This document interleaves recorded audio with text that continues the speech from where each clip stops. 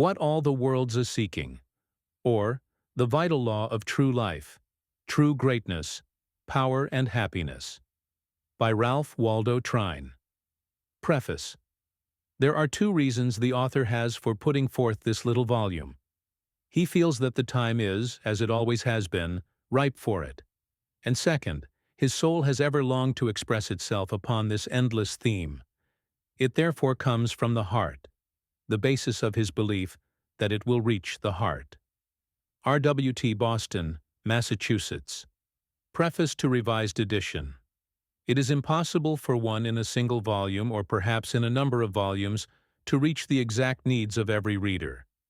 It is always a source of gratitude, as well as of inspiration for better and more earnest work in the future, for one to know that the truths that have been, and that are so valuable and so vital to him, he has succeeded in presenting in a manner such that they prove likewise of value to others.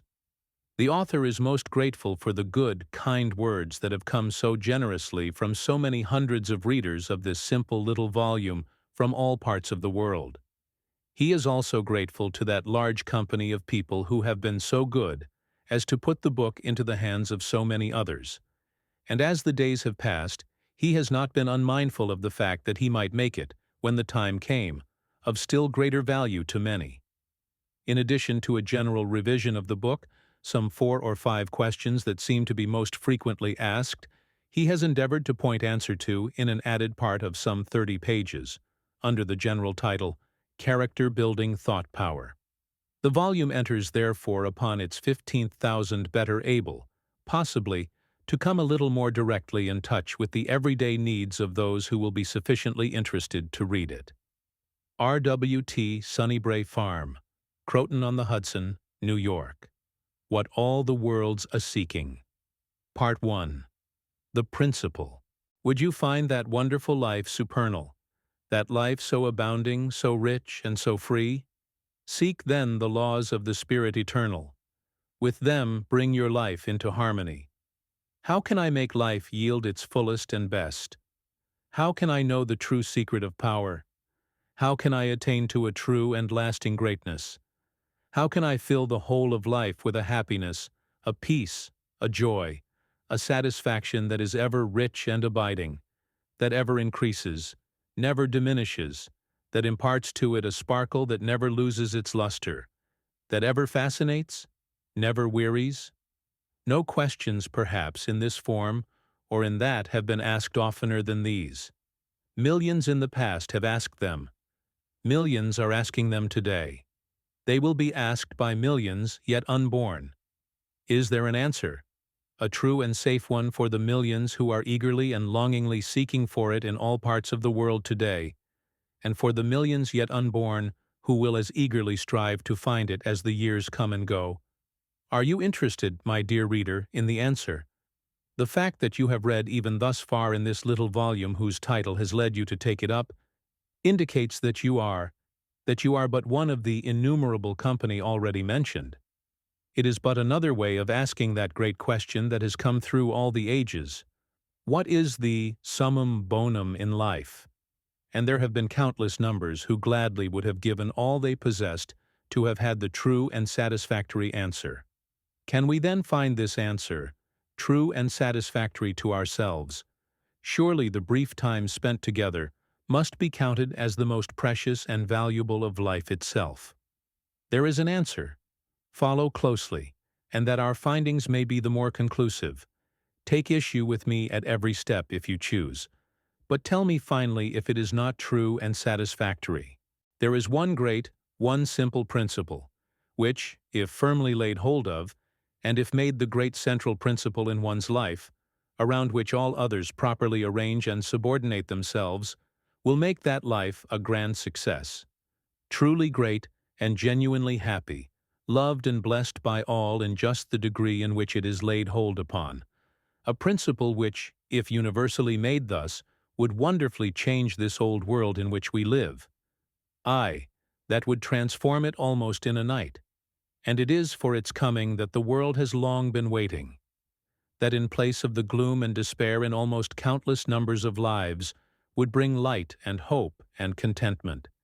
And no longer would it be said as so truly today, that man's inhumanity to man makes countless thousands mourn, that would bring to the life of the fashionable society woman, now spending her days and her nights in seeking for nothing but her own pleasure, such a flood of true and genuine pleasure and happiness and satisfaction as would make the poor, weak something she calls by this name so pale before it, that she would quickly see that she hasn't known what true pleasure is, and that what she has been mistaking for the real, the genuine, is but as a baser metal compared to the purest of gold, as a bit of cut glass compared to the rarest of diamonds.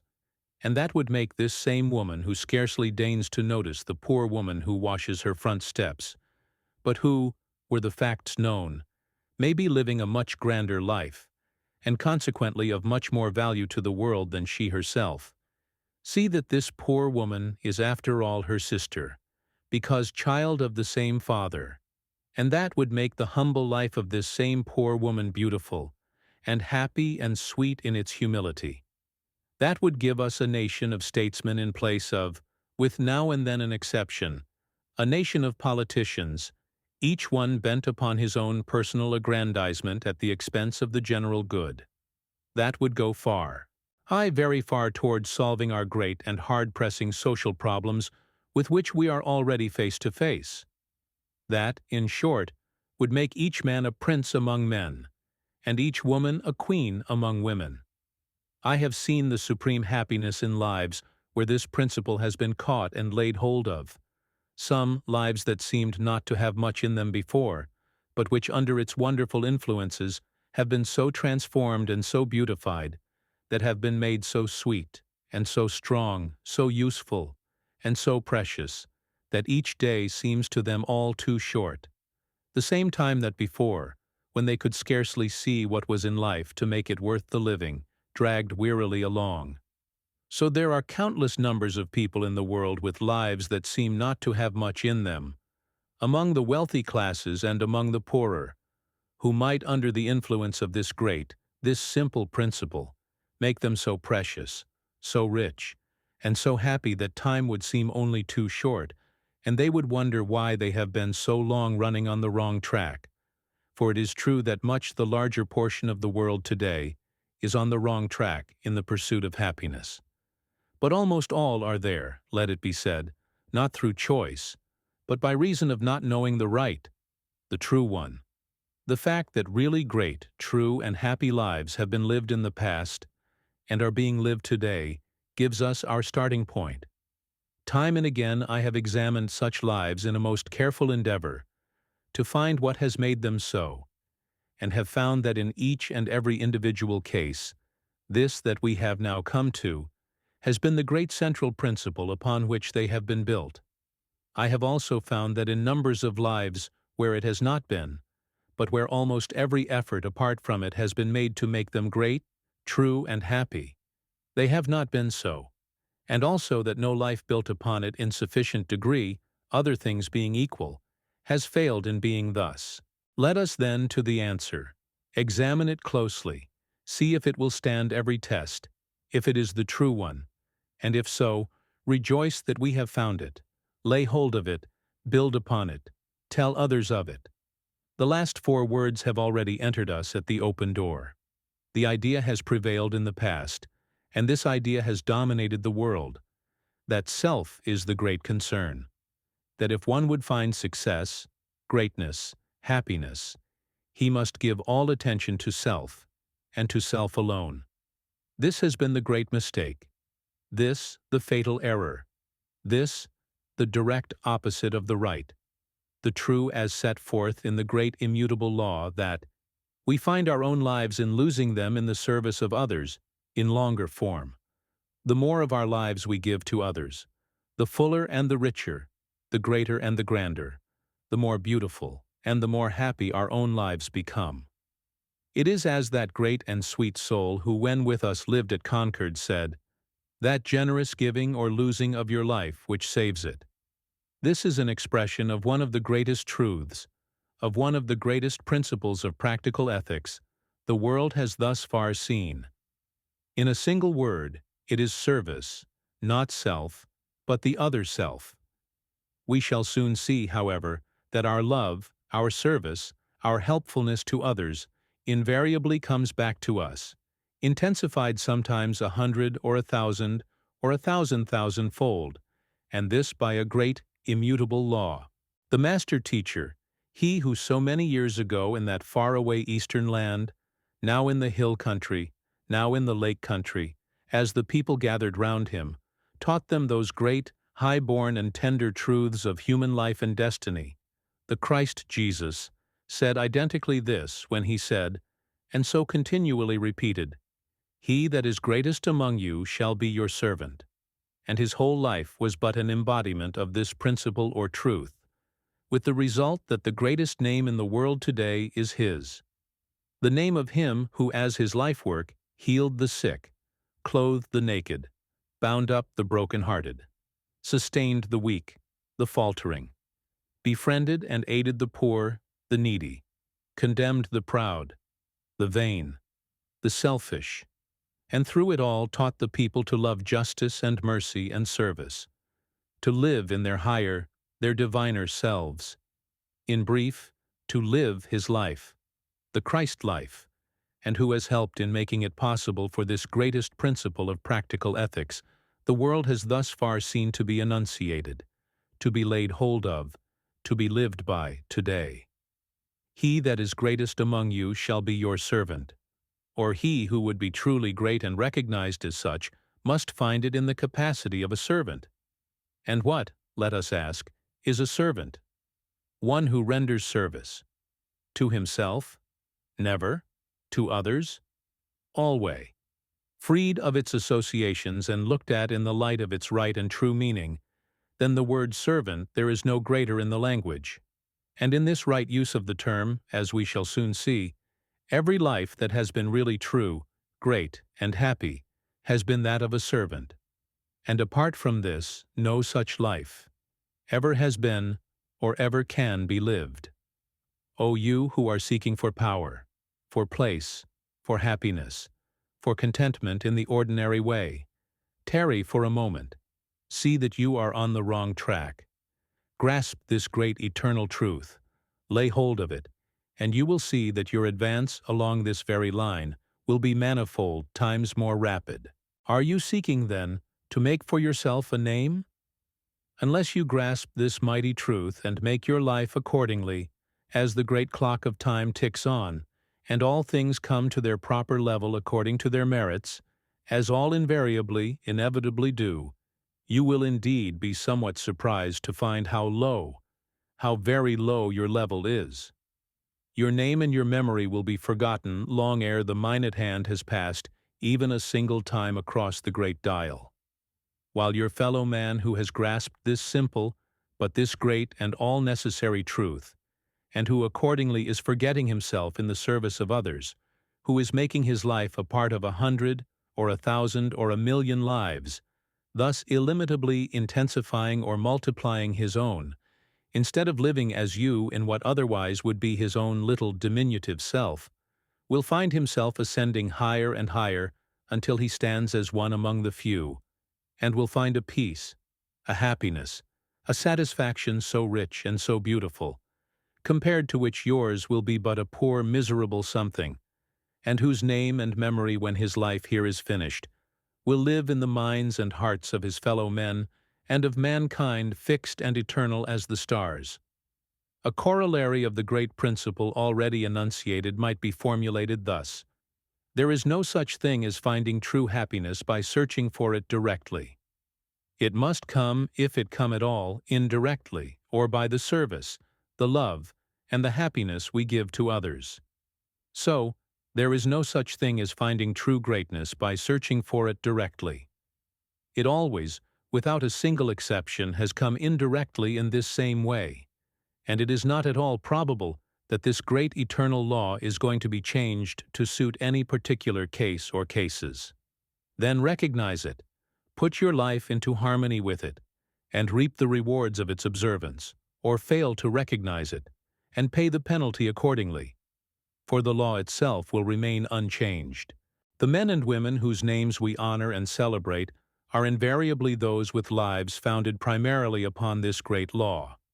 Note, if you will, every truly great life in the world's history, among those living and among the so-called dead, and tell me if, in every case, that life is not a life spent in the service of others, either directly or indirectly, as when we say, "He served his country." Whenever one seeks for reputation, for fame, for honor, for happiness directly and for his own sake, then that which is true and genuine never comes, at least to any degree worthy the name. It may seem to for a time, but a great law says that such an one gets so far, and no farther. Sooner or later, generally sooner, there comes an end. Human nature seems to run in this way, seems to be governed by a great paradoxical law which says that whenever a man self-centered, thinking of, living for and in himself, is very desirous for place, for preferment, for honor, the very fact of his being thus is of itself a sufficient indicator that he is too small to have them, and mankind refuses to accord them. While the one who forgets self, and who, losing sight of these things, makes it his chief aim in life to help, to aid, and to serve others, by this very fact makes it known that he is large enough, is great enough to have them, and his fellow men instinctively bestow them upon him. This is a great law which many would profit by to recognize. That it is true is attested by the fact that the praise of mankind instinctively and universally goes out to a hero. But who ever heard of a hero who became such by doing something for himself?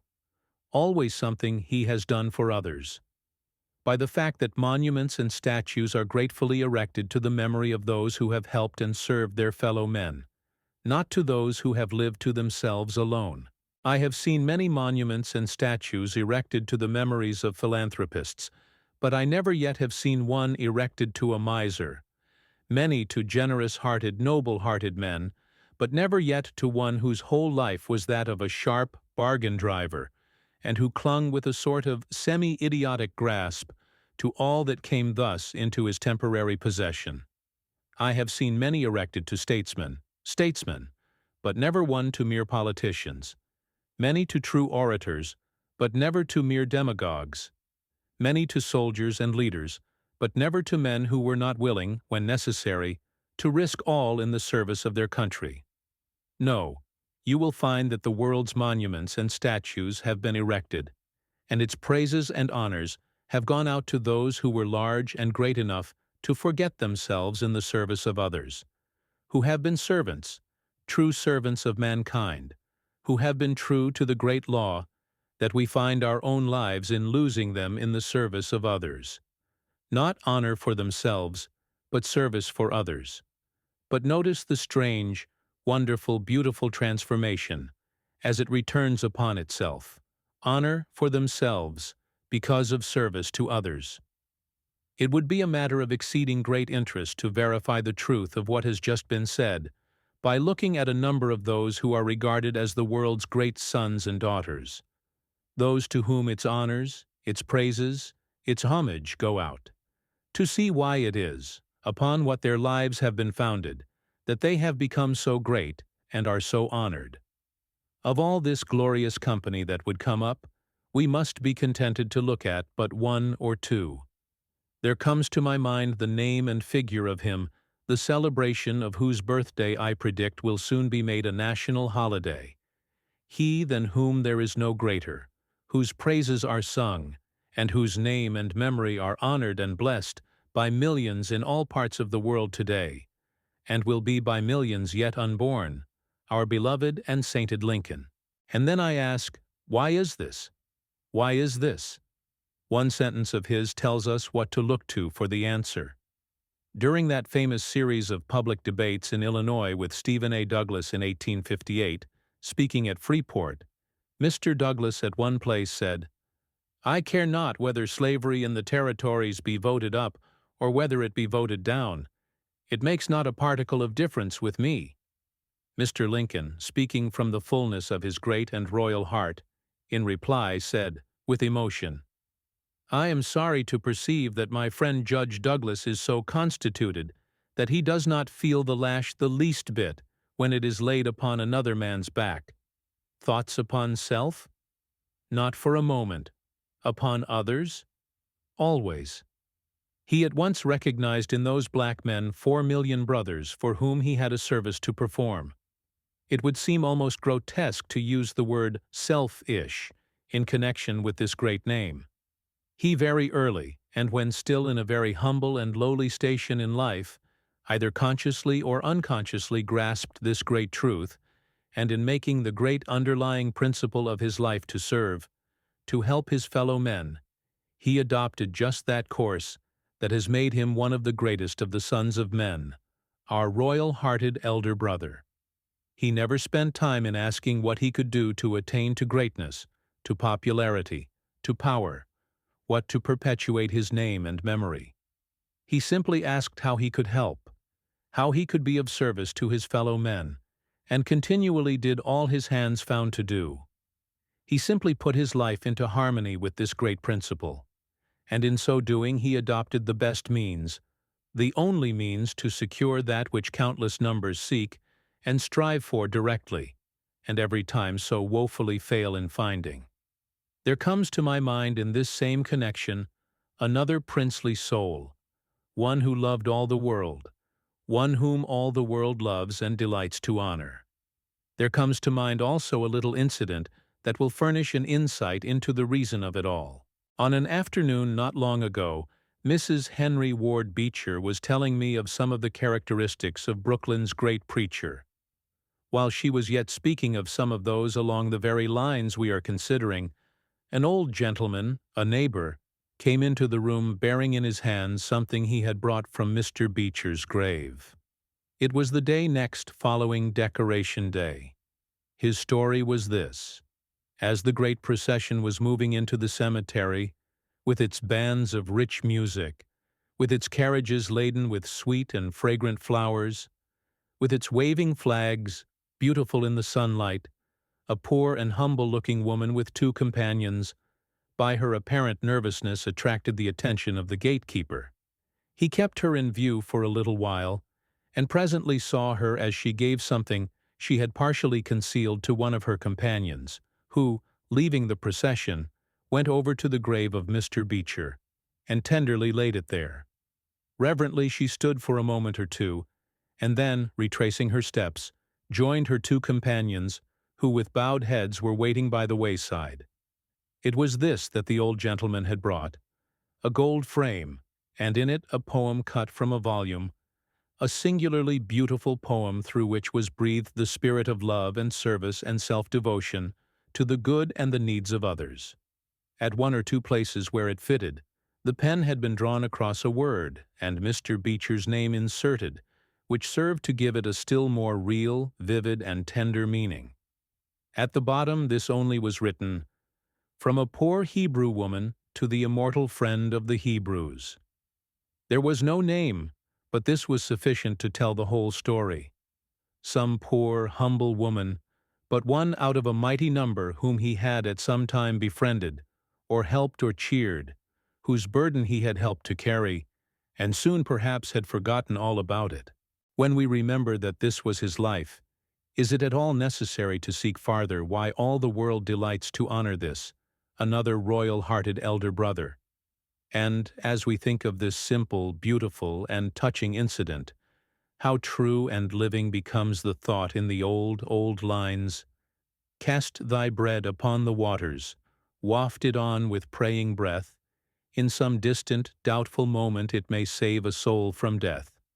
When you sleep in solemn silence, 'neath the morn and evening dew, stranger hands which you have strengthened may strew lilies over you."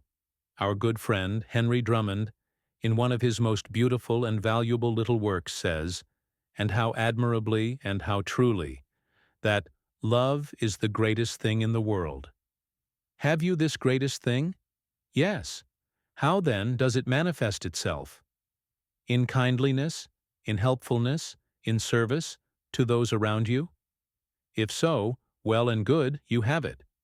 If not, then I suspect that what you have been calling love is something else, and you have indeed been greatly fooled. In fact, I am sure it is. For if it does not manifest itself in this way, it cannot be true love, for this is the one grand and never-failing test. Love is the statics, helpfulness and service the dynamics, the former necessary to the latter, but the latter the more powerful, as action is always more powerful than potentiality. And, were it not for the dynamics, the statics might as well not be. Helpfulness, kindliness, service, is but the expression of love. It is love in action, and unless love thus manifests itself in action, it is an indication that it is of that weak and sickly nature that needs exercise, growth, and development, that it may grow and become strong, healthy, vigorous, and true, instead of remaining a little, weak, indefinite, sentimental something or nothing. It was but yesterday that I heard one of the world's greatest thinkers and speakers, one of our keenest observers of human affairs, state as his opinion that selfishness is the root of all evil. Now, if it is possible for any one thing to be the root of all evil, then I think there is a world of truth in the statement. But, leaving out of account for the present purpose whether it is true or not, it certainly is true that he who can't get beyond self robs his life of its chief charms, and more, defeats the very ends he has in view. It is a well-known law in the natural world about us, that whatever hasn't use, that whatever serves no purpose, shrivels up. So it is a law of our own being that he who makes himself of no use, of no service to the great body of mankind, who is concerned only with his own small self, finds that self, small as it is, growing smaller and smaller, and those finer and better and grander qualities of his nature, those that give the chief charm and happiness to life, shriveling up. Such an one lives, keeps constant company with his own diminutive and stunted self, while he who, forgetting self, makes the object of his life service, helpfulness, and kindliness to others, finds his whole nature growing and expanding, himself becoming large-hearted, magnanimous, kind, loving, sympathetic, joyous, and happy, his life becoming rich and beautiful. For instead of his own little life alone he has entered into, and has part in 100, 1,000, aye, in countless numbers of other lives. And every success, every joy, every happiness coming to each of these comes as such to him, for he has a part in each and all. And thus it is that one becomes a prince among men, a queen among women. Why, one of the very fundamental principles of life is so much love in return. So much love, so much growth. So much love, so much power. So much love, so much life. Strong, healthy, rich, exulting, and abounding life. The world is beginning to realize the fact that love, instead of being a mere indefinite something, is a vital and living force. The same as electricity is a force, though perhaps of a different nature.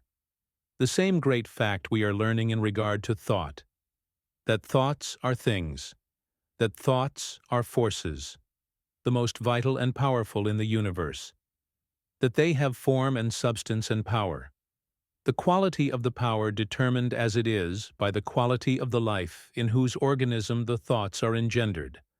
And so when a thought is given birth, it does not end there but takes form, and as a force it goes out, and has its effect upon other minds and lives, the effect being determined by its intensity and the quality of the prevailing emotions, and also by the emotions dominating the person, at the time the thoughts are engendered and given form.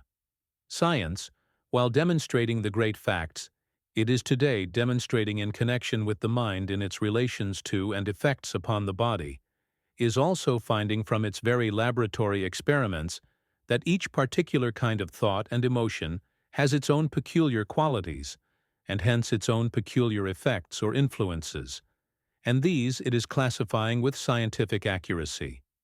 A very general classification in just a word would be, those of a higher and those of a lower nature. Some of the chief ones among those of the lower nature are anger, hatred, jealousy, malice, rage. Their effect, especially when violent, is to emit a poisonous substance into the system, or rather, to set up a corroding influence which transforms the healthy and life-giving secretions of the body into the poisonous and the destructive. When one, for example, is dominated, even if for but a moment, by a passion of anger or rage, there is set up in the system what might be justly termed a bodily thunderstorm, which has the effect of souring or corroding the normal and healthy secretions of the body, and making them so that instead of life-giving they become poisonous. This, if indulged in to any extent, sooner or later induces the form of disease that this particular state of mind and emotion or passion gives birth to, and it in turn becomes chronic. We shall ultimately find, as we are beginning to so rapidly today, that practically all disease has its origin in perverted mental states or emotions, that anger, hatred, fear, worry, jealousy, lust, as well as all milder forms of perverted mental states and emotions, has each its own peculiar poisoning effects, and induces each its own peculiar form of disease, for all life is from within out. Then some of the chief ones belonging to the other class, mental states and emotions of the higher nature, are love, sympathy, benevolence, kindliness, and good cheer. These are the natural and the normal, and their effect, when habitually entertained, is to stimulate a vital, healthy, bounding, purifying, and life-giving action, the exact opposite of the others. And these very forces, set into abounding activity, will in time counteract and heal the disease-giving effects of their opposites. Their effects upon the countenance and features in inducing the highest beauty that can dwell there are also marked and all-powerful. So much, then, in regard to the effects of one's thought, forces upon the self. A word more in regard to their effects upon others. Our prevailing thought forces determine the mental atmosphere we create around us, and all who come within its influence are affected in one way or another, according to the quality of that atmosphere. And, though they may not always get the exact thoughts, they nevertheless get the effects of the emotions dominating the originator of the thoughts, and hence the creator of this particular mental atmosphere. And the more sensitively organized the person, the more sensitive he or she is to this atmosphere, even at times to getting the exact and very thoughts. So even in this the prophecy is beginning to be fulfilled.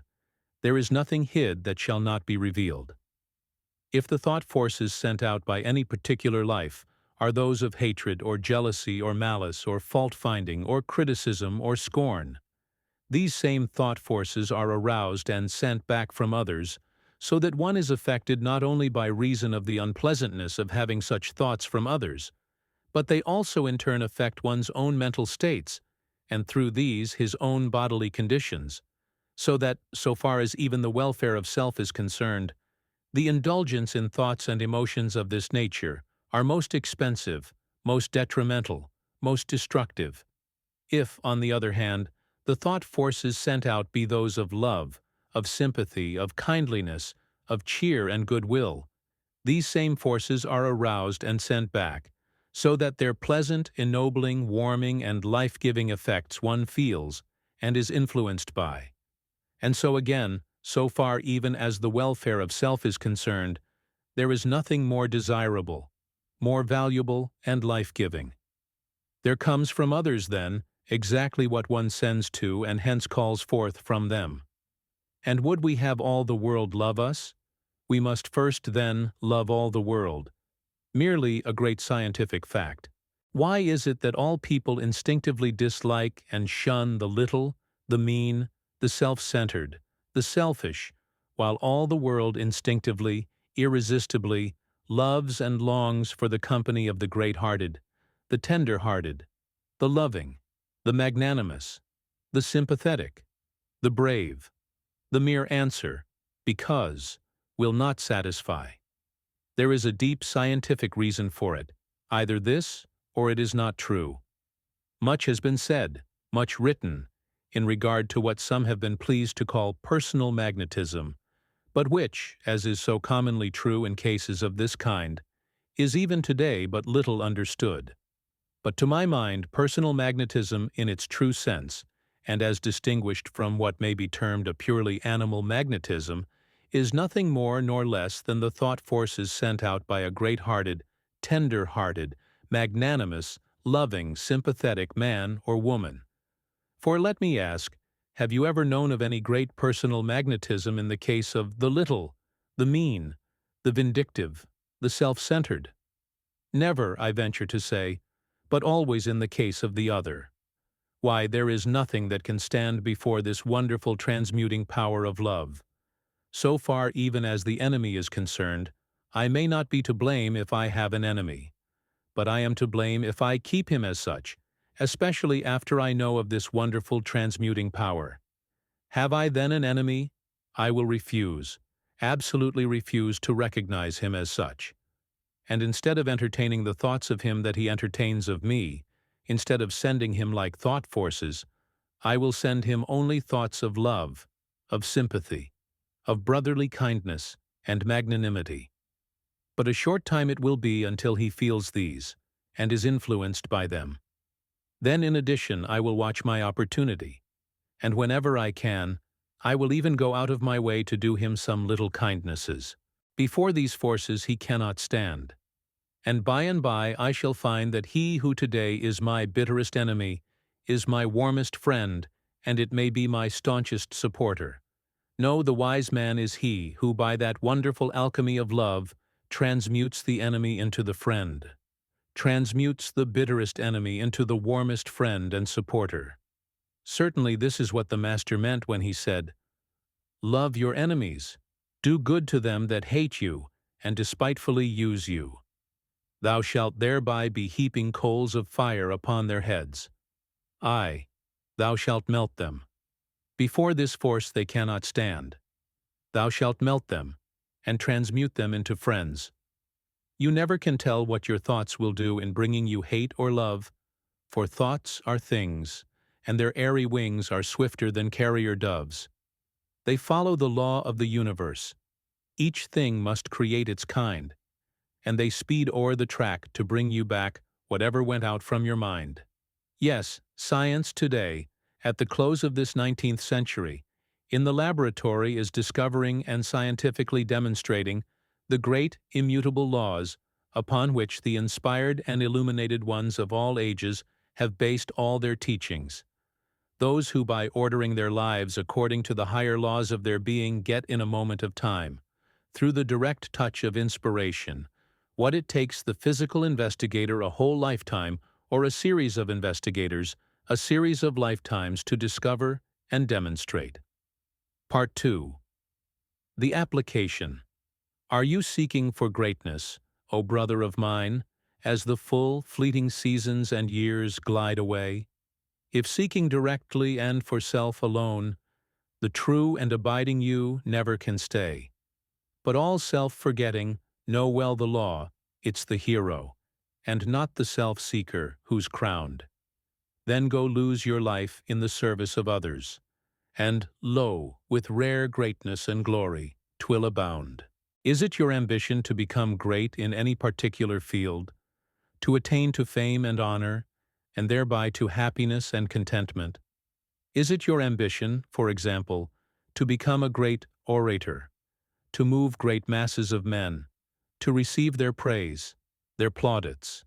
Then remember that there never has been, there never will, in brief, there never can be a truly great orator without a great purpose, a great cause behind him.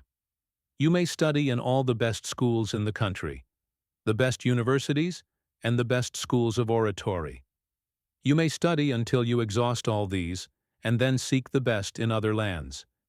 You may study thus until your hair is beginning to change its color, but this of itself will never make you a great orator.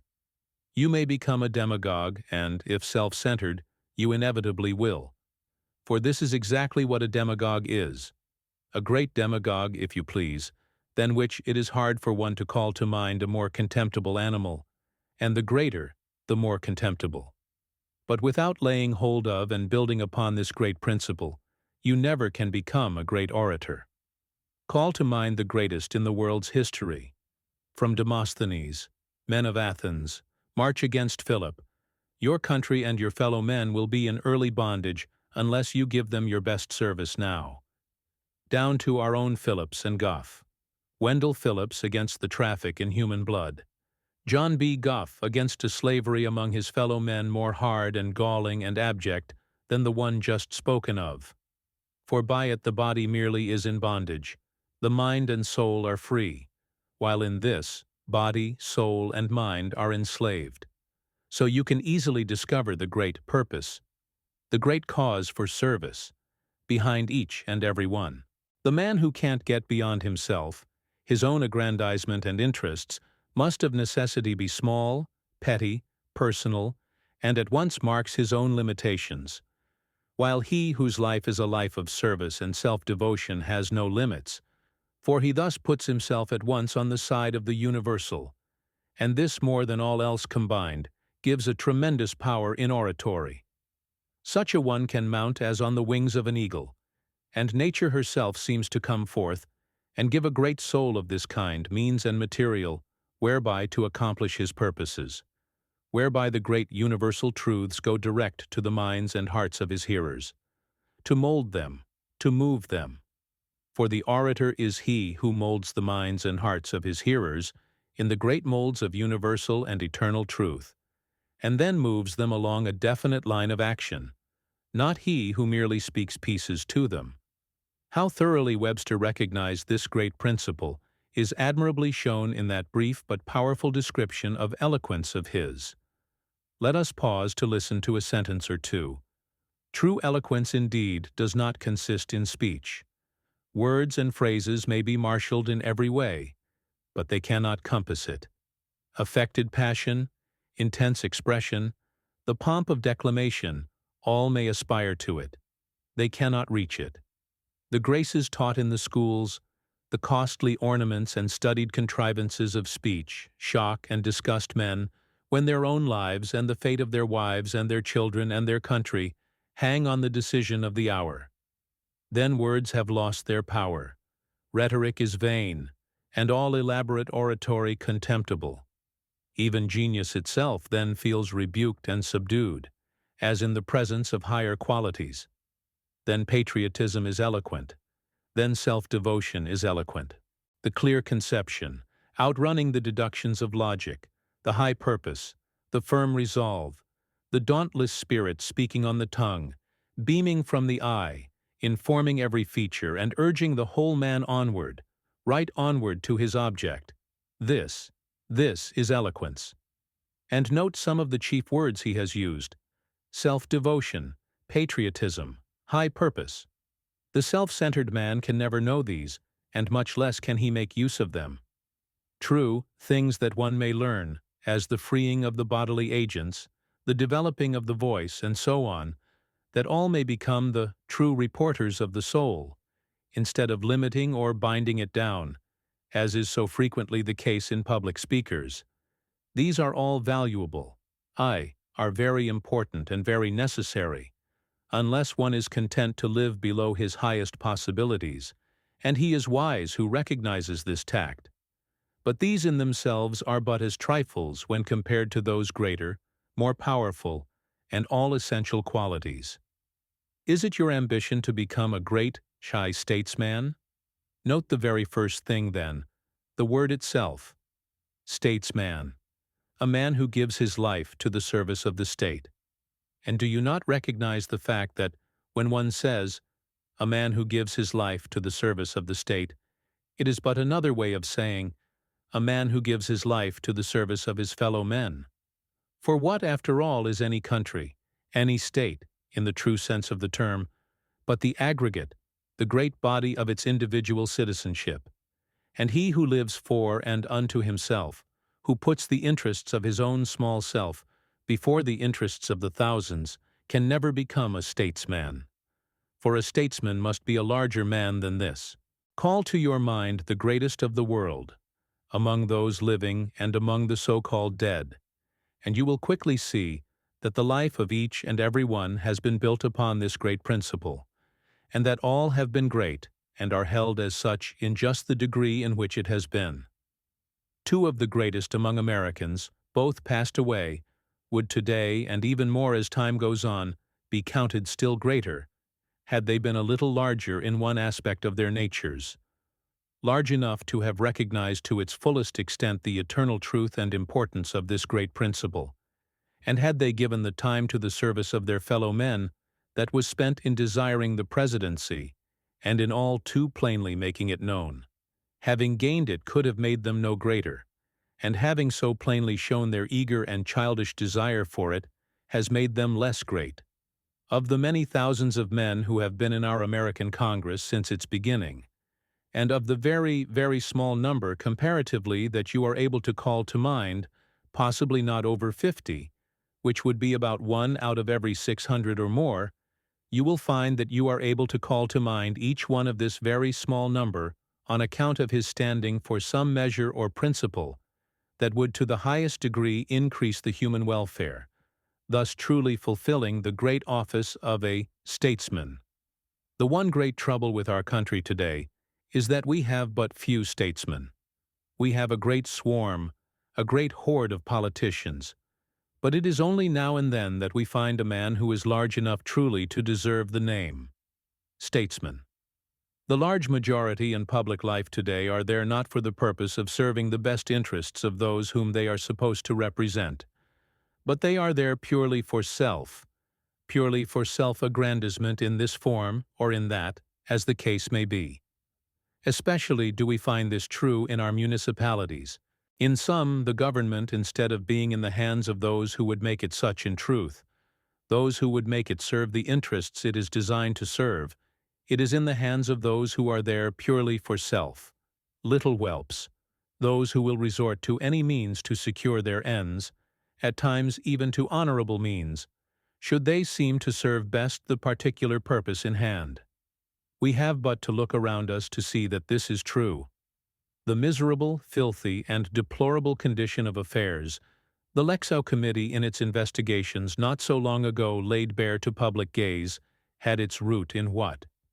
In the fact that the offices in that great municipality have been and are filled by men who are there to serve in the highest degree the public welfare, or by men who are there purely for self-aggrandizement. But let us pass on. This degraded condition of affairs exists not only in this great city, but there are scarcely any that are free from it entirely. Matters are not always to continue thus, however.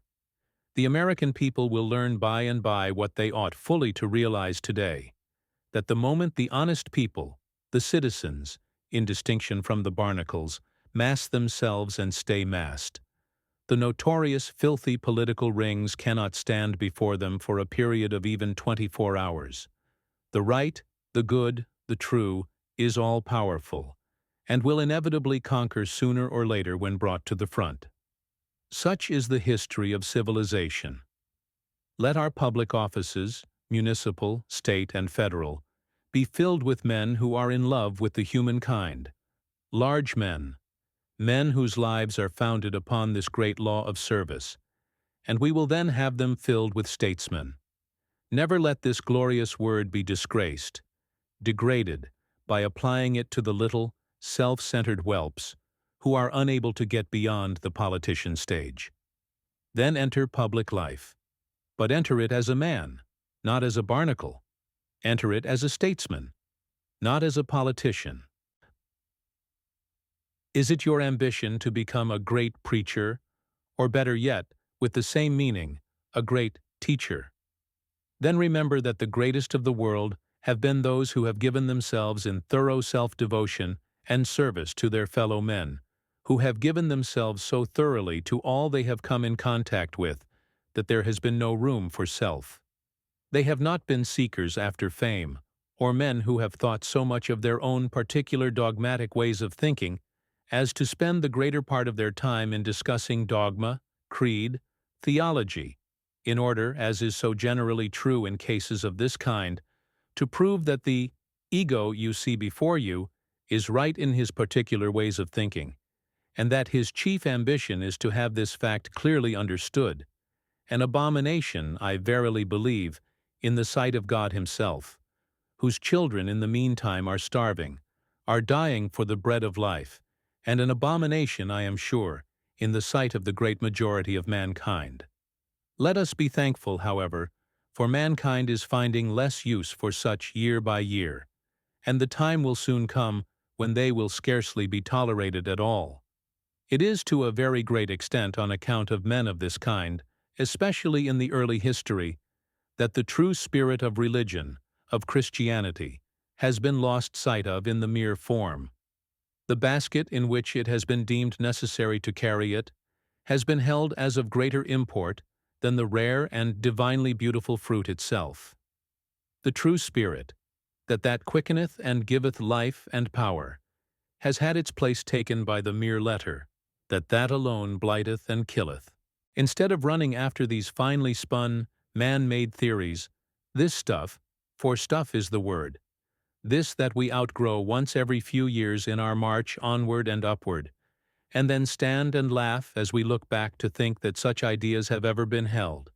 Instead of this, thinking that thus you will gain power, act the part of the wise man, and go each day into the gas silence, there commune with the infinite, there dwell for a season with the infinite spirit of all life, of all power, for you can get true power in no other way. Instead of running about here and there to have your cup filled at these little stagnant pools, dried up as they generally are by the continual rays of a constantly shining egoistic sun, go direct to the great fountainhead, and there drink of the water of life that is poured out freely to everyone if he will but go there for it. One can't, however, send and have it brought by another. Go then into the silence, even if it be but for a short period. A period of not more than a quarter or a half-hour a day, and there come into contact with the great source of all life, of all power. Send out your earnest desires for whatsoever you will, and whatsoever you will, if continually watered by expectation, will sooner or later come to you. All knowledge, all truth, all power, all wisdom, all things whatsoever, are yours, if you will but go in this way for them. It has been tried times without number, and has never yet once failed where the motives have been high, where the knowledge of the results beforehand has been sufficiently great. Within a fortnight you can know the truth of this for yourself if you will, but go in the right way. All the truly great teachers in the world's history have gotten their powers in this way. You remember the great soul who left us not long ago, he who ministered so faithfully at Trinity, the great preacher of such wonderful powers, the one so truly inspired. It was but an evening or two since, when in conversation with a member of his congregation, we were talking in regard to Phillips Brooks. She was telling of his beautiful and powerful spirit, and said that they were all continually conscious of the fact that he had a power they hadn't, but that all longed for, that he seemed to have a great secret of power they hadn't, but that they often tried to find. She continued, and in the very next sentence went on to tell of a fact, one that I knew full well, the fact that during a certain period of each day he took himself alone into a little, silent room. He fastened the door behind him, and during this period under no circumstances could he be seen by anyone. The dear lady knew these two things. She knew and was influenced by his great soul power. She also knew of his going thus into the silence each day. But, bless her heart, it had never once occurred to her to put the two together. It is in this way that great soul power is grown, and the men of this great power are the men who move the world, the men who do the great work in the world along all lines, and against whom no man, no power can stand. Call to mind a number of the world's greatest preachers, or using again the better term, teachers. And bear in mind I do not mean creed, dogma, form, but religious teachers, and the one class differs from the other even as the night from the day, and you will find two great facts in the life of each and all. Great soul power, grown chiefly by much time spent in the silence, and the fact that the life of each has been built upon this one great and all-powerful principle of love, service, and helpfulness for all mankind. Is it your ambition to become a great writer? Very good. But remember that unless you have something to give to the world, something you feel mankind must have, something that will aid them in their march upward and onward, unless you have some service of this kind to render, then you had better be wise, and not take up the pen. For if your object in writing is merely fame or money, the number of your readers may be exceedingly small. Possibly a few score or even a few dozen may be a large estimate. What an author writes is, after all, the sum total of his life, his habits, his characteristics, his experiences, his purposes. He never can write more than he himself is. He can never pass beyond his limitations, and unless he have a purpose higher than writing merely for fame or self-aggrandizement, he thereby marks his own limitations, and what he seeks will never come. While he who writes for the world, because he feels he has something that it needs, and that will be a help to mankind, if it is something it needs, other things being equal, that which the other man seeks for directly, and so never finds, will come to him in all its fullness. This is the way it comes, and this way only. Mankind cares nothing for you until you have shown that you care for mankind. Note this statement from the letter of a now well-known writer, one whose very first book met with instant success, and that has been followed by others all similarly received. She says, "I never thought of writing until 2.5 years ago, when, in order to disburden my mind of certain thoughts that clamored for utterance, I produced," etc. In the light of this, we cannot wonder at the remarkable success of her very first and all succeeding books.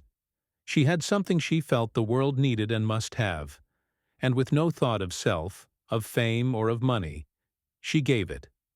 The world agreed with her, and as she was large enough to seek for neither, it has given her both. Note this also. I write for the love of writing, not for money or reputation. The former I have without exertion, the latter is not worth a pin's point in the general economy of the vast universe. Work done for the love of working brings its own reward far more quickly and surely than work done for mere payment. This is but the formulated statement of what all the world's greatest writers and authors have said or would say, at least so far as I have come in contact with their opinions in regard to it. So unless you are large enough to forget self for the good, for the service of mankind, thus putting yourself on the side of the universal and making it possible for you to give something that will in turn of itself bring fame, you had better be wise, and not lift the pen at all. For what you write will not be taken up, or if it is, will soon be let fall again. One of our most charming and most noted American authors says in regard to her writing, "I press my soul upon the white paper." And let me tell you, the reason it in turn makes its impression upon so many thousands of other souls is because hers is so large, so tender, so sympathetic, so loving, that others cannot resist the impression, living as she does not for self, but for the service of others, her own life thus having a part in countless numbers of other lives. It is only that comes from the heart that can reach the heart. Take from their shelves the most noted, the greatest works in any library, and you will find that their authors have made them what they are not by a study of the rules and principles of rhetoric, for this of itself never has made and never can make a great writer. They are what they are because the author's very soul has been fired by some great truth or fact that the world has needed, that has been a help to mankind. Large souls they have been, souls in love with all the humankind. Is it your ambition to become a great actor? Then remember that if you make it the object of your life to play, to influence the hearts, the lives, and so the destinies of men, this same great law of nature that operates in the case of the orator will come to your assistance, will aid you in your growth and development, and will enable you to attain to heights you could never attain to or even dream of, in case you play for the little charigo you otherwise would stand for. In the latter case, you may succeed in making a third or a fourth-rate actor, possibly a second-rate. But you can never become one of the world's greatest, and the chances are you may succeed in making not even a livelihood, and thus have your wonderment satisfied why so many who try fail. In the other case, Other things being equal, the height you may attain to is unbounded, depending upon the degree you are able to forget yourself in influencing the minds and the souls, and thus the lives and the destinies of men.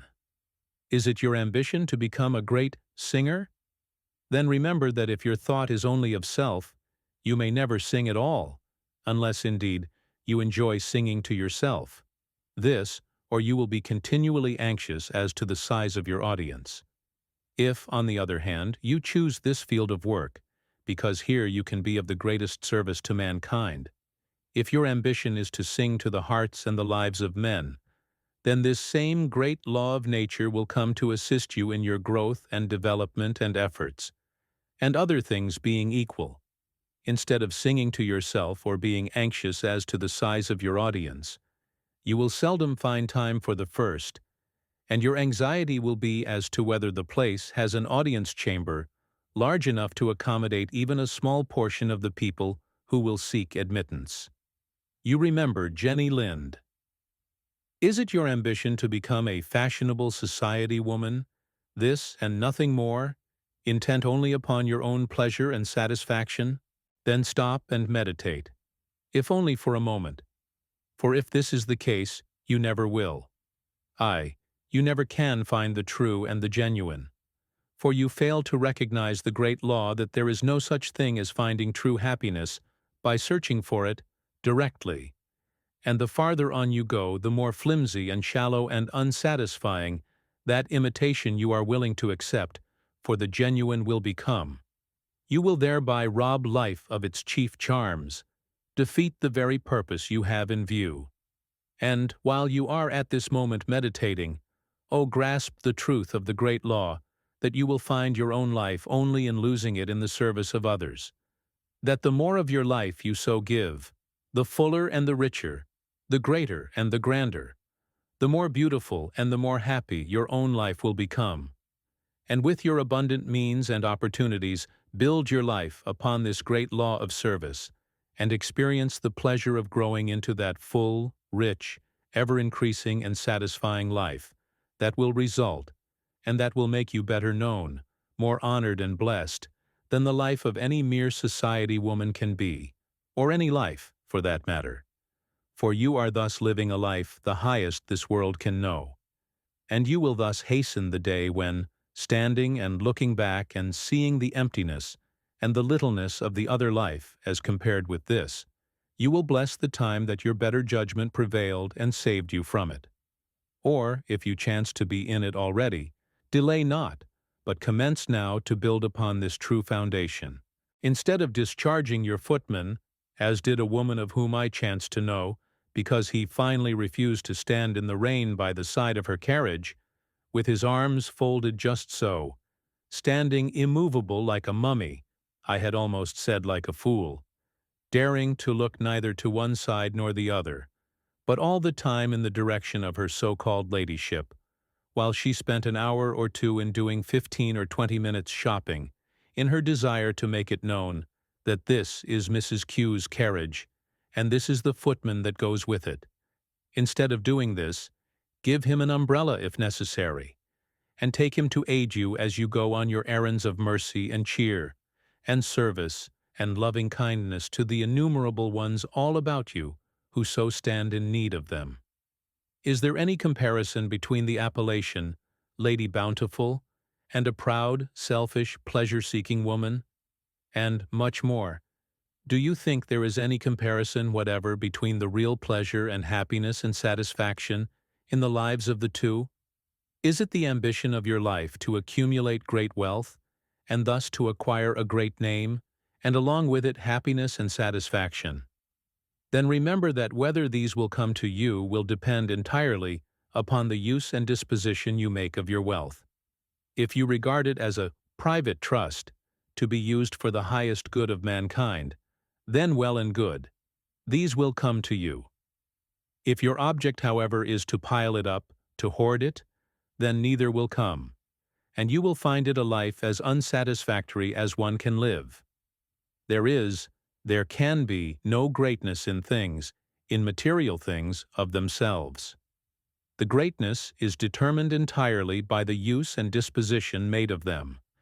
The greatest greatness, and the only true greatness in the world, is unselfish love and service and self-devotion to one's fellow men.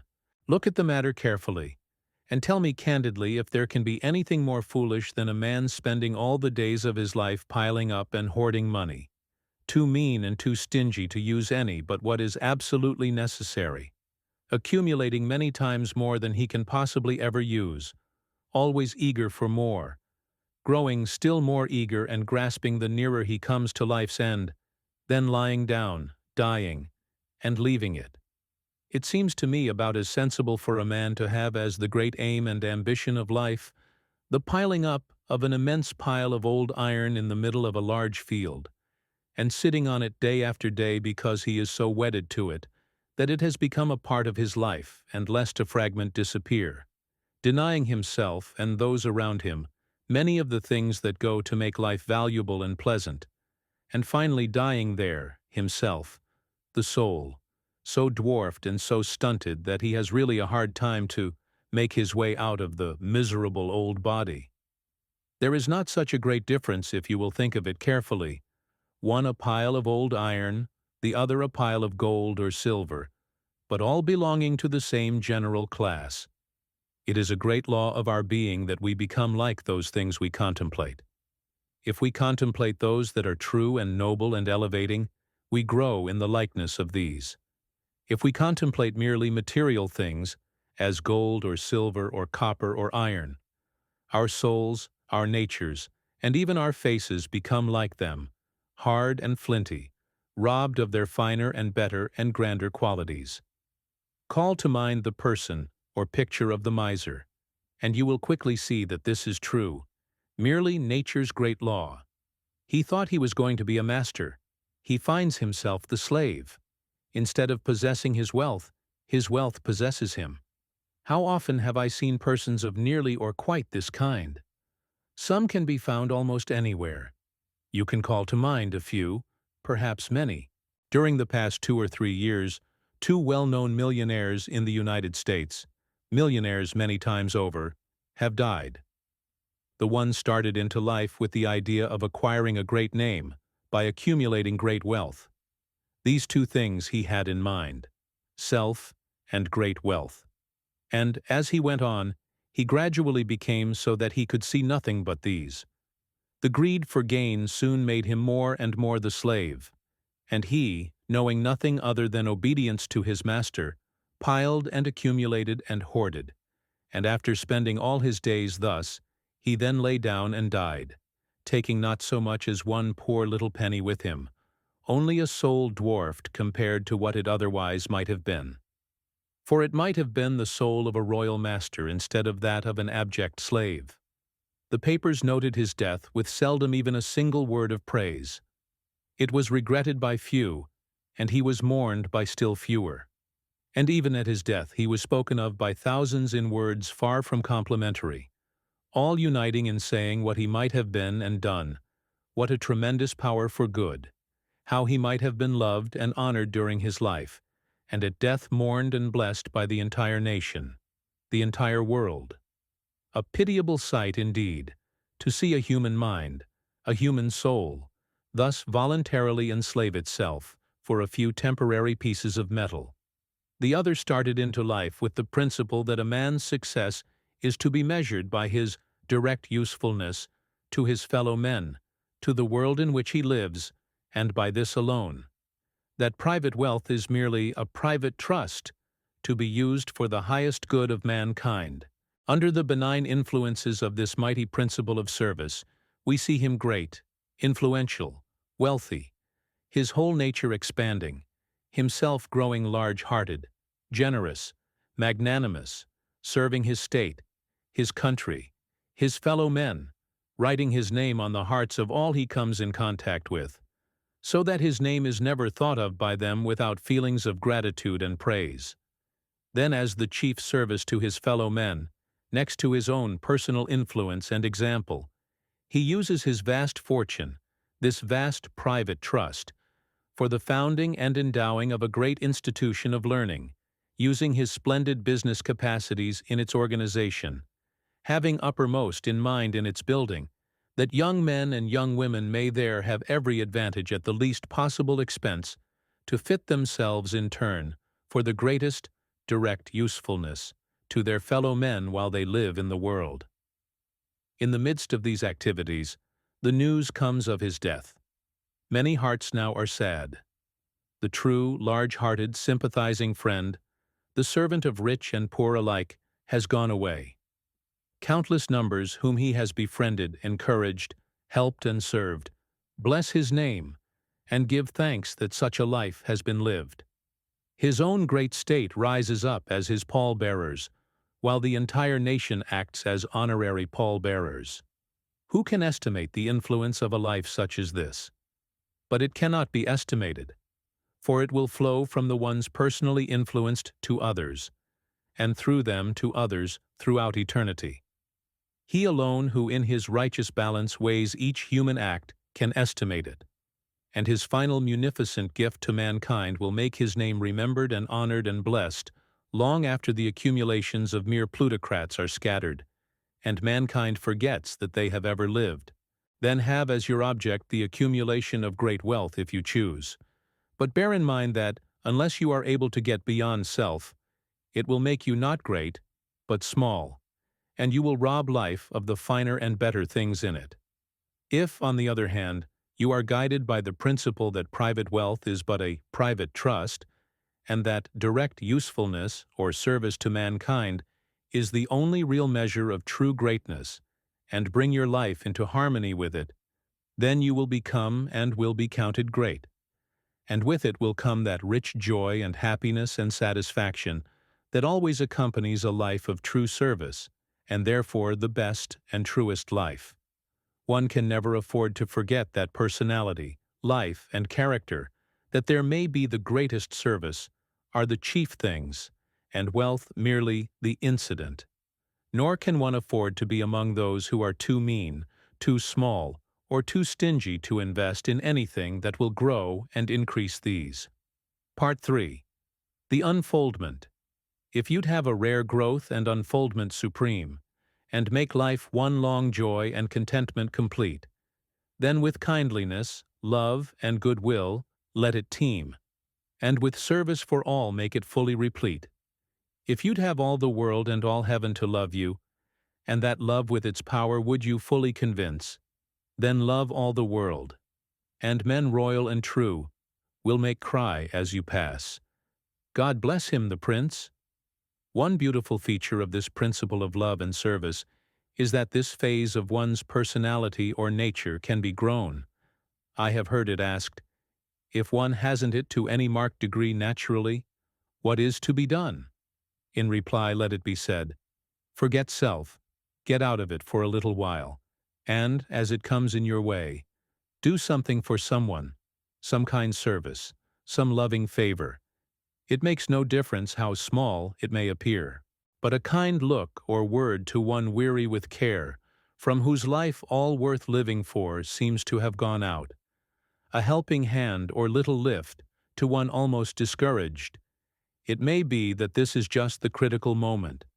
A helping hand just now may change a life or a destiny. Show yourself a friend to one who thinks he or she is friendless. Oh, there are 1,000 opportunities each day right where you are, not the great things far away, but the little things right at hand. With a heart full of love, do something. Experience the rich returns that will come to you, and it will be unnecessary to urge a repetition or a continuance. The next time it will be easier and more natural, and the next. You know of that wonderful reflex nerve system you have in your body, that which says that whenever you do a certain thing in a certain way, it is easier to do the same thing the next time, and the next, and the next, until presently it is done with scarcely any effort on your part at all. It has become your second nature. And thus we have what? Habit. This is the way that all habit is, the way that all habit must be formed. And have you ever fully realized that life is, after all, merely a series of habits, and that it lies entirely within one's own power to determine just what that series shall be. I have seen this great principle made the foundation principle in an institution of learning. It is made not a theory merely as I have seen it here and there, but a vital, living truth. And I wish I had time to tell of its wonderful and beautiful influences upon the life and work of that institution, and upon the lives and the work of those who go out from it. A joy indeed to be there. One can't enter within its walls even for a few moments without feeling its benign influences. One can't go out without taking them with him. I have seen purposes and lives almost or quite transformed, and life so rich, so beautiful, and so valuable opened up, such as the persons never dreamed could be, by being but a single year under these beautiful and life-giving influences.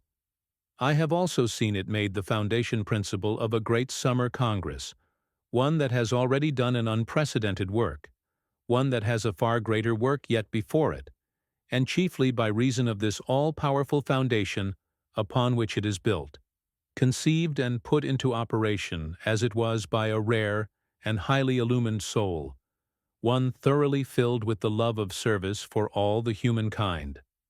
There are no thoughts of money returns, for everything it has to give is as free as the beautiful atmosphere that pervades it. The result is that there is drawn together, by way of its magnificent corps of lectures as well as those in attendance, a company of people of the rarest type, so that everywhere there is a manifestation of that spirit of love, helpfulness, and kindliness that permeates the entire atmosphere with a deep feeling of peace, that makes every moment of life a joy. So enchanting does this spirit make the place that very frequently the single day of some who have come for this length of time has lengthened itself into a week, and the week in turn into a month. And the single week of others has frequently lengthened itself, first into a month, then into the entire summer. There is nothing at all strange in this fact, however, for wherever one finds sweet humanity, he there finds a spot where all people love to dwell.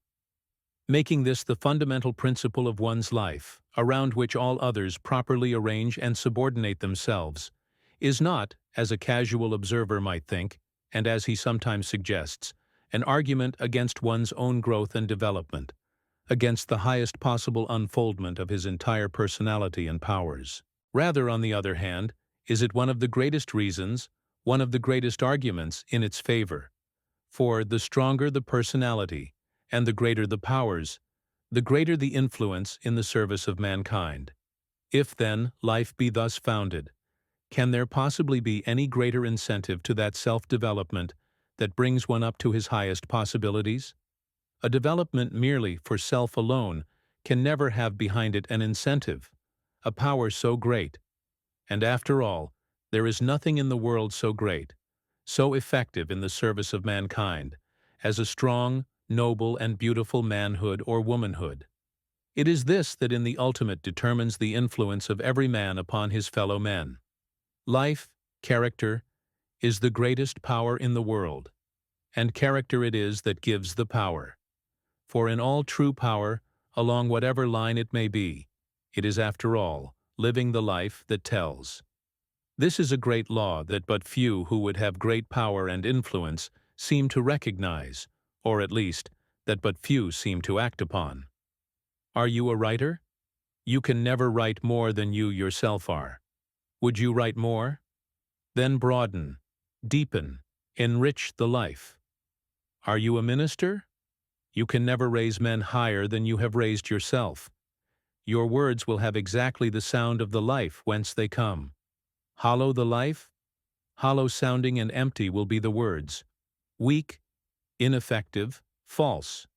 Would you have them go with greater power and thus be more effective?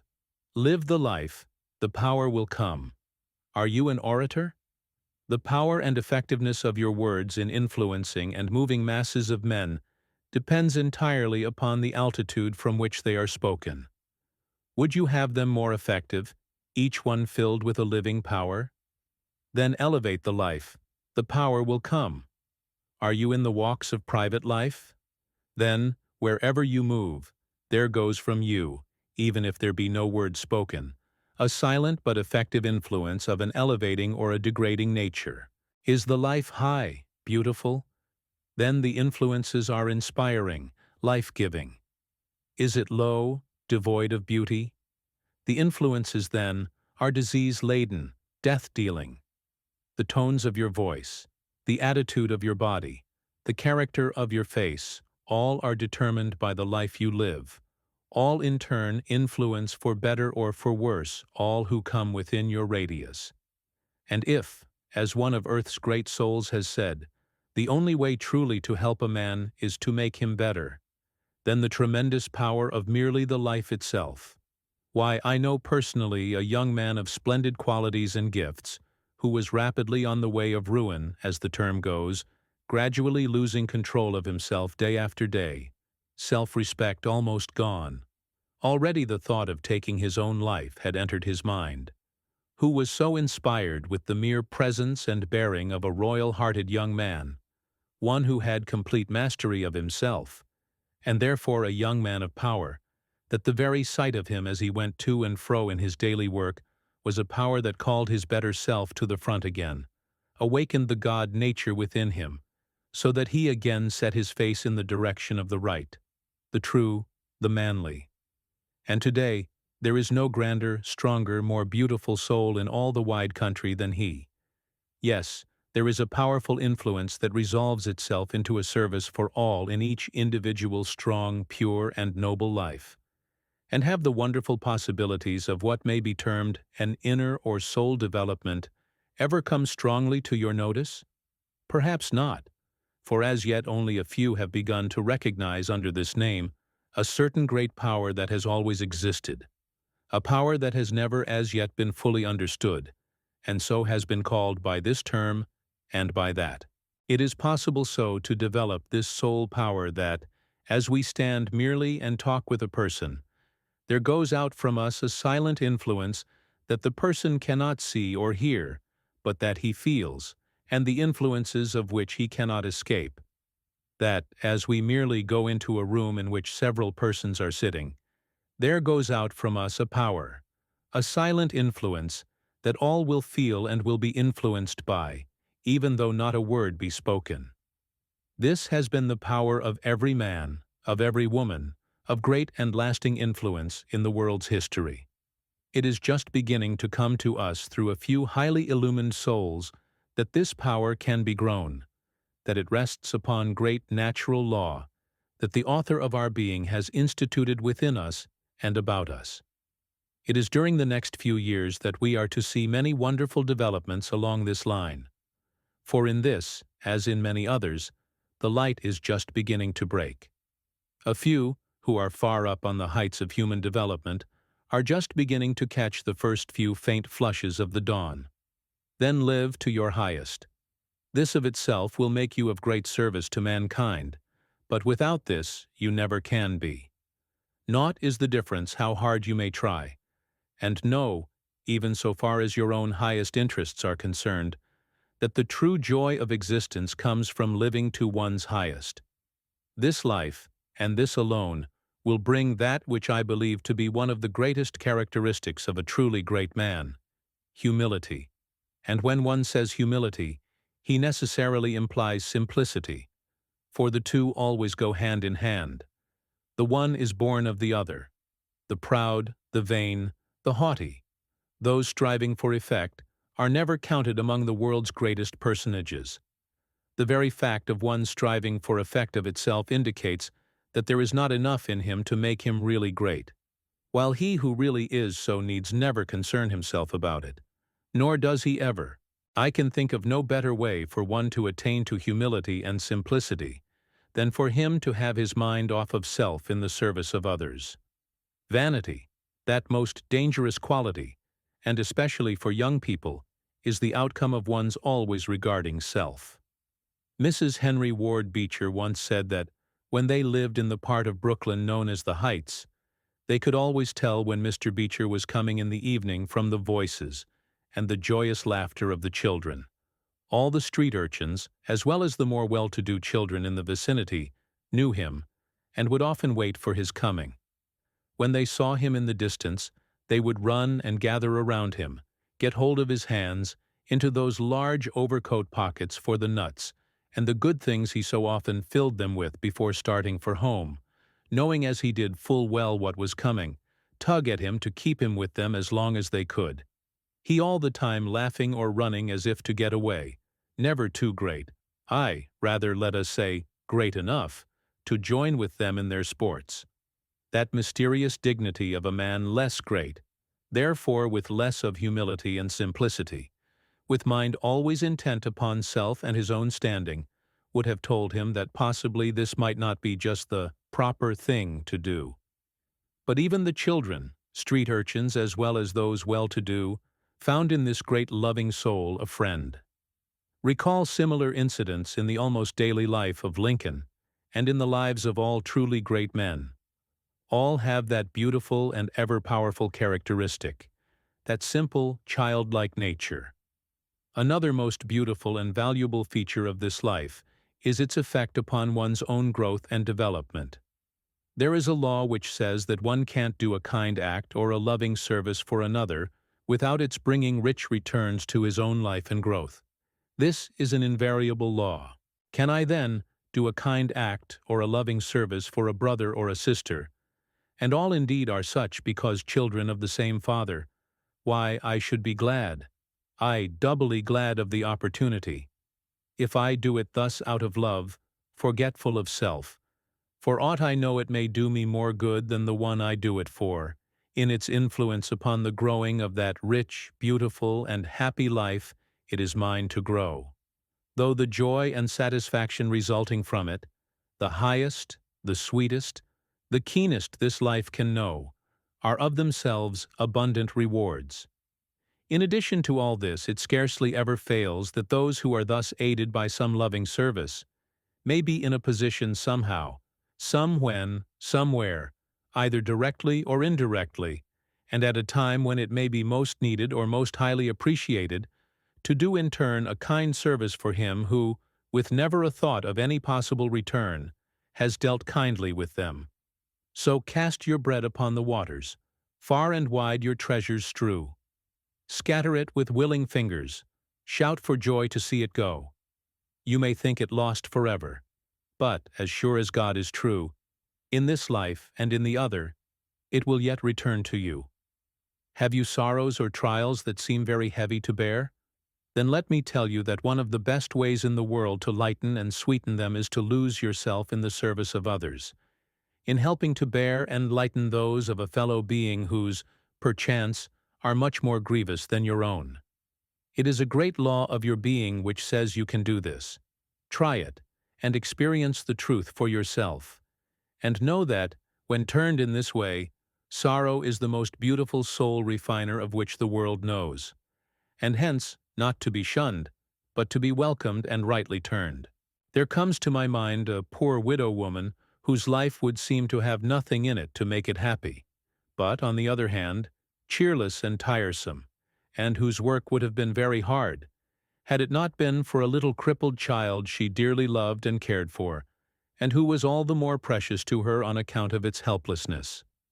Losing herself and forgetting her own hard lot in the care of the little cripple, her whole life was made cheerful and happy, and her work not hard, but easy because lightened by love and service for another.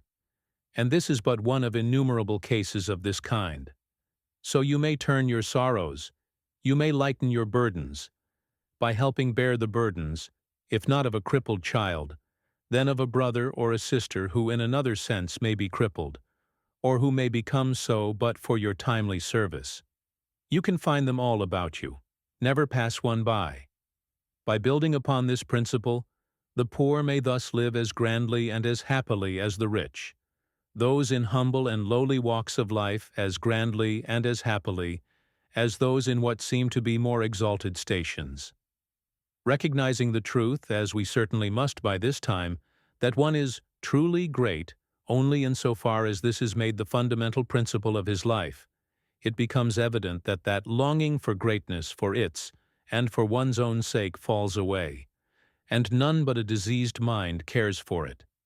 For no sooner is it grasped than, As a bubble it bursts, because it is not the true, the permanent, but the false, the transient.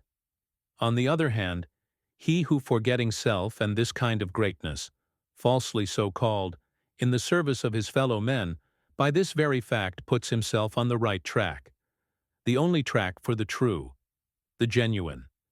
And in what degree it will come to him depends entirely upon his adherence to the law.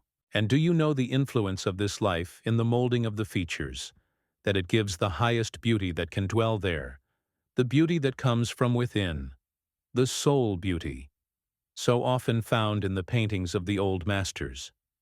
True beauty must come, must be grown, from within.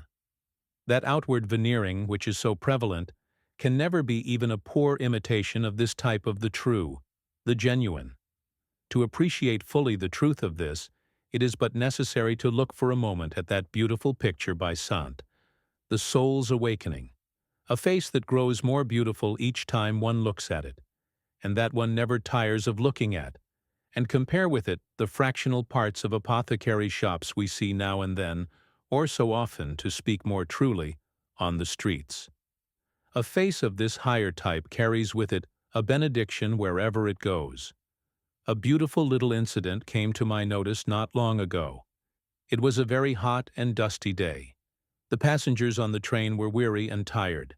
The time seemed long and the journey cheerless. A lady with a face that carries a benediction to all who see her entered the car with a little girl, also of that type of beauty that comes from within, and with a voice musical, sweet, and sparkling, such as also comes from this source. The child, when they were seated, had no sooner spoken a few words before she began to enlist the attention of her fellow passengers. She began playing peekaboo with a staid and dignified old gentleman in the seat behind her. He at first looked at her over his spectacles, then lowered his paper a little, then a little more, and a little more. Finally he dropped it altogether, and apparently forgetting himself and his surroundings, became oblivious to everything in the fascinating pleasure he was having with the little girl. The other passengers soon found themselves following his example. All papers and books were dropped. The younger folks gave way to joyous laughter, and all seemed to vie with each other in having the honor of receiving a word or a smile from the little one. The dust, the heat, the tired, cheerless feelings were all forgotten, and when these two left the car, the little girl waving them goodbye instinctively, as one person, all the passengers waved it to her in return, and two otherwise dignified gentlemen, leaving their seats, passed over to the other side, and looked out of the window to see her as long as they could. Something as an electrical spark seemed to have passed through the car. All were light-hearted and happy now, and the conditions in the car, compared to what they were before these two entered, would rival the work of the stereopticon, so far as completeness of change is concerned. You have seen such faces, and have heard such voices. They result from a life the kind we are considering. They are but its outward manifestations, spontaneous as the water from the earth as it bursts forth a natural fountain. We must not fail also to notice the effect of this life upon one's manners and bearing. True politeness comes from a life founded upon this great principle, and from this alone. This gives the true gentleman, gentleman, a man gentle, kind, loving, courteous from nature. Such a one can't have anything but true politeness, can't be anything but a gentleman. For one can't truly be anything but himself. So the one always intent upon and thinking of self cannot be the true gentleman, notwithstanding the artful contrivances and studied efforts to appear so, but which so generally reveal his own shallowness and artificiality, and disgust all with whom he comes in contact.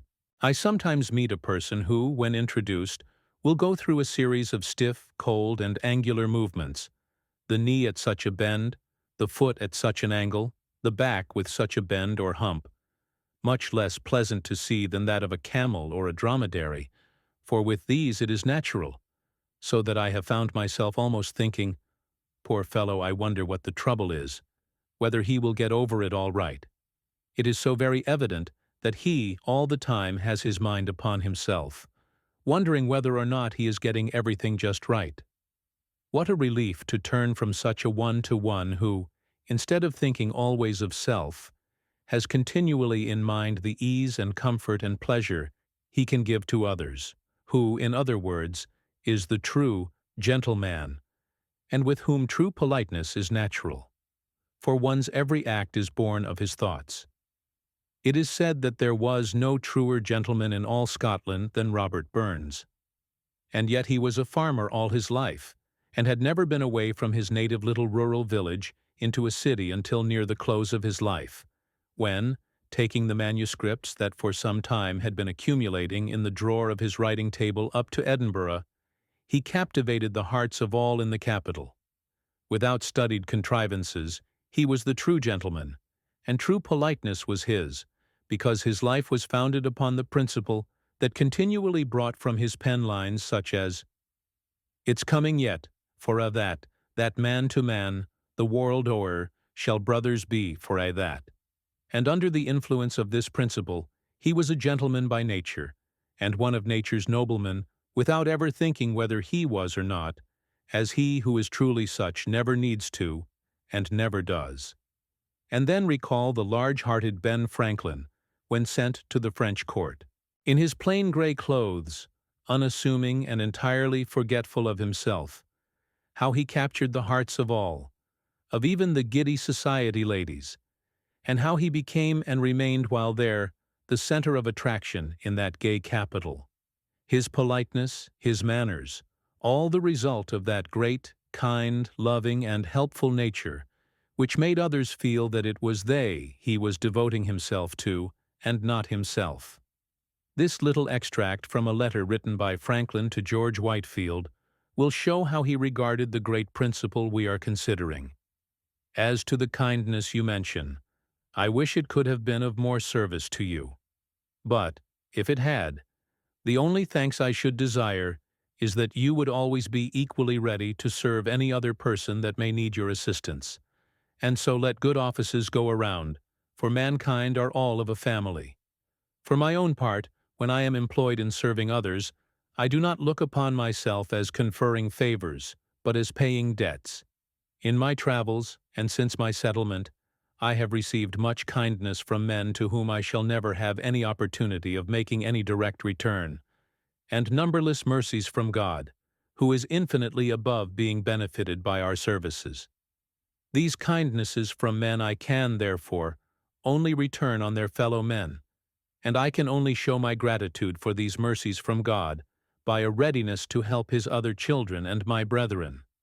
No, true gentlemanliness and politeness always comes from within, and is born of a life of love, kindliness, and service. This is the universal language, known and understood everywhere, even when our words are not. There is, you know, a beautiful old proverb which says, "He who is kind and courteous to strangers, thereby shows himself a citizen of the world." And there is nothing so remembered, and that so endears one to all mankind, as this universal language. Even dumb animals understand it, and are affected by it. How quickly the dog, for example, knows and makes it known when he is spoken to and treated kindly, or the reverse. And here shall not a word be spoken in connection with that great body of our fellow creatures, whom, because we do not understand their language, we are accustomed to call dumb? The attitude we have assumed toward these fellow creatures, and the treatment they have been subjected to in the past, is something almost appalling. There are a number of reasons why this has been true. Has not one been on account of a belief in a future life for man, but not for the animal? A few years ago, a gentleman left by will some $50,000 for the work of Henry Bergh's New York Society. His relatives contested the will on the ground of insanity. On the ground of insanity because he believed in a future life for animals. The judge, in giving his decision sustaining the will, stated that after a very careful investigation, he found that fully half the world shared the same belief. Agassiz thoroughly believed it. An English writer has recently compiled a list of over 170 English authors who have so thoroughly believed it as to write upon the subject. The same belief has been shared by many of the greatest thinkers in all parts of the world, and it is a belief that is constantly gaining ground. Another and perhaps the chief cause has been on account of a supposed inferior degree of intelligence on the part of animals, which in another form would mean that they are less able to care for and protect themselves. Should this, however, be a reason why they should be neglected and cruelly treated? Nay, on the other hand, should this not be the greatest reason why we should all the more zealously care for, protect, and kindly treat them? You or I may have a brother or a sister who is not normally endowed as to brain power, who perchance may be idiotic or insane, or who through sickness or mishap is weak-minded. But do we make this an excuse for neglecting, cruelly treating, or failing to love such a one? On the contrary, the very fact that he or she is not so able to plan for, care for, and protect him or herself is all the greater reason for all the more careful exercise of these functions on our part. But certainly there are many animals around us with far more intelligence, at least manifested intelligence, than this brother or sister. The parallel holds, but the absurd falsity of the position we assume is most apparent. No truer nobility of character can anywhere manifest itself than is shown in one's attitude toward and treatment of those weaker or the so-called inferior, and so with less power to care for and protect themselves. Moreover, I think we shall find that we are many times mistaken in regard to our beliefs in connection with the inferior intelligence of at least many animals. If, instead of using them simply to serve our own selfish ends without a just recompense, without a thought further than as to what we can get out of them, and then many times casting them off when broken or of no further service, and many times looking down upon, neglecting, or even abusing them, if, instead of this, we would deal equitably with them, love them, train and educate them the same as we do our children, we would be somewhat surprised at the remarkable degree of intelligence the dumb brutes possess, and also the remarkable degree of training they are capable of. What, however, can be expected of them when we take the attitude we at present hold toward them? Page after page might readily be filled with most interesting as well as inspiring portrayals of their superior intelligence, their remarkable capabilities under kind and judicious training, their faithfulness and devotion. The efforts of such noble and devoted workers as Henry Bergh in New York, of George T. Angell in Massachusetts, and many others in various parts of the country, have already brought about a great change in our attitude toward and relations with this great body of our fellow creatures, and have made all the world more thoughtful, considerate, and kind. This, however, is just the beginning of a work that is assuming greater and ever greater proportions. The work of the American Humane Education Society is probably surpassed in its vitality and far-reaching results by the work of no other society in the world today. Its chief object is the humane education of the American people, and through one phase of its work alone, its bands of mercy, over 25,000 of which have already been formed, giving regular, systematic humane training and instruction to between 1 and 2 million children, and these continually increasing in numbers. A most vital work is being done, such as no man can estimate. The humane sentiment inculcated in one's relations with the animal world and its resultant feelings of sympathy, tenderness, love, and care will inevitably manifest itself in one's relations with his fellows. And I, for one, would rejoice to see this work carried into every school throughout the length and breadth of the land. In many cases, this one phase of the child's training would be of far more vital value and import as he grows to manhood than all the rest of the schooling combined, and it would form a most vital entering wedge in the solution of our social situation. And why should we not speak to and kindly greet an animal as we pass it, as instinctively as we do a human fellow being?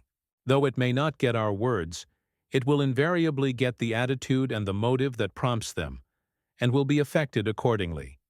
This it will do every time. Animals in general are marvelously sensitive to the mental conditions, the thought forces, and emotions of people. Some are peculiarly sensitive, and can detect them far more quickly and unerringly than many people can. It ought to help us greatly in our relations with them ever fully, to realize that they with us are parts of the one universal life, simply different forms of the manifestation of the one life, having their part to play in the economy of the great universe the same as we have ours, having their destiny to work out the same as we have ours, and just as important, just as valuable, in the sight of the all in all as we ourselves. I saw deep in the eyes of the animals the human soul look out upon me.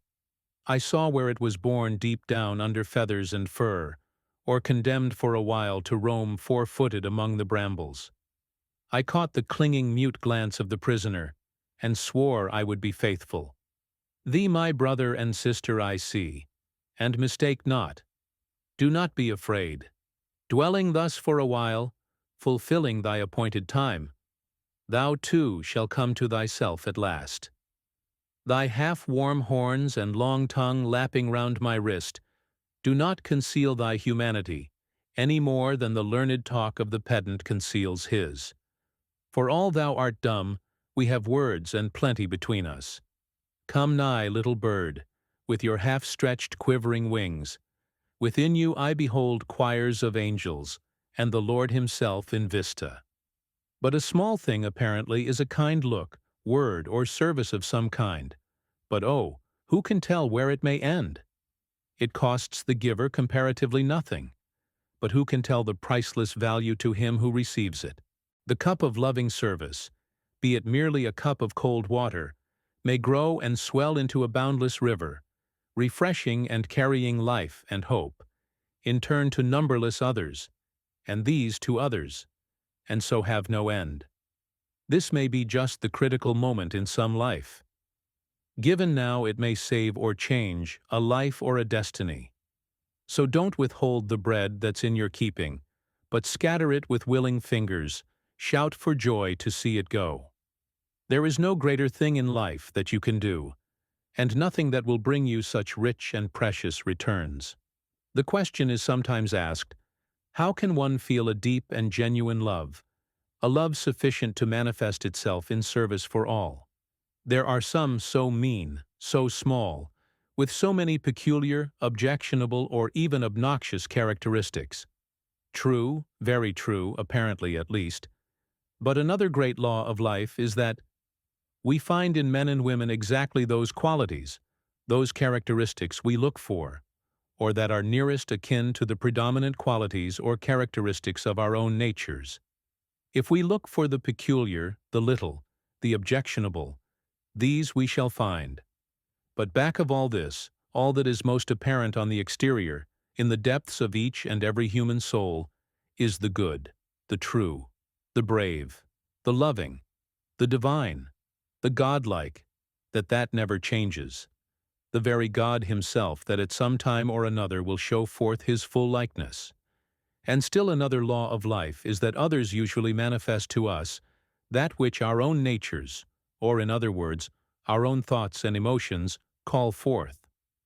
The same person, for example, will come to two different people in an entirely different way, because the larger, better, purer, and more universal nature of the one calls forth the best, the noblest, the truest in him, while the smaller, critical, personal nature of the other calls forth the opposite.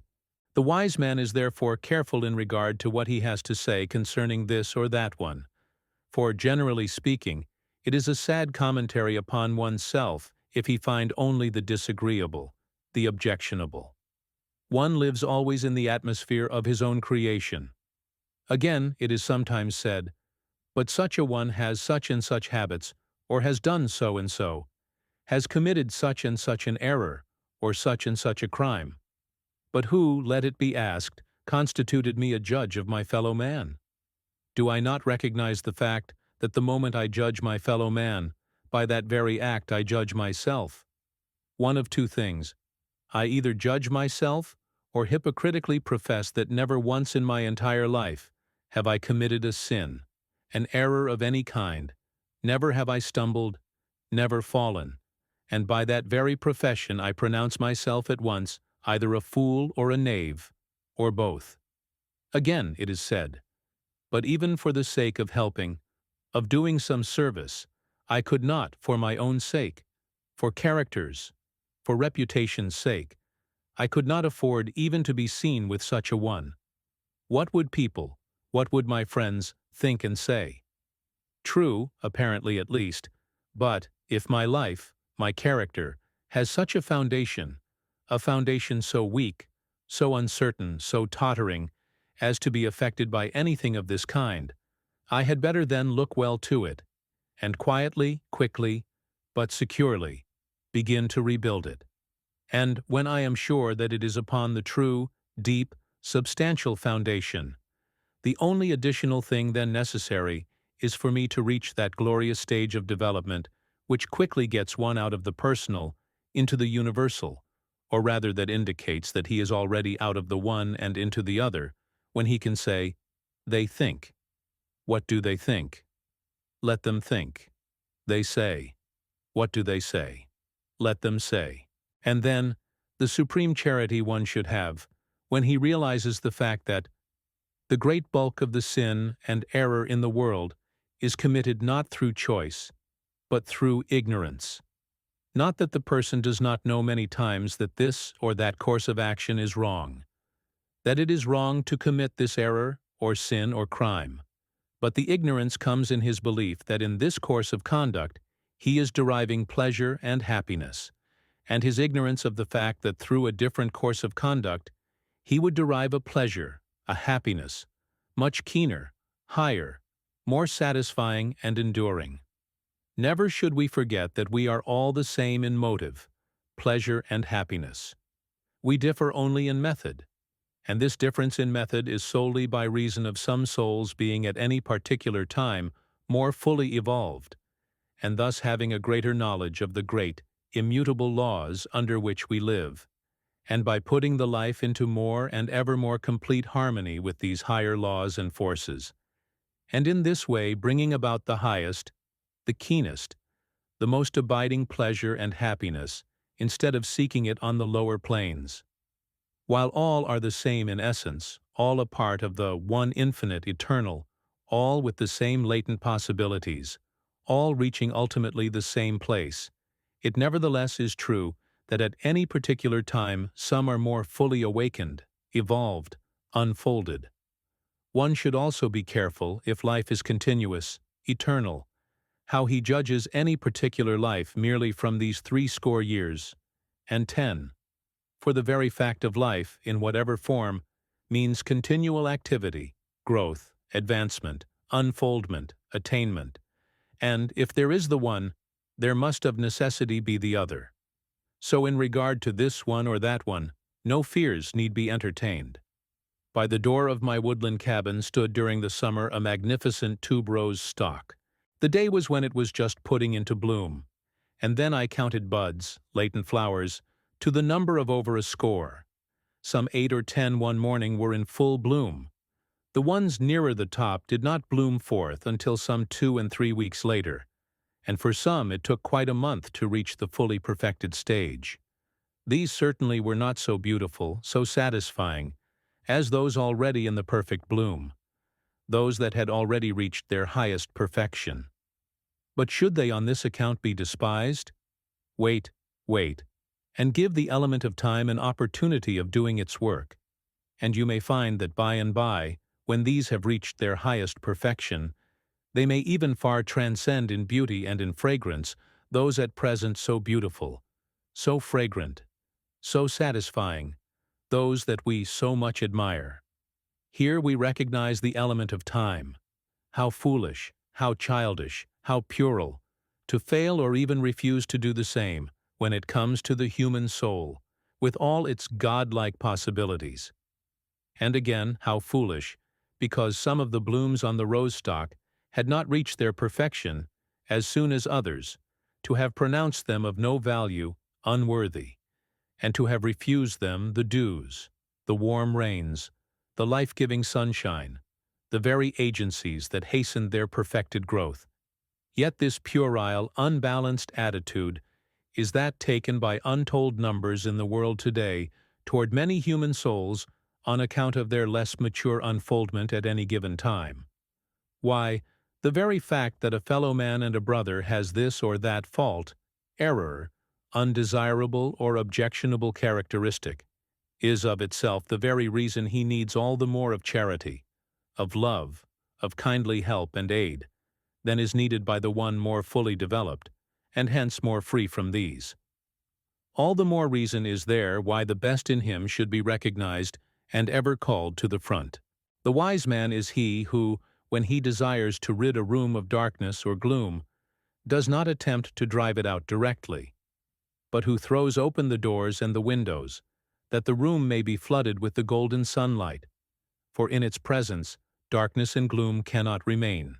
So the way to help a fellow man and a brother to the higher and better life is not by ever prating upon and holding up to view his errors, his faults, his shortcomings, any more than in the case of children, but by recognizing and ever calling forth the higher, the nobler, the divine, the godlike, by opening the doors and the windows of his own soul, and thus bringing about a spiritual perception, that he may the more carefully listen to the inner voice, that he may the more carefully follow the light that lighteth every man that cometh into the world.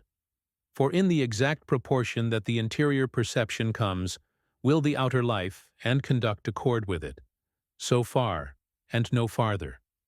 Where in all the world's history is to be found a more beautiful or valuable incident than this? A group of men, self-centered, self-assertive, have found a poor woman who, in her blindness and weakness, has committed an error, the same one that they, in all probability, have committed not once, but many times. For the rule is that they are first to condemn who are most at fault themselves. They bring her to the Master. They tell him that she has committed a sin, aye more, that she has been taken in the very act, and ask what shall be done with her, informing him that, in accordance with the olden laws, such a one should be stoned. But, quicker than thought, that great incarnation of spiritual power and insight reads their motives, and after allowing them to give full expression to their accusations, he turns and calmly says, "He among you that is without sin, let him cast the first stone." So saying, he stoops down, as if he is writing in the sand. The accusers, feeling the keen and just rebuke, in the meantime sneak out, until not one remains. The Master, after all have gone, turns to the woman, his sister, and kindly and gently says, "And where are thine accusers? Doth no man condemn thee?" "No man, Lord." "And neither do I condemn thee. Go thou, and sin no more." Oh, the beauty, the soul pathos, oh, the royal-hearted brother, oh, the invaluable lesson to us all. I have no doubt that this gentle, loving admonition, this calling of the higher and the better to the front, set into operation in her interior nature, forces that hastened her progress from the purely animal, the unsatisfying, the diminishing, to the higher spiritual, the satisfying, the ever-increasing, or even more, that made it instantaneous, but that in either case brought about the new birth that comes with the awakening of the soul out of its purely physical sense, life to the higher spiritual perception and knowledge of itself, and thus the birth of the higher out of the lower, as at some time or another comes to each and every human soul. And still another fact that should make us most charitable toward, and slow to judge, or rather refuse to judge, a fellow man and a brother, the fact that we cannot know the intense strugglings and fightings he or she may be subjected to, though accompanied, it is true, by numerous stumblings and fallings, though the latter we see, while the former we fail to recognize. Did we, however, know the truth of the matter, it may be that in the case of ourselves, who are so quick to judge, had we the same temptations and fightings, the battle would not be half so nobly, so manfully fought, and our stumblings and fallings might be many times the number of his or of hers. Had we infinite knowledge and wisdom, our judgments would be correct, though, had we infinite knowledge and wisdom, we would be spared the task, though perhaps pleasure would seem to be the truer word to use, of our own self-imposed judgments. Even so, then, if I cannot give myself in thorough love and service and self-devotion to each and all of the Father's other children, to every brother, no matter what the rank, station, or apparent condition, it shows that at least one of several things is radically wrong with self. And it also indicates that I shall never know the full and supreme joy of existence until I am able to, and until I regard each case in the light of a rare and golden opportunity, in which I take a supreme delight. Although what has just been said is true, at the same time there are occasions when it must be taken with wise discretion. And although there are things it may be right for me to do for the sake of helping another life, at the same time there are things it may be unwise for me to do. I have sympathy for a friend who is lying in the gutter, but it would be very unwise for me to get myself into the same condition and go and lie with him, thinking that only thus I could show my fullest sympathy and be of greatest help to him. On the contrary, it is only as I stand on the higher ground that I am able to reach forth the hand that will truly lift him up. The moment I sink myself to the same level, my power to help ceases. Just as unwise, to use a familiar example, far more unwise, would it be for me, were I a woman, to think of marrying a man who is a drunkard or a libertine, thinking that because I may love him, I shall be able to reform him. In the first place, I should find that the desired results could not be accomplished in this way, or rather, no results that could not be accomplished, and far more readily accomplished otherwise, and at far less expense. In the second place, I could not afford to subject myself to the demands, the influences of one such, and so either sink myself to his level, or if not, then be compelled to use the greater part of my time, thought, and energy in demonstrating over existing conditions, and keeping myself true to the higher life, the same time that might be used in helping the lives of many others. If I sink myself to his level, I do not help, but aid all the more in dragging him down. Or, if I do not sink to his level, then in the degree that I approach it, do I lose my power over and influence with that life. Especially would it be unwise on my part, if on his part there is no real desire for a different course, and no manifest endeavor to attain to it. Many times it seems necessary for such a one to wallow in the deepest of the mire, until, to use a commonplace phrase, he has his fill. He will then be ready to come out, will then be open to influence. I, in the meantime, instead of entering into the mire with him, instead of subjecting my life to his influences, will stand up on the higher ground, and will ever point him upward, will ever reach forth a hand to help him upward, and will thus subject him to the higher influences. And by preserving myself in this attitude, I can do the same for many other lives. In it all there will be no bitterness, no condemnation, no casting off, but the highest charity, sympathy and love. And it is only by this method that I can manifest the highest, only by this method that I can the most truly aid. For only as I am lifted up can I draw others unto me. In this matter of service, as in all other matters, that supreme regulator of human life and conduct, good common sense, must always be used. There are some natures, for example, whom the more we would do for, the more we would have to do for, who, in other words, would become dependent, losing their sense of self-dependence. For such the highest service one can render is as judiciously and as indirectly as possible to lead them to the sense of self-reliance. Then there are others whose natures are such that, the more they are helped, the more they expect, the more they demand, even as their right, who, in other words, are parasites or vultures of the human kind. In this case, again, the greatest service that can be rendered may be a refusal of service, a refusal of aid in the ordinary or rather expected forms, and a still greater service in the form of teaching them that great principle of justice, of compensation, that runs through all the universe, that for every service there must be in some form or another an adequate service in return, that the law of compensation in one form or another is absolute, and in fact, The greatest forms of service we can render anyone are, generally speaking, along the lines of teaching him the great laws of his own being, the great laws of his true possibilities and powers, and so the great laws of self-help.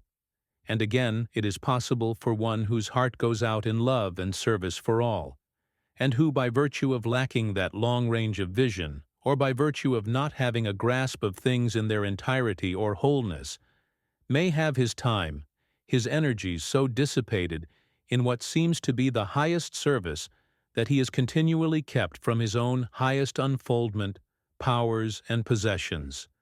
The very things that in their completeness would make him 1,000-fold more effective and powerful in his own life, and hence in the life of real service and influence. And, in a case of this kind, many times the mark of the most absolute unselfishness is a strong and marked selfishness, which will prove, however, to be a selfishness only in the seeming. The self should never be lost sight of. It is the one thing of supreme importance, the greatest factor even in the life of the greatest service. Being always and necessarily precedes doing. Having always and necessarily precedes giving. But this law also holds that when there is the being, it is all the more increased by the doing. When there is the having, it is all the more increased by the giving. Keeping to oneself dwarfs and stultifies. Hoarding brings loss. Using brings even greater gain. In brief, the more we are, the more we can do. The more we have, the more we can give. The most truly successful, the most powerful and valuable life, then, is the life that is first founded upon this great immutable law of love and service, and that then becomes supremely self-centered. Supremely self-centered, that it may become all the more supremely unself-centered. In other words, the life that looks well to self, that there may be the ever greater self, in order that there may be the ever greater service. Part 4. The Awakening. If you'd live a religion that's noble, that's godlike and true, a religion the grandest that men or that angels can, then live the truth. Of the brother who taught you, it's love to God, service and love to the fellow man. Social problems are to be among the greatest problems of the generation, just moving on to the stage of action. They, above all others, will claim the attention of mankind, as they are already claiming it across the waters even as at home. The attitude of the two classes toward each other, or the separation of the classes, will be by far the chief problem of them all. Already, it is imperatively demanding a solution. Gradually, as the years have passed, this separation has been going on, but never so rapidly as of late. Each has come to regard the other as an enemy, with no interests in common, but rather that what is for the interests of the one must necessarily be to the detriment of the other. The great masses of the people, the working classes, those who as much, if not more than many others ought to be there, are not in our churches today. They already feel that they are not wanted there, and that the church even is getting to be their enemy. There must be a reason for this, for it is impossible to have an effect without its preceding cause. It is indeed time to waken up to these facts and conditions, for they must be squarely met. A solution is imperatively demanded, and the sooner it comes, the better. For, if allowed to continue thus, all will come back to be paid for, intensified 1,000-fold, aye, to be paid for even by many innocent ones. Let this great principle of service, helpfulness, love, and self-devotion to the interests of one's fellow men be made the fundamental principle of all lives, and see how simplified these great and all-important questions will become. Indeed, they will almost solve themselves. It is the man all for self, so small and so short-sighted that he can't get beyond his own selfish interests, that has done more to bring about this state of affairs than all other causes combined. Let the cause be removed, and then note the results. For many years it has been a teaching even of political economy that an employer buys his help just as he buys his raw material or any other commodity. And this done, he is in no way responsible for the welfare of those he employs. In fact, the time isn't so far distant when the employed were herded together as animals, and were treated very much as such. But, thanks be to God, a better and a brighter day is dawning. Even the employer is beginning to see that practical ethics, or true Christianity, and business cannot and must not be divorced.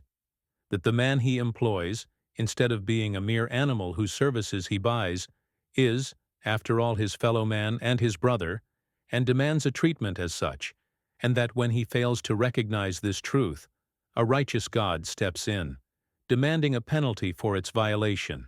He is recognizing the fact that whatsoever is for the well-being of the one he employs, that whatever privileges he is enabled to enjoy that will tend to grow and develop his physical, his mental, and his moral life, that will give him an agreeable home and pleasant family relations, that whatever influences tend to elevate him and to make his life more happy are a direct gain, even from a financial standpoint for himself, by its increasing for him the efficiency of the man's labor. It is already recognized as a fact that the employer who interests himself in these things, other things being equal, is the most successful. Thus the old and the false are breaking away before the right and the true, as all inevitably must sooner or later, and the divinity and the power of the working man is being ever more fully recognized. In the very remote history of the race there was one who, violating a great law, having wronged a brother, asked, "Am I my brother's keeper?" Knowing that he was, he nevertheless deceitfully put the question in this way in his desire, if possible, to avoid the responsibility. Many employers, in their selfishness and greed for gain, have asked this same question in this same way. They have thought they could thus defeat the sure and eternal laws of a just ruler, but have thereby deceived themselves the more. These, more than any others, have to a great degree brought about the present state of affairs in the industrial and social world. Just as soon as the employer recognizes the falsity of these old teachings and practices, and the fact that he cannot buy his employee's services the same as he buys his raw material, with no further responsibility, but that the two are on vastly different planes, that his employee is his fellow man and his brother, and that he is his brother's keeper, and will be held responsible as such, that it is to his own highest interests, as well as to the highest interests of those he employs, and to society in general to recognize this. And just as soon as he who is employed fully appreciates his opportunities, and makes the highest use of all, and in turn takes an active personal interest in all that pertains to his employer's welfare, just that soon will a solution of this great question come forth, and no sooner. It is not so much a question of legislation as of education and right doing, thus a dealing with the individual, and so a prevention and a cure, not merely a suppression and a regulation, which is always sure to fail, for in a case of right or wrong no question is ever settled finally until it is settled rightly. The individual dealing with the individual is necessarily at the bottom of all true social progress. There can't be anything worthy the name without it. The truth will at once be recognized by all, that the good of the whole depends upon the good of each, and the good of each makes the good of the whole. Attend, then, to the individual, and the whole will take care of itself. Let each individual work in harmony with every other, and harmony will pervade the whole. The old theory of competition, that in order to have great advancement, great progress, we must have great competition to induce it, is as false as it is savage and detrimental in its nature. We are just reaching that point where the larger men and women are beginning to see its falsity. They are recognizing the fact that not competition, but cooperation, reciprocity, is the great, the true power. To climb, not by attempting to drag, to keep down one's fellows, but by aiding them, and being in turn aided by them, thus combining, and so multiplying the power of all instead of wasting a large part one against the other. And grant that a portion do succeed in rising, while the other portion remain in the lower condition, it is of but little value so far as their own peace and welfare are concerned. For they can never be what they would be, were all up together. Each is but a part, a member of the great civil body. And no member, let alone the entire body, can be perfectly well, perfectly at ease, when any other part is in dis-ease. No one part of the community, no one part of the nation, can stand alone. All are dependent, interdependent. This is the uniform teaching of history from the remotest times in the past right through to the present. A most admirable illustration of this fact, if indeed the word admirable can be used in connection with a matter so deplorable, was the unparalleled labor trouble we had in our great western city but a few summers ago. The wise man is he who learns from experiences of this terrific nature. No, not until this all-powerful principle is fully recognized and is built upon so thoroughly that the brotherhood principle, the principle of oneness, can enter in, and each one recognizes the fact that his own interests and welfare depend upon the interests, the welfare of each and therefore of all, that each is but a part of the one great whole, and each one stands shoulder to shoulder in the advance forward. Can we hope for any true solution of the great social problems before us, for any permanent elevation of the standard in our national social life and welfare? This same principle is the solution, and the only true solution, of the charities question, as indeed the whole world during the last few years or so, and during this time only, is beginning to realize. And the splendid and efficient work of the organized charities in all our large cities, as of the Elberfeld system in Germany, is attesting the truth of this. Almost numberless methods have been tried during the past, but all have most successfully failed, and many have greatly increased the wretched condition of matters, and of those it was designed to help. During this length of time only have these all-important questions been dealt with in a true, scientific, Christ-like, common-sense way.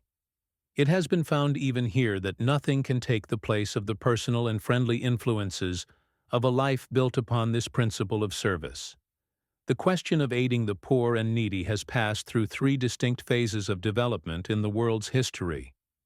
In early times it was, each one for himself, and the devil take the hindmost.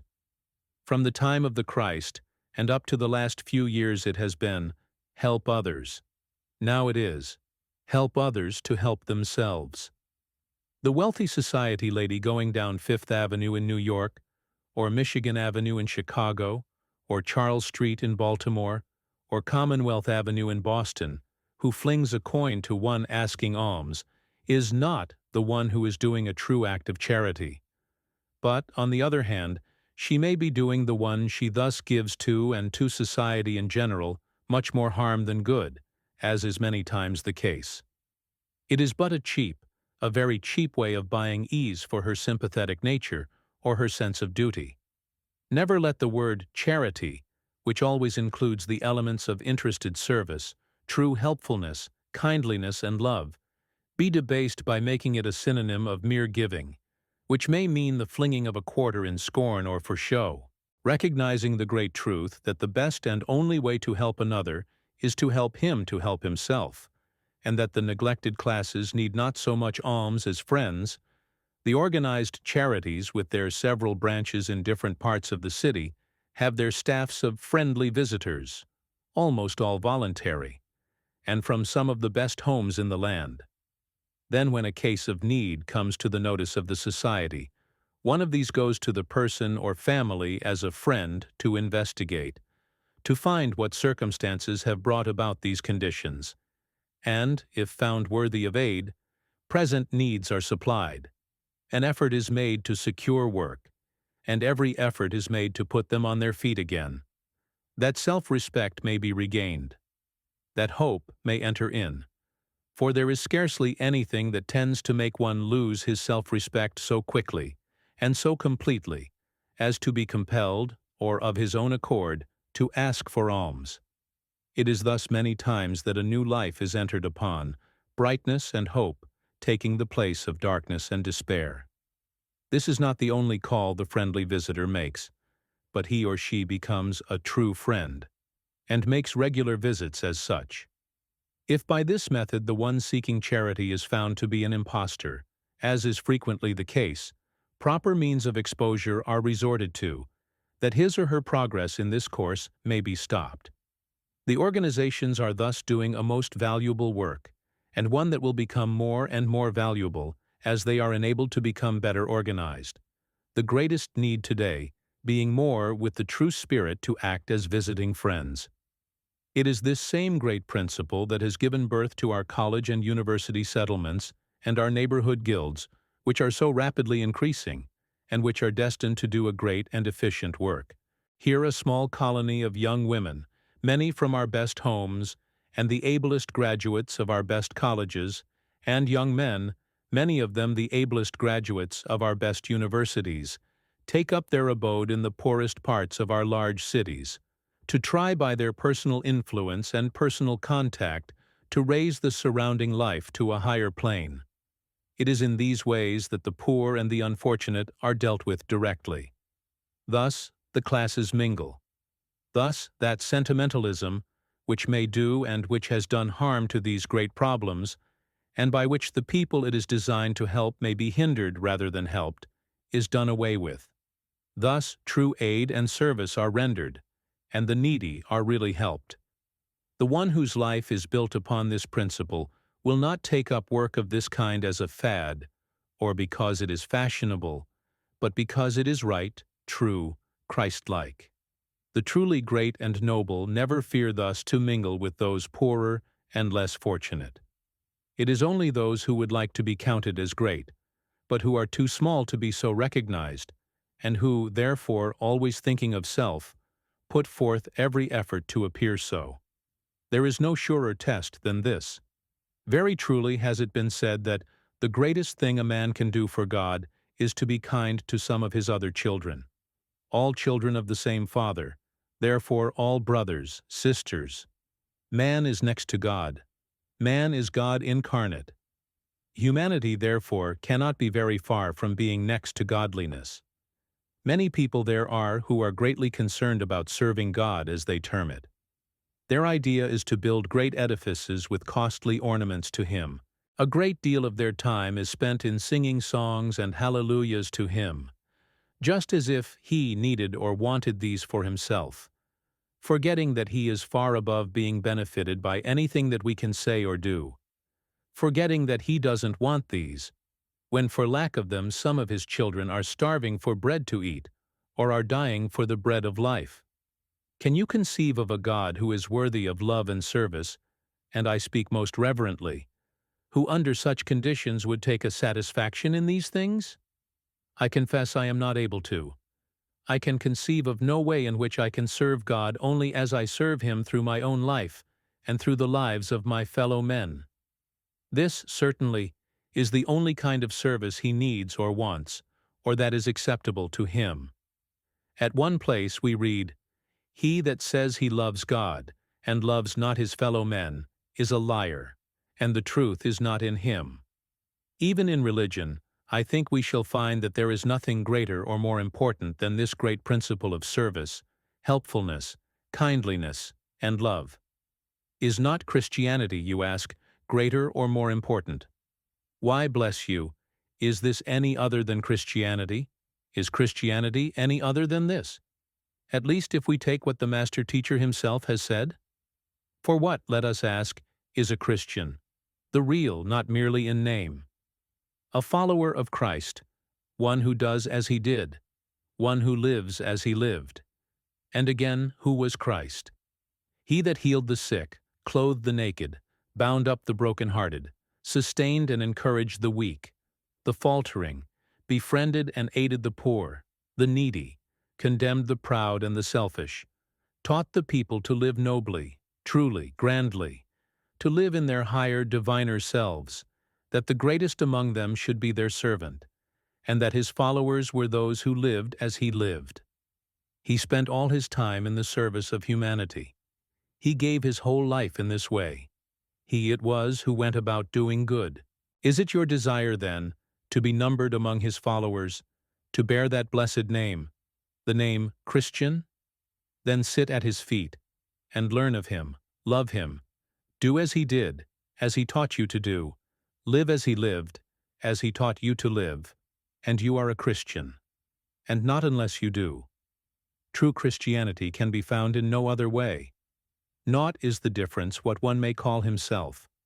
For many call themselves by this name, to whom Christ says it will one day be said, I never knew you. Depart from me, ye cursed. Naught is the difference what creeds one may subscribe to, what rites and ceremonies he may observe, how loud and how numerous his professions may be. All of these are but as a vain mockery, unless he is a Christian.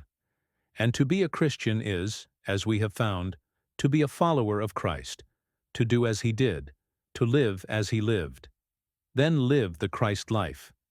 Live so as to become at one with God, and dwell continually in this blessed at one ment. The trouble all along has been that so many have mistaken the mere person of the Christ, the mere physical Jesus, for his life, his spirit, his teachings, and have succeeded in getting no farther than this as yet, except in cases here and there. Now and then a rare soul rises up, one with great power, great inspiration, and we wonder at his great power, his great inspiration, why it is. When we look deeply enough, however, we will find that one great fact will answer the question every time. It is living the life that brings the power. He is living the Christ life, not merely standing afar off and looking at it, admiring it, and saying, Yes, I believe, and ending it there. In other words, he has found the kingdom of heaven. He has found that it is not a place, but a condition, and the song continually arising from his heart is, There is joy, only joy. The Master, you remember, said, Seek ye not for the kingdom of heaven in tabernacles or in houses made with hands. Know ye not that the kingdom of heaven is within you? He told in plain words where and how to find it. He then told how to find all other things, when he said, Seek ye first the kingdom of heaven, and all these other things shall be added unto you. Now do you wonder at his power, his inspiration, his abundance of all things? The trouble with so many is that they act as if they do not believe what the Master said. They do not take him at his word. They say one thing, they do another. Their acts give the lie to their words. Instead of taking him at his word and living as if they had faith in him, they prefer to follow a series of old, outgrown, man-made theories, traditions, forms, ceremonies, and seem to be satisfied with the results. No, to be a Christian is to live the Christ life, the life of him who went about doing good, the life of him who came not to be ministered unto, but to minister. We will find that this mighty principle of love and service is the greatest to live by in this life, and also one of the gates whereby all who would must enter the kingdom of heaven. Again we have the Master's words. In his own and only description of the Last Judgment, after speaking of the Son of Man coming in all his glory and all the holy angels with him, of his sitting on the throne of his glory with all nations gathered before him, of the separation of this gathered multitude into two parts, the one on his right, the other on his left, he says, Then shall the King say unto them on his right hand, Come, ye blessed of my Father, inherit the kingdom prepared for you from the foundation of the world. For I was an hungered, and ye gave me meat. I was thirsty, and ye gave me drink. I was a stranger, and ye took me in, naked, and ye clothed me. I was sick, and ye visited me. I was in prison, and ye came unto me. Then shall the righteous answer him, saying, Lord, when saw we thee and hungered, and fed thee, or thirsty, and gave thee drink? When saw we thee a stranger, and took thee in, or naked, and clothed thee? Or when saw we thee sick, or in prison, and came unto thee? And the King shall answer, and say unto them, Verily I say unto you, inasmuch as ye have done it unto one of the least of these my brethren, ye have done it unto me. Then shall he say unto them on the left hand, Depart from me, ye cursed. For I was an hungered, and ye gave me no meat. I was thirsty, and ye gave me no drink. I was a stranger, and ye took me not in. Sick and in prison, and ye visited me not. Then shall they answer him, saying, Lord, when saw we thee an hungered or athirst, or a stranger, or naked, or sick, or in prison, and did not minister unto thee? Then shall he answer them, saying, Verily I say unto you, inasmuch as ye did it not to one of the least of these, ye did it not to me. After spending the greater portion of his life in many distant climes, in a fruitless endeavor to find the cup of the Holy Grail, thinking that thereby he was doing the greatest service he could for God, Sir Launfal at last returns an old man, grey-haired and bent. He finds that his castle is occupied by others, and that he himself is an outcast. His cloak is torn, and instead of the charger in gilded trappings, he was mounted upon when, as a young man, he started out with great hopes and ambitions. He is afoot and leaning on a staff. While sitting there and meditating, he is met by the same poor and needy leper he passed the morning he started, the one who in his need asked for aid, and to whom he had flung a coin in scorn, as he hurried on in his eager desire to be in the Master's service. But matters are changed now, and he is a wiser man. Again the poor leper says, For Christ's sweet sake, I beg an alms. The happy camels may reach the spring. But Sir Launfal sees only the gruesome thing, the leper, lank as the rain-blanched bone, that cowers beside him, a thing as lone and white as the ice isles of northern seas, in the desolate horror of his disease. And Sir Launfal said, I behold in thee an image of him who died on the tree. Thou also hast had thy crown of thorns. Thou also hast had the world's buffets and scorns, and to thy life were not denied the wounds in the hands and feet and side. Mild Mary's Son, acknowledge me. Behold, through him I give to thee.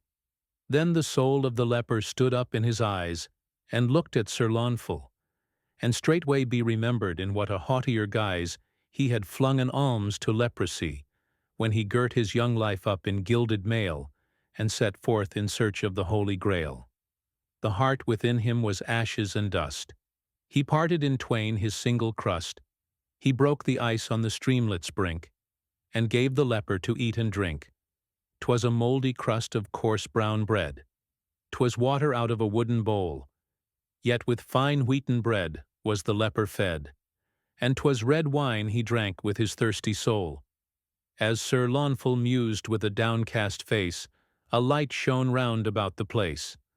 The leper no longer crouched at his side, but stood before him glorified, shining and tall and fair and straight, as the pillar that stood by the beautiful gate, himself the gate whereby men can enter the temple of God in man.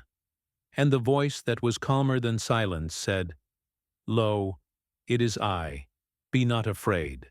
In many climes, without avail, thou hast spent thy life for the Holy Grail. Behold, it is here, this cup which thou didst fill at the streamlet for me but now. This crust is my body broken for thee. This water his blood that died on the tree. The Holy Supper is kept indeed, in whatso we share with another's need. Not what we give, but what we share. For the gift without the giver is bare. Who gives himself with his alms feeds three, himself, his hungering neighbor, and me.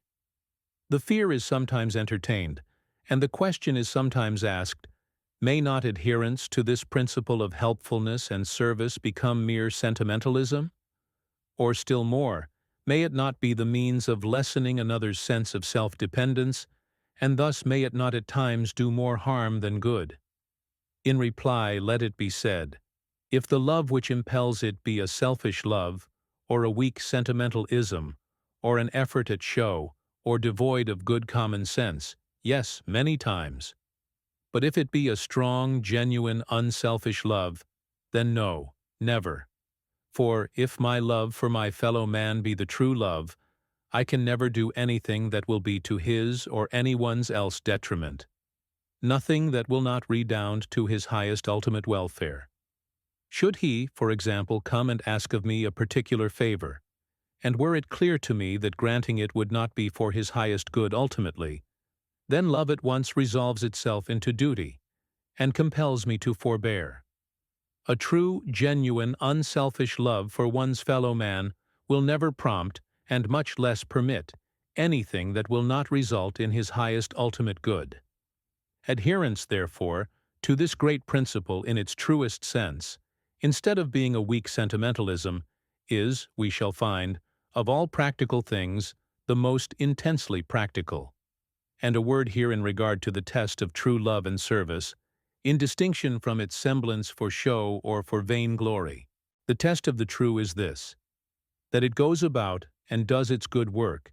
It never says anything about it, but lets others do the saying.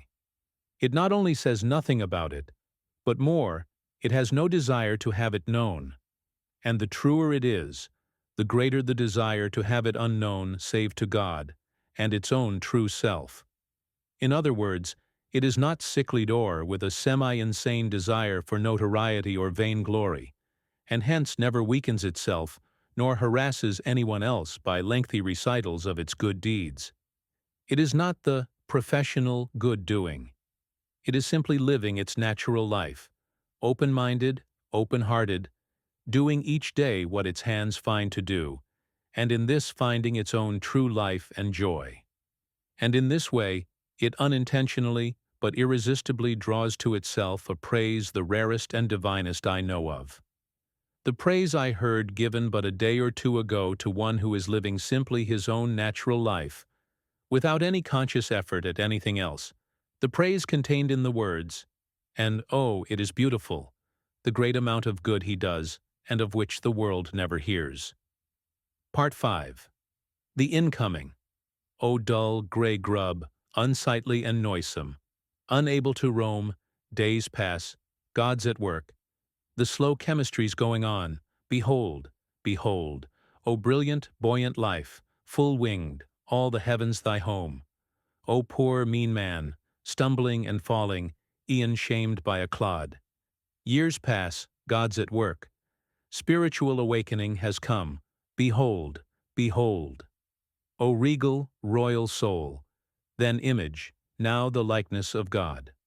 The master teacher, he who appeals most strongly and comes nearest to us of this Western civilization, has told us that the whole and the highest duty of man is comprised in two simple precepts: love to God and love to the fellow man. The latter we have already fully considered. We have found that in its real and true meaning it is not a mere indefinite or sentimental abstraction, but that it is a vital, living force, and in its manifestation it is life, it is action, it is service. Let us now for a moment to the other, love to God, which in great measure, however, let it be said, has been considered in dealing with love to the fellow man. Let us see, however, what it in its true and full nature reveals. The question naturally arising at the outset is, what is God? I think no truer, sublimer definition has ever been given in the world's history, in any language, in any clime, than that given by the Master himself when standing by the side of Jacob's well. To the Samaritan woman he said, "God is spirit, and they that worship him must worship him in spirit and in truth." God is spirit, the infinite life back of all these physical manifestations we see in this changing world about us, and of which all, including we ourselves, is the body or outer form. The one infinite spirit which fills all the universe with himself, so that all is he, since he is all. All is he in the sense of being a part of him. For if he is all, there can be nothing that is outside of, that is not a part of him, so that each one is a part of this eternal God who is not separate from us, and if not separate from us, then not afar off. For in him we live and move and have our being. He is the life of our life, our very life itself.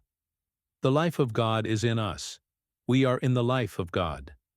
But that life transcends us so that it includes all else, every person, every animal, every grass blade, every flower, every particle of earth, every particle of everything, animate and inanimate, so that God is all.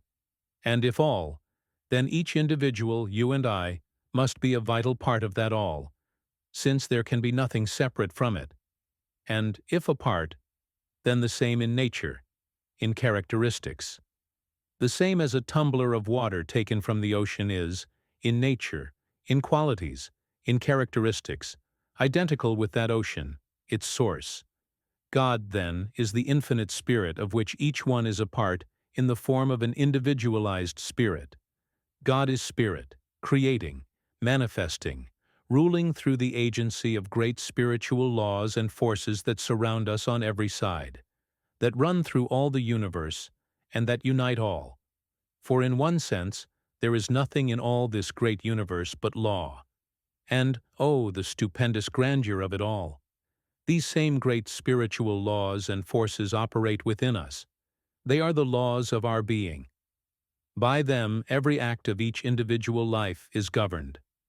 Now, one of the great facts born ever more and more into the inner consciousness of man is that sublime and transcendent fact that we have just noticed, that man is one with, that he is part of, the infinite God, this infinite spirit that is the life of all, this infinite whole, that he is not a mere physical, material being, for the physical is but the material which the real inner self, the real life or spirit uses to manifest through, but that he is this spirit using, living in this physical, material house or body, to get the contact, the experience with the material world around him while in this form of life, but spirit nevertheless, and spirit now as much as he ever will or ever can be, except so far, of course, as he recognizes more and more his true, his higher self, and so consciously evolves, step by step, into the higher and ever higher realization of the real nature, the real self, the God self. As I heard it said by one of the world's great thinkers and writers but a few days ago, men talk of having a soul. I have no soul. I am a soul. I have a body. We are told, moreover, in the Word, that man is created in the image of God. God is spirit. What then must man be, if that which tells us is true? Now, one of the great errors all along in the past has been that we have mistaken the mere body, the mere house in which we live while in this form of life for a period, that which comes from the earth and which, in a greater or less time, returns to the earth. This we have mistaken for the real self. Either we have lost sight of, or we have failed to recognize the true identity. The result is that we are at life from the wrong side, from the side of the external, while all true life is from within out. We have taken our lives out of a conscious harmony with the higher laws of our being, with the result that we are going against the great current of the divine order of things. Is it any wonder, then, that we find the strugglings, the inharmonies, the sufferings, the fears, the forebodings, the fallings by the wayside, the strange, inscrutable dispensations of providence that we behold on every side? The moment we bring our lives into harmony with the higher laws of our being, and, as a result, into harmony with the current of the divine order of things, we shall find that all these will have taken wings, for the cause will have been removed. And as we look down the long vista of such a life, we shall find that each thing fits into all others with a wonderful, a sublime, a perfect, a divine harmony. This, it will seem to some, and to many, no doubt, is claiming a great deal. No more, however, than the Master Teacher warranted us in claiming when he said, and repeated it so often, "Seek ye first the kingdom of heaven, and all these other things shall be added unto you." And he left us not in the dark as to exactly what he meant by the kingdom of heaven. For again he said, "Say not, Lo here, nor Lo there. Know ye not that the kingdom of heaven is within you?" Within you, the interior spiritual kingdom, the kingdom of the higher self, which is the kingdom of God, the kingdom of harmony, harmony with the higher laws of your being. The Master said what he said not for the sake merely of using a phrase of rhetoric, nor even to hear himself talk, for this he never did. But that great incarnation of spiritual insight and power knew of the great spiritual laws and forces under which we live, and also that supreme fact of the universe, that man is a spiritual being, born to have dominion, and that, by recognizing the true self, and by bringing it into complete and perfect harmony with the higher spiritual laws and forces under which he lives, he can touch these laws and forces so that they will respond at every call and bring him whatsoever he wills. One of the most stupendous scientific facts of the universe. When he has found and entered into the kingdom, then applies to him the truth of the great precept, "Take ye no thought for the morrow, for the things of the morrow will take care of themselves." Yes, we are at life from the wrong side. We have been giving all time and attention to the mere physical, the material, the external, the mere outward means of expression, and the things that pertain thereto, thus missing the real life. And this we have called living, and seem indeed to be satisfied with the results. No wonder the cry has gone out again and again from many a human soul, "Is life worth the living?" But from one who has once commenced to live, this cry never has, nor can it ever come. For, when the kingdom is once found, life then ceases to be a plodding, and becomes an exaltation, an ecstasy, a joy. Yes, you will find that all the evil, all the error, all the disease, all the suffering, all the fears, all the forebodings of life are on the side of the physical, the material, the transient, while all the peace, all the joy, all the happiness, all the growth, all the life, all the rich, exulting, abounding life is on the side of the spiritual, the ever-increasing, the eternal, that never changes, that has no end. Instead of crying out against the destiny of fate, let us cry out against the destiny of self, or rather against the destiny of the mistaken self. For everything that comes to us comes through causes which we ourselves, or those before us, have set into operation. Nothing comes by chance, for, in all the wide universe there is absolutely no such thing as chance. We bring whatever comes. Are we not satisfied with the effects, the results? The thing then to do is to change the causes, for we have everything in our own hands the moment we awake to a recognition of the true self. We make our own heaven or our own hell, and the only heaven or hell that will ever be ours is that of our own making. The order of the universe is one thing. We take our lives out of harmony with and so pervert the laws under which we live, and make it another. The order is the all-good. We pervert the laws, and what we call evil is the result, simply the result of the violation of law. And we then wonder that a just and loving God could permit such and such things. We wonder at what we term the strange, inscrutable dispensations of providence, when all is of our own making. We can be our own best friends, or we can be our own worst enemies, and the only real enemy one can ever have is the self, the very self. It is a well-known fact in the scientific world that the great work in the process of evolution is the gradual advancing from the lower to the higher, from the coarser to the finer, or in other words, from the coarser material to the finer spiritual. And this higher spiritualization of life is the great work before us all. All pass ultimately over the same road in general, some more rapidly, some more slowly. The ultimate destiny of all is the higher life, the finding of the higher self. And to this we are either led or we are pushed, led by recognizing and coming into harmony with the higher laws of our being, or pushed through their violation, and hence through experience, through suffering, and at times through bitter suffering, until through this very agency we learn the laws and come into harmony with them, so that we thus see the economy, the blessedness of even error, shame, and suffering itself, in that, if we are not wise enough to go voluntarily and of our own accord, it all the more quickly brings us to our true, our higher selves. Moreover, whatever is evolved must as surely first be involved. We cannot conceive even of an evolution without first an involution.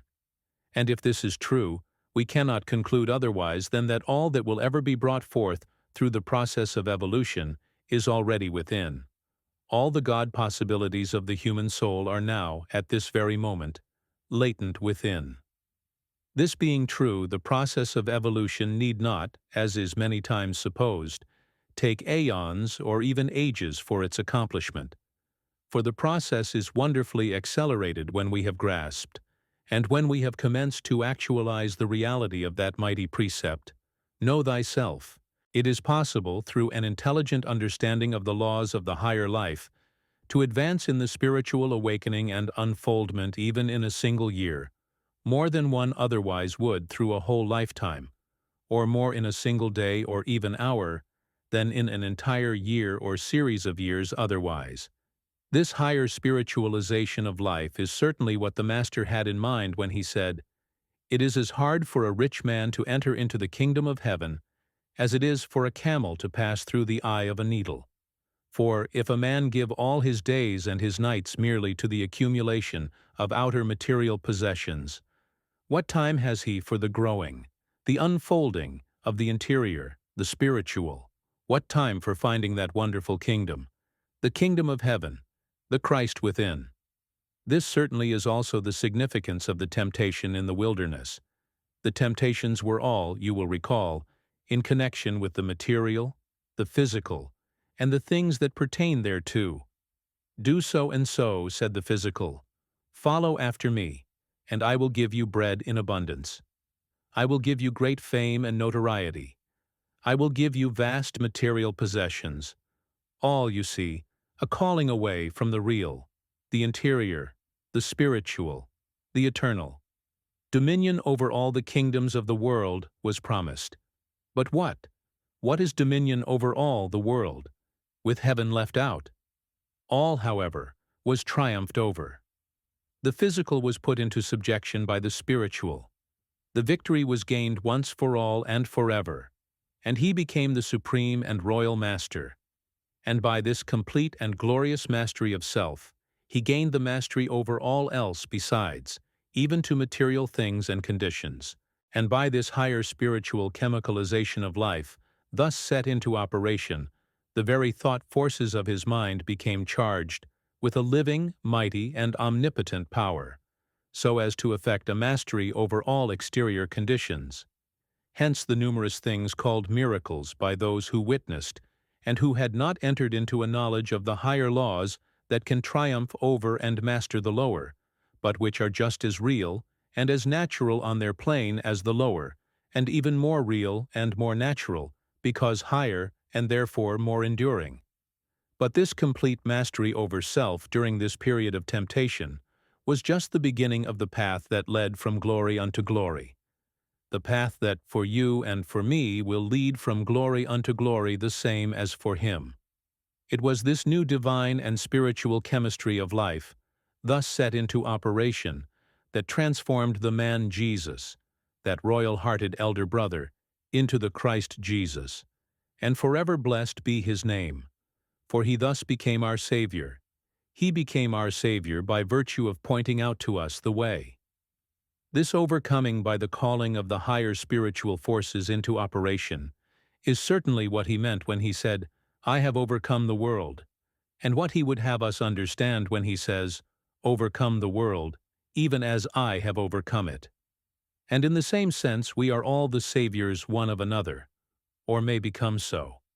A sudden emergency arises, and I stand faltering and weak with fear. My friend beside me is strong and fearless. He sees the emergency. He summons up all the latent powers within him, and springs forth to meet it. This sublime example arouses me, calls my latent powers into activity, when but for him I might not have known them there. I follow his example.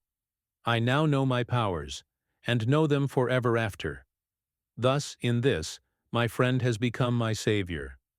I am weak in some point of character, vacillating, yielding, stumbling, falling, continually eating the bitter fruit of it all. My friend is strong. He has gained thorough self-mastery. The majesty and beauty of power are upon his brow. I see his example. I love his life. I am influenced by his power. My soul longs and cries out for the same. A supreme effort of will, that imperial master that will take one anywhere when rightly directed, arises within me. It is born at last, and it calls all the soul's latent powers into activity. And instead of stumbling, I stand firm. Instead of giving over in weakness, I stand firm and master. I enter into the joys of full self-mastery, and through this, into the mastery of all things besides. And thus my friend has again become my savior. With the new power I have acquired through the example and influence of my savior friend, I, in turn, stand before a friend who is struggling, who is stumbling and in despair. He sees, he feels, the power of my strength. He longs for, his soul cries out for the same. His interior forces are called into activity. He now knows his powers, and instead of the slave, he becomes the master, and thus I, in turn, have become his savior. Oh, the wonderful sense of sublimity, the mighty feelings of responsibility, the deep sense of power and peace the recognition of this fact should bring to each and all. God works through the instrumentality of human agency. Then, forever away with that old, shriveling, weakening, dying, and devilish idea that we are poor worms of the dust. We may, or we may not be. It all depends upon the self. The moment we believe we are, we become such. And as long as we hold to the belief, we will be held to this identity, and will act and live as such. The moment, however, we recognize our divinity, our higher, our God selves, and the fact that we are the saviors of our fellow men, we become saviors, and stand and move in the midst of a majesty and beauty and power that of itself proclaims us as such. There is a prevalent idea to the effect that overcoming in this sense necessarily implies more or less of a giving up, that it means something possibly on the order of asceticism. On the contrary, the highest, truest, keenest pleasures the human soul can know, it finds only after the higher is entered upon and has commenced its work of mastery. And, instead of there being a giving up of any kind, there is a great law which says that the lower always and of its own accord falls away before the higher. And the time soon comes when, as one stands and looks back, he wonders that this, or that he at one time called pleasure, ever satisfied him. For what then satisfied him, compared to what now is his hourly peace, satisfaction, and joy, was but as poor brass compared to the finest, purest, and rarest of gold. From what has been said, let it not be inferred that the body, the physical, material life, is to be despised or looked down upon. This, rather let it be said, is one of the crying errors of the times, and prolific of a vast amount of error, suffering, and shame. On the contrary, it should be thought all the more highly of, it should be loved and developed to its highest perfections, beauties, and powers. God gave us the body not in vain. It is just as holy and beautiful as the spirit itself. It is merely the outward material manifestation of the individualized spirit, and we by our hourly thoughts and emotions are building it, are determining its conditions, its structure, and appearance. And if there are any conditions we are not satisfied with, we, by an understanding of the laws, have it in our power to make it over and change these conditions. Flammarion, the eminent French scientist, member of the Royal Academy of Science, and recognized as one of the most eminent scientists living, tells us that the entire human structure can be made over within a period of less than 1 year, some 11 months being the length of time required for the more compact and more set portions to respond, while some portions respond much more readily within a period of from 2 to 3 months, and some even within a month. Every part, every organ, every function of the body is just as clean, just as beautiful, just as sweet, and just as holy as every other part. And it is only by virtue of man's perverted ways of looking at some that they become otherwise, and the moment they so become, abuses, ill uses, suffering and shame creep in. Not repression, but elevation. Would that this could be repeated 1,000 times over? Not repression, but elevation. Every part, every organ, every function of the body is given for use, but not for misuse or abuse. And the moment the latter takes place in connection with any function, it loses its higher powers of use. And there goes with this the higher powers of true enjoyment. It is thus that we get that large class known as abnormals, resorting to the methods they resort to for enjoyment, but which, in its true sense, they always fail in finding, because law will admit of no violations, and, if violated, it takes away the very powers of enjoyment. It takes away the very things that through its violation they thought they had secured, or it turns them into ashes in their very hands. God, nature, law, the higher self, is not mocked, not repression, but elevation, repression only in the sense of mastery. But this means, nay, this is, elevation. In other words, we should be the master, and not the body. We should dictate to the body, and should never, even for an instant, allow it to dictate to us. Oh, the thousands, the hundreds of thousands of men and women who are everywhere being driven hither and thither, led into this and into that, which their own better selves would not enter into, simply because they have allowed the body to assume the mastery, while they have taken the place of the weakling, the slave, and all on account of their own weakness.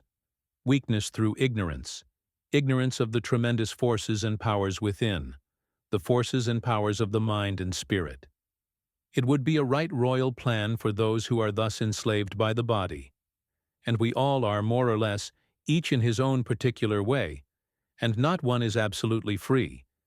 It would be a good plan to hold immediately, at this very hour, a conversation with the body somewhat after this fashion. Body, we have for some time been dwelling together. Life for neither has been in the highest degree satisfactory. The cause is now apparent to me. The mastery I have voluntarily handed over to you. You have not assumed it of your own accord, but I have given it over to you little by little, and just in the degree that you have appropriated it. Neither one is to blame. It has been by virtue of ignorance, but henceforth we will reverse positions. You shall become the servant, and I the master. From this time forth you shall no longer dictate to me, but I will dictate to you. I, one with infinite intelligence, wisdom, and power, longing for a fuller and ever fuller realization of this oneness, will assume control, and will call upon you to help in the fuller and ever fuller external manifestation of this realization. We will thus regain the ground both of us have lost. We will thus be truly married instead of farcically so, and thus we will help each the other to a realization of the highest, most satisfying and most enduring pleasures and joys, possibilities and powers, loves and realizations that human life can know. And so, hand in hand, we will help each the other to the higher and ever-increasing life, instead of degrading each the other to the lower and ever-decreasing. I will become the imperial master, and you the royal companion, and thus we will go forth to an ever larger life of love and service, and so of true enjoyment. This conversation, if entered into in the spirit, accompanied by an earnest, sincere desire for its fulfillment, reinforced by the thought forces, and continually attended by that absolute magnet of power, firm expectation, will, if all are firmly and persistently held to, bring the full realization of one's fondest desires with a certainty as absolute as that effect follows cause. The higher self will invariably master when it truly and firmly asserts itself. Much the same attitude can be assumed in connection with the body in disease or in suffering with the same results. Forces can be set into operation which will literally change and make over the diseased, the abnormal portions, and in time transform them into the healthy, the strong, the normal. This when we once understand and vitally grasp the laws of these mighty forces, and are brought to the full recognition of the absolute control of mind, of spirit, over matter, and all, again let it be said, in accordance with natural spiritual law. No, a knowledge of the spiritual realities of life prohibits asceticism, repression, the same as it prohibits license and perverted use. To err on the one side is just as contrary to the ideal life as to err on the other. All things are for a purpose, all should be used and enjoyed, but all should be rightly used, that they may be fully enjoyed. It is the threefold life and development that is wanted: physical, mental, spiritual. This gives the rounded life, and he or she who fails in any one comes short of the perfect whole. The physical has its uses just the same, and is just as important as the others. The great secret of the highly successful life is, however, to infuse the mental and the physical with the spiritual. In other words, to spiritualize all, and so raise all to the highest possibilities and powers. It is the all-round, fully developed we want, not the ethereal, pale-blooded man and woman, but the man and woman of flesh and blood, for action and service here and now, the man and woman strong and powerful, with all the faculties and functions fully unfolded and used, all in a royal and bounding condition, but all rightly subordinated. The man and the woman of this kind, with the imperial hand of mastery upon all, standing, moving thus like a king, nay, like a very god. Such is the man and such is the woman of power. Such is the ideal life. Anything else is one-sided, and falls short of it. The most powerful agent in character building is this awakening to the true self, to the fact that man is a spiritual being, nay more, that I, this very eternal I, am a spiritual being right here and now, at this very moment, with the God powers which can be quickly called forth. With this awakening, life in all its manifold relations becomes wonderfully simplified. And as to the powers, the full realization of the fact that man is a spiritual being and a living as such brings, they are absolutely without limit, increasing in direct proportion as the higher self, the God self, assumes the mastery. And so as this higher spiritualization of life goes on, with this awakening and realization one is brought at once en rapport with the universe. He feels the power and the thrill of the life universal. He goes out from his own little garden spot and mingles with the great universe. And the little perplexities, trials, and difficulties of life that today so vex and annoy him fall away of their own accord by reason of their very insignificance. The intuitions become keener and ever more keen and unerring in their guidance. There comes more and more the power of reading men, so that no harm can come from this source. There comes more and more the power of seeing into the future, so that more and more true becomes the old adage, that coming events cast their shadows before. Health in time takes the place of disease, for all disease and its consequent suffering is merely the result of the violation of law, either consciously or unconsciously, either intentionally or unintentionally. There comes also a spiritual power which, as it is sent out, is adequate for the healing of others the same as in the days of old. The body becomes less gross and heavy, finer in its texture and form, so that it serves far better and responds far more readily to the higher impulses of the soul. Matter itself in time responds to the action of these higher forces, and many things that we are accustomed by reason of our limited vision to call miraculous or supernatural become the normal, the natural, the everyday. For what, let us ask, is a miracle? Nothing more nor less than this: a highly illumined soul, one who has brought his life into thorough harmony with the higher spiritual laws and forces of his being, and therefore with those of the universe, thus making it possible for the highest things to come to him, has brought to him a law a little higher than the ordinary mind knows of as yet.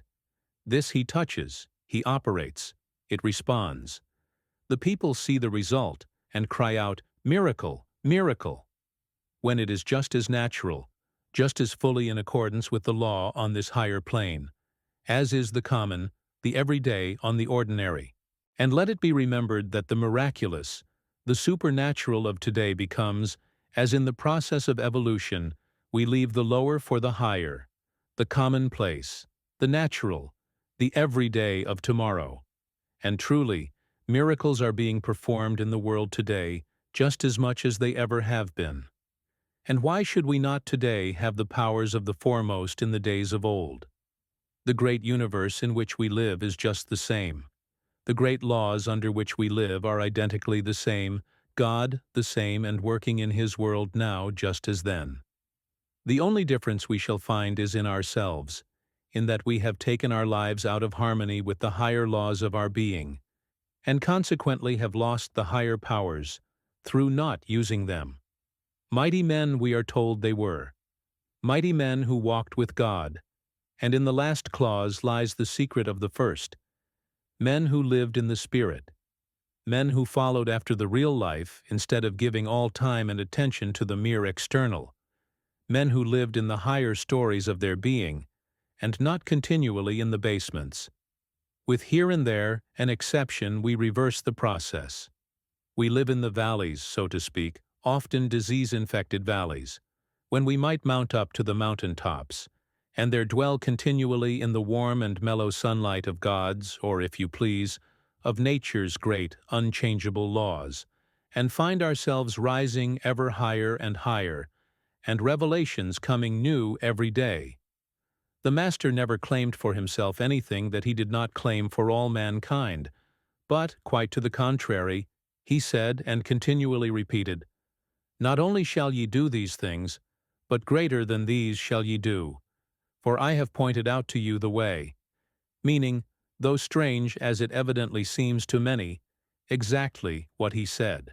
Of the vital power of thought and the interior forces in molding conditions, and more, of the supremacy of thought over all conditions, the world has scarcely the faintest grasp, not to say even idea as yet. The fact that thoughts are forces, and that through them we have creative power, is one of the most vital facts of the universe, the most vital fact of man's being. And through this instrumentality, we have in our grasp and as our rightful heritage, the power of making life and all its manifold conditions exactly what we will. Through our thought forces we have creative power, not in a figurative sense, but in reality. Everything in the material universe about us had its origin first in spirit, in thought, and from this, it took its form.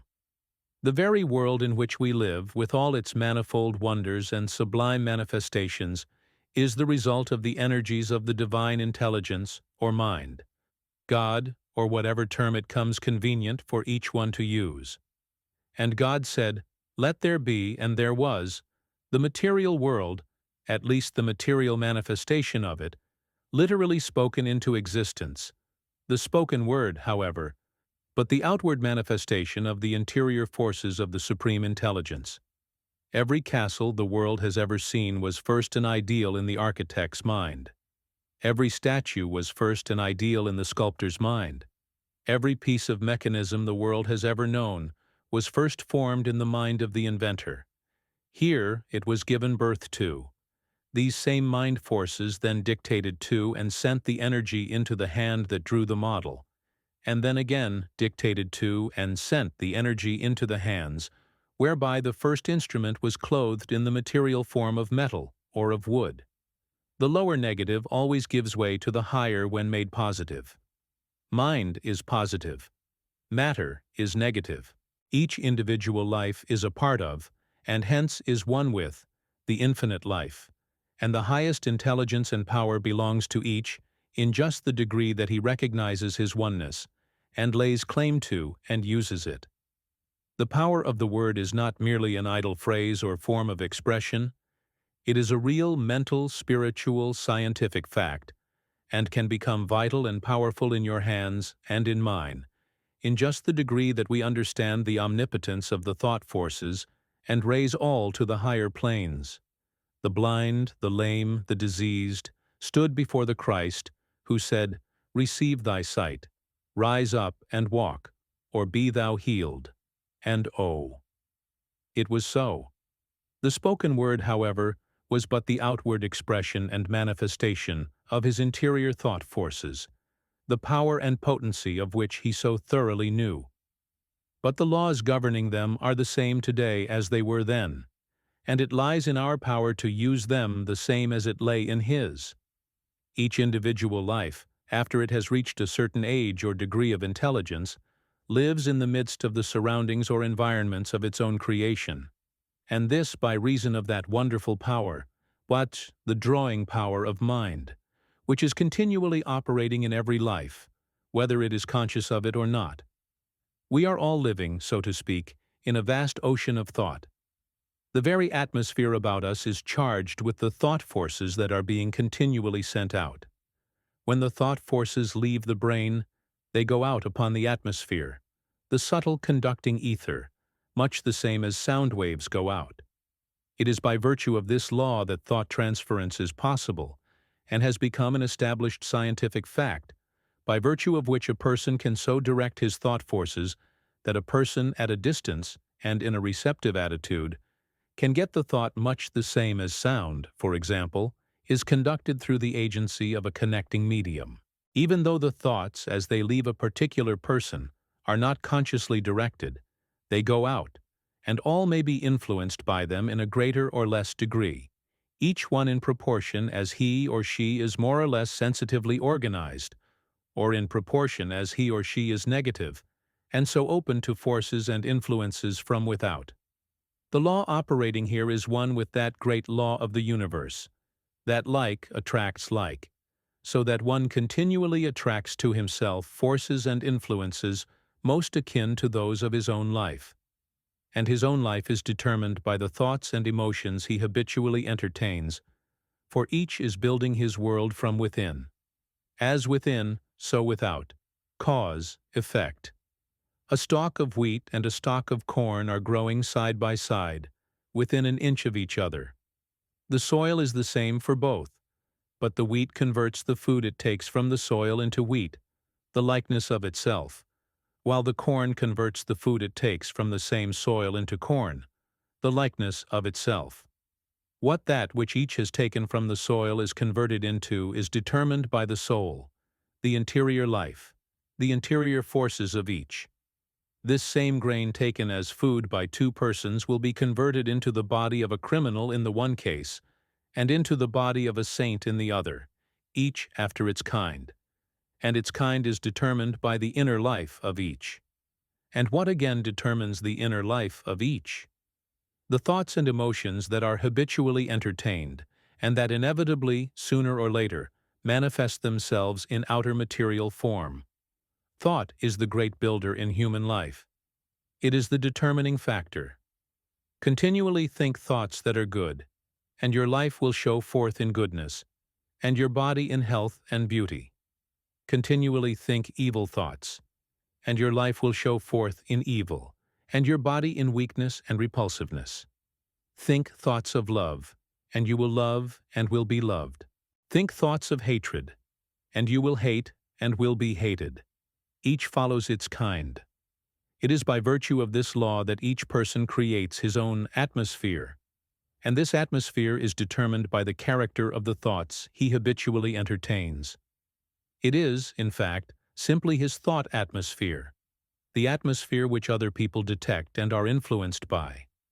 In this way, each person creates the atmosphere of his own room, of family, the atmosphere of the house in which they live, so that the moment you enter the door you feel influences kindred to the thoughts, and hence to the lives of those who dwell there.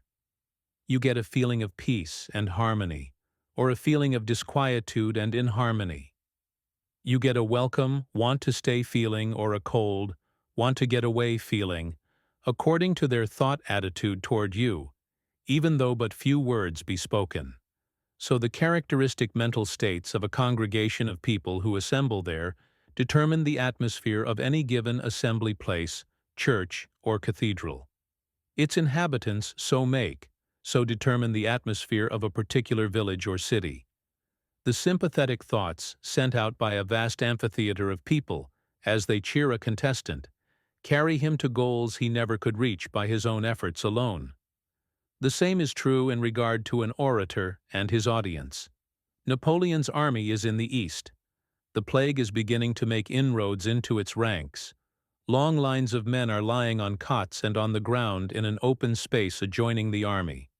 Fear has taken a vital hold of all, and the men are continually being stricken. Look yonder, contrary to the earnest entreaties of his officers, who tell him that such exposure will mean sure death. Napoleon, with a calm and dauntless look upon his face, with a firm and defiant step, is coming through these plague-stricken ranks. He is going up to, talking with, touching the men, and as they see him, there goes up a mighty shout, "The Emperor! The Emperor!" And from that hour the plague in its inroads is stopped. A marvelous example of the power of a man who, by his own dauntless courage, absolute fearlessness, and power of mind, could send out such forces that they in turn awakened kindred forces in the minds of thousands of others, which in turn dominate their very bodies, so that the plague, and even death itself, is driven from the field. One of the grandest examples of a man of the most mighty and tremendous mind and will power, and at the same time an example of one of the grandest failures, taking life in its totality, the world has ever seen. Again, as has been said, the great law operating in connection with the thought forces is one with that great law of the universe, that like attracts like. We can, by virtue of our ignorance of the powers of the mind forces and the prevailing mental states, we can take the passive, the negative, fearing, drifting attitude, and thus continually attract to us like influences and conditions from both the seen and the unseen side of life. Or, by a knowledge of the power and potency of these forces, we can take the positive, the active attitude, that of mastery, and so attract the higher and more valuable influences, exactly as we will too. We are all much more influenced by the thought forces and mental states of those around us and of the world at large than we have even the slightest conception of. If not self-hypnotized into certain beliefs and practices, we are, so to speak, semi-hypnotized through the influence of the thoughts of others, even though unconsciously both on their part and on ours. We are so influenced and enslaved in just the degree that we fail to recognize the power and omnipotence of our own forces, and so become slaves to custom, conventionality, the opinions of others, and so in like proportion lose our own individuality and powers. He who in his own mind takes the attitude of the slave, by the power of his own thoughts, and the forces he thus attracts to him, becomes the slave. He who in his own mind takes the attitude of the master, by the same power of his own thoughts, and the forces he thus attracts to him, becomes the master. Each is building his world from within, and if outside forces play, it is because he allows them to play, and he has it in his own power to determine whether these shall be positive, uplifting, ennobling, strengthening, success-giving, or negative, degrading, weakening, failure-bringing.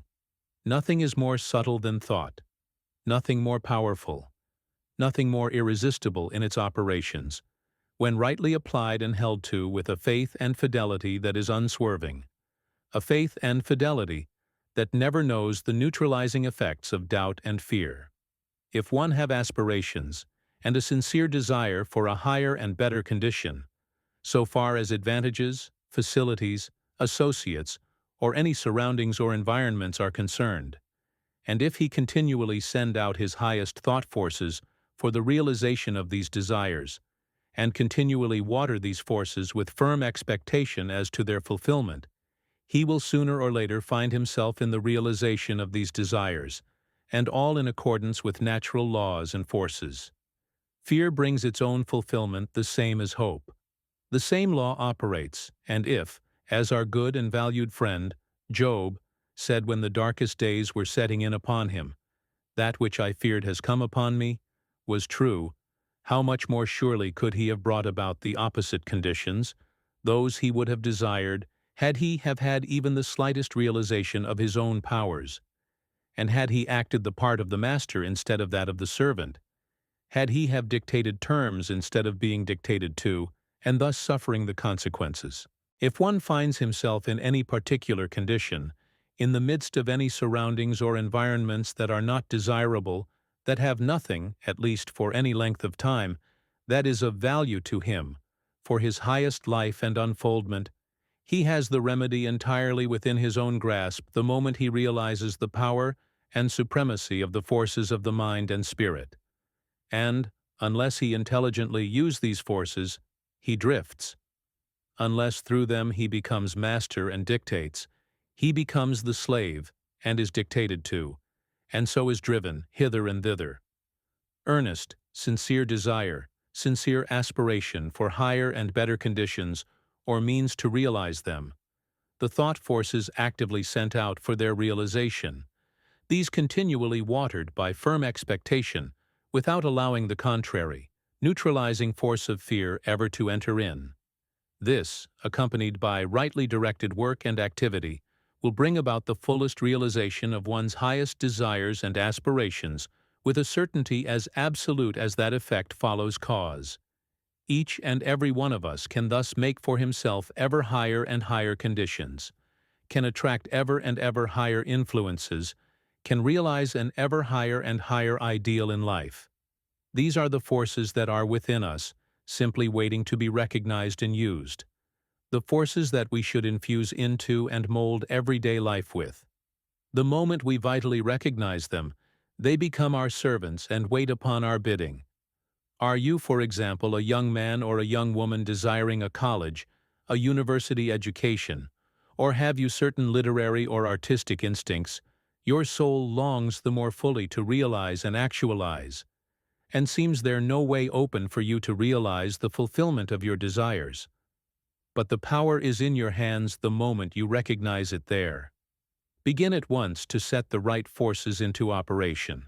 Put forth your ideal, which will begin to clothe itself in material form. Send out your thought forces for its realization. Continually hold and add to them, always strongly but always calmly. Never allow the element of fear, which will keep the realization just so much farther away, to enter in. But, on the contrary, continually water with firm expectation all the forces thus set into operation. Do not then sit and idly fold the hands, expecting to see all things drop into the lap. God feeds the sparrow, but he does not throw the food into its nest, but take hold of the first thing that offers itself for you to do.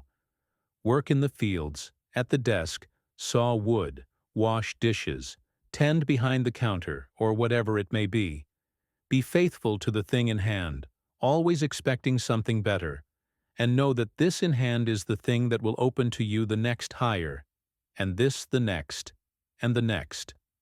And so realize that each thing thus taken hold of is but the agency that takes you each time a step nearer the realization of your fondest ideals.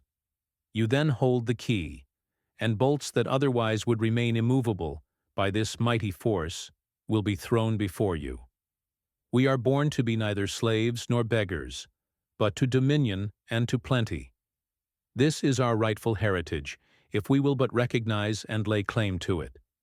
Many a man and many a woman is today longing for conditions better and higher than he or she is in, who might be using the same time now spent in vain, indefinite, spasmodic longings, in putting into operation forces which, accompanied by the right personal activity, would speedily bring the fullest realization of his or her fondest dreams. The great universe is filled with an abundance of all things, filled to overflowing. All there is in her, waiting only for the touch of the right forces to cast them forth. She is no respecter of persons outside of the fact that she always responds to the demands of the man or the woman who knows and uses the forces and powers he or she is endowed with.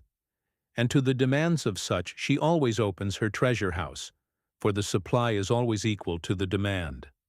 All things are in the hands of him who knows they are there. Of all known forms of energy, thought is the most subtle, the most irresistible force. It has always been operating, but so far as the great masses of the people are concerned, it has been operating blindly, or rather, they have been blind to its mighty power, except in the cases of a few here and there. And these, as a consequence, have been our prophets, our seers, our sages, our saviors, our men of great and mighty power. We are just beginning to grasp the tremendous truth that there is a science of thought, and that the laws governing it can be known and scientifically applied. The man who understands and who appropriates this fact has literally all things under his control. Heredity and its attendant circumstances and influences, you ask? Most surely. The barriers which heredity builds, the same as those environment erects, when the awakened interior forces are considered, are as mud walls standing within the range of a Krupp gun. Shattered and crumbled they are when the tremendous force is applied. Thought needs direction to be effective, and upon this effective results depend as much as upon the force itself. This brings us to the will. Will is not, as is so often thought, a force in itself. Will is the directing power. Thought is the force. Will gives direction. Thought scattered gives the weak, the uncertain, the vacillating, the aspiring, but the never doing, the I would like to, but the get nowhere, the attain to nothing man or woman. Thought steadily directed by the will gives the strong, the firm, the never yielding, the never no defeat man or woman. The man or woman who uses the very difficulties and hindrances that would dishearten the ordinary person, as stones with which he paves a way over which he triumphantly walks, who, by the very force he carries with him, so neutralizes and transmutes the very obstacles that would bar his way that they fall before him, and in turn aid him on his way. The man or woman who, like the eagle, uses the very contrary wind that would thwart his flight, that would turn him and carry him in the opposite direction, as the very agency upon which he mounts and mounts and mounts, until actually lost to the human eye, and which, in addition to thus aiding him, brings to him an ever fuller realization of his own powers, or in other words, an ever greater power. It is this that gives the man or the woman who in storm or in sunny weather rides over every obstacle, throws before him every barrier, and, as Browning has said, finally arrives. Take, for example, the successful businessman. For it is all one, the law is the same in all cases. The man who started with nothing except his own interior equipments. He has made up his mind to one thing: success. This is his ideal. He thinks success, he sees success. He refuses to see anything else. He expects success. He thus attracts it to him. His thought forces continually attract to him every agency that makes for success. He has set up the current, so that every wind that blows brings him success. He doesn't expect failure, and so he doesn't invite it. He has no time, no energies, to waste in fears or forebodings. He is dauntless, untiring in his efforts. Let disaster come today, and tomorrow, aye, even yet today. He is getting his bearings. He is setting forces anew into operation. And these very forces are of more value to him than the $500,000 of his neighbor who has suffered from the same disaster. We speak of a man's failing in business, little thinking that the real failure came long before, and that the final crash is but the culmination, the outward visible manifestation, of the real failure that occurred within possibly long ago. A man carries his success or his failure with him. It is not dependent upon outside conditions. Will is the steady directing power. It is concentration. It is the pilot which, after the vessel is started by the mighty force within, puts it on its right course and keeps it true to that course. The pilot under whose control the rudder is which brings the great ocean liner, even through storms and gales, to an exact spot in the Liverpool port within a few minutes of its scheduled time, and at times even upon the very minute. Will is the sunglass which so concentrates and so focuses the sun's rays that they quickly burn a hole through the paper that is held before it. The same rays, not thus concentrated, not thus focused, would fall upon the paper for days without any effect whatever. Will is the means for the directing, the concentrating, the focusing of the thought forces. Thought under wise direction. This it is that does the work, that brings results, that makes the successful career.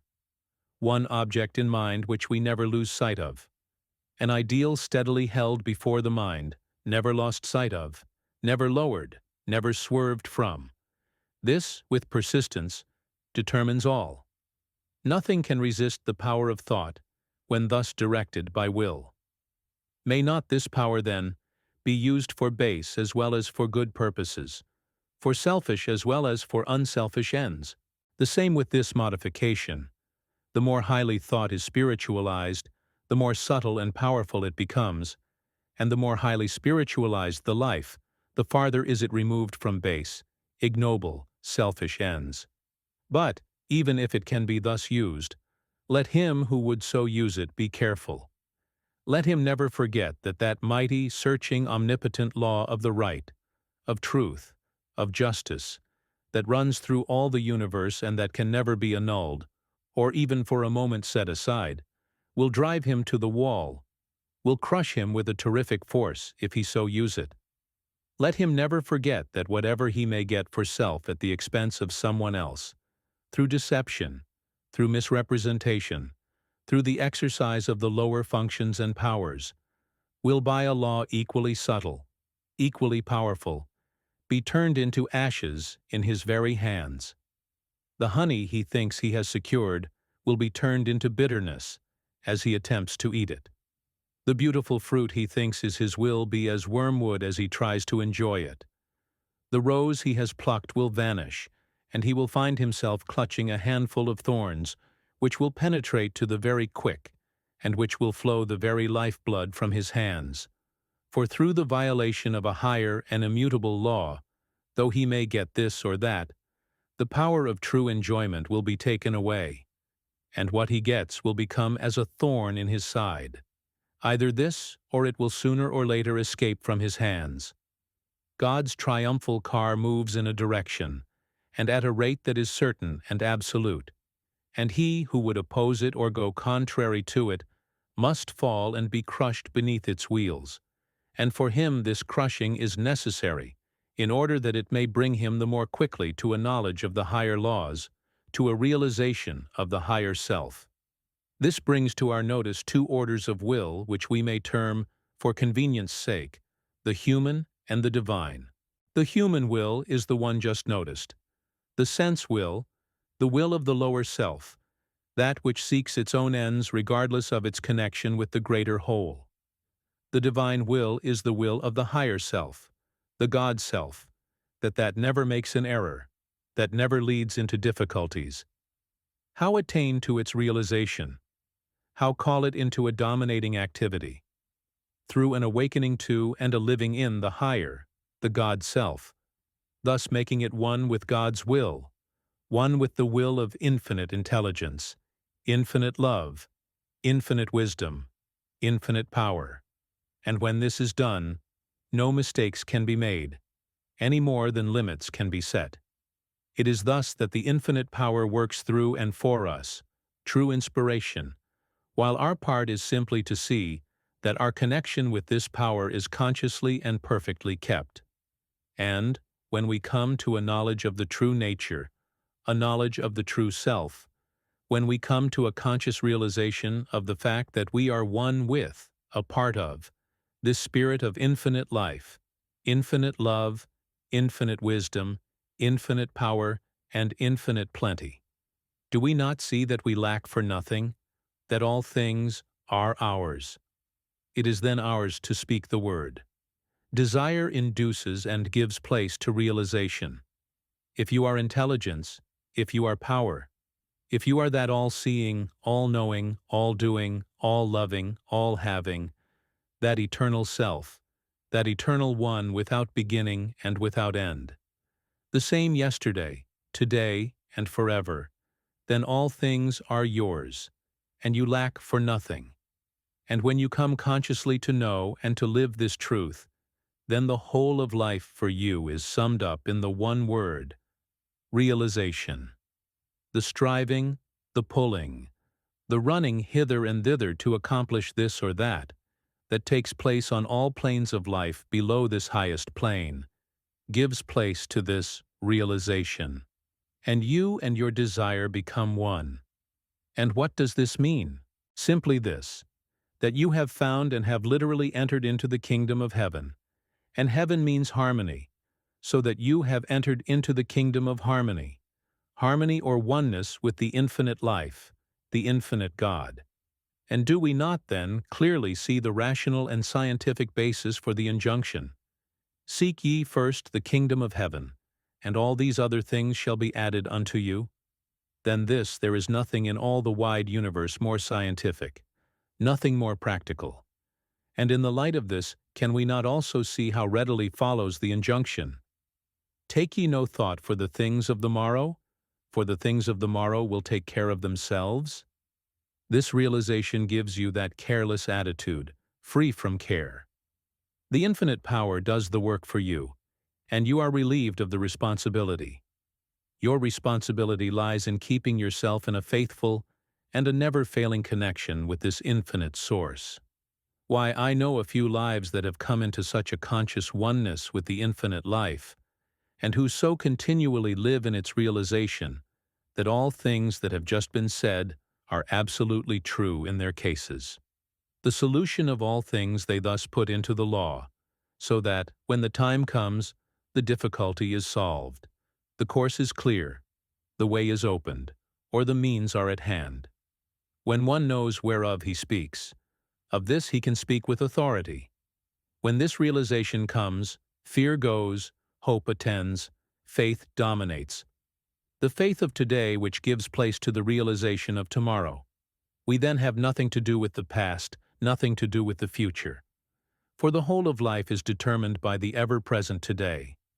As my life today has been determined by the way I lived my yesterday, so my tomorrow is being determined by the way I live my today. Let me then live in this eternal now, and realize that I am at this very moment living the eternal life as much as I ever shall or can live it.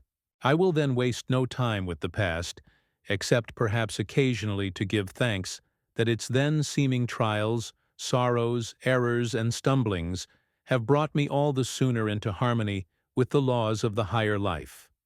Let me waste no time with the future, no time in idle dreaming, neither in fears nor forebodings, thus inviting and opening the door for the entrance of their actualizations. But rather let me, by the thoughts, and so by the deeds of today, make the future exactly what I will. Every act is preceded and given birth to by a thought. The act repeated forms the habit. The habit determines the character, and character determines the life, the destiny.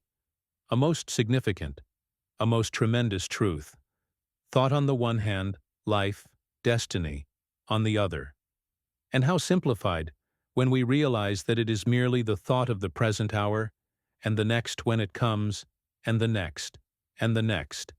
So life, destiny, on the one hand, the thoughts of the present hour, on the other.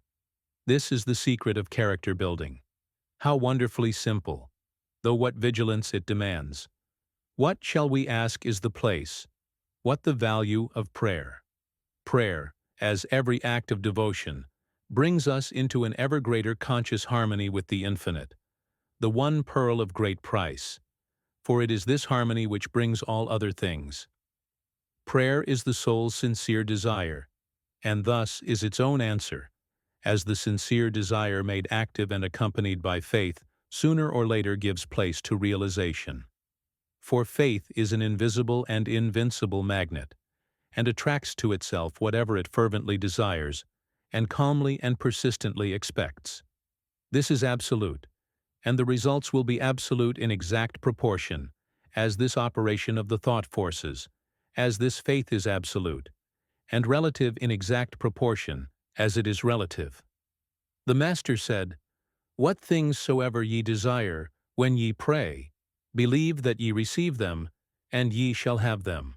Can any law be more clearly enunciated? Can anything be more definite and more absolute than this? According to thy faith, be it unto thee. Do we at times fail in obtaining the results we desire? The fault, the failure, lies not in the law but in ourselves. Regarded in its right and true light, then prayer there is nothing more scientific, nothing more valuable, nothing more effective. This conscious realization of oneness with the infinite life is of all things the one thing to be desired. For when this oneness is realized and lived in, all other things follow in its train. There are no desires that shall not be realized. For God has planted in the human breast no desire without its corresponding means of realization. No harm can come nigh, nothing can touch us. There will be nothing to fear, for we shall thus attract only the good. And whatever changes time may bring understanding the law, we shall always expect something better, and thus set into operation the forces that will attract that something, realizing that many times angels go out, that archangels may enter in. And this is always true in the case of the life of this higher realization. And why should we have any fear whatever? Fear even for the nation, as is many times expressed. God is behind His world, in love and with infinite care and watchfulness working out His great and almighty plans. And whatever plans men may devise, He will, when the time is ripe, either frustrate and shatter, or aid and push through to their most perfect culmination. Frustrate and shatter if contrary to, aid and actualize if in harmony with His. It will readily be seen what a power the life that is fully awake, that fully grasps and uses the great forces of its own interior self, can be in the service of mankind. One with these forces highly spiritualized will not have to go here and there to do the greatest service for mankind. Such a one can sit in his cabin, in his tent, in his own home, or as he goes here and there, he can continually send out influences of the most potent and powerful nature, influences that will have their effect, that will do their work, and that will reach to the uttermost parts of the world. Than this, there can be no more valuable, more vital service, nor one of a higher nature. These facts, the facts relating to the powers that come with the higher awakening, have been dealt with somewhat fully, to show that the matters along the lines of man's interior, intuitive, spiritual, thought, soul life, instead of being, as they are so many times regarded, merely indefinite, sentimental, or impractical, are, on the contrary, powerfully, omnipotently real, and are of all practical things in the world the most practical, and, in the truest and deepest sense, the only truly practical things there are. And preeminently is this true when we look with a long range of vision, past the mere today, to the final outcome, to the time when that transition we are accustomed to call death takes place, and all accumulations and possessions material are left behind, and the soul takes with it only the unfoldment and growth of the real life. And unless it has this, when all else must be left behind, it goes out poor indeed. And a most wonderful and beautiful fact of it all is this, that all growth, all advancement, all attainment, made along the lines of the spiritual, the soul, the real life, is so much made forever, and can never be lost. Hence the great fact in the admonition, "Lay not up for yourselves treasures on earth, where moth doth corrupt, and where thieves break through and steal, but lay up for yourselves treasures in heaven, the interior, spiritual kingdom, where neither moth doth corrupt, nor where thieves break through and steal." What then, again let us ask, is love to God? It is far more, we have found, than a mere sentimental abstraction. It is this awakening to the higher, the God self, a coming into the conscious realization of the fact that your life is one with, is a part of, the infinite life, the full realization of the fact that you are a spiritual being here and now, at this very moment, and a living as such. It is being true to the light that lighteth every man that cometh into the world, and so a finding of the Christ within, a realization of the fact that God is the life of your life, and so not afar off, a realization of a oneness so perfect that you are able to say, as did his other son, I and my Father are one, the ultimate destiny of each human soul, each of the Father's children, for all, no matter what differences man may see, are equal in his sight, and he created not one in vain. So love to God in its true expression is not a mere sentimentality, a mere abstraction. It is life, it is growth, it is spiritual awakening and unfoldment, it is realization. Again, it is life, it is the more abundant life. Then recognize this fact, and so fill your life with an intense, a passionate love for God. Then take this life, so rich, so abundant, and so powerful, and lose it in the love and service of your fellow men, the Father's other children. Fill it with an intense, a passionate love for service. And when this shall have been done, your life is in complete harmony with all the law and the prophets, in complete harmony with the two great and determining facts of human life and destiny, love to God and love to one's fellow men, the two eternal principles upon which the great universal religion, which is slowly and gradually evolving out an almost endless variety and form, is to rest. Do this, and feel once for all the power and the thrill of the life universal. Do this, and find yourself coming into the full realization of such splendors and beauties as all the royal courts of this world combined have never been able even to dream of. When the step from the personal to the impersonal, from the personal, the individual, to the universal is once made, the great solution of life has come, and by this same step one enters at once into the realm of all power. When this is done, and one fully realizes the fact that the greatest life is the life spent in the service of all mankind, and then when he vitally grasps that great eternal principle of right, of truth, of justice, that runs through all the universe, and which, though temporarily it may seem to be perverted, always and with never an exception eventually prevails, and that with an omnipotent power, he then holds the key to all situations. A king of this nature goes about his work absolutely regardless of what men may say or hear or think or do, for he himself has absolutely nothing to gain or nothing to lose, and nothing of this nature can come near him or touch him, for he is standing not in the personal, but in the universal. He is then in God's work, and the very God powers are his, and it seems as if the very angels of heaven come to minister unto him and to move things his way. And this is true, very true, for he himself is simply moving God's way. And when this is so, the certainty of the outcome is absolute. How often did the Master say, I seek not to do mine own will, but the will of the Father who sent me? Here is the world's great example of the life out of the personal and in the universal, hence his great power.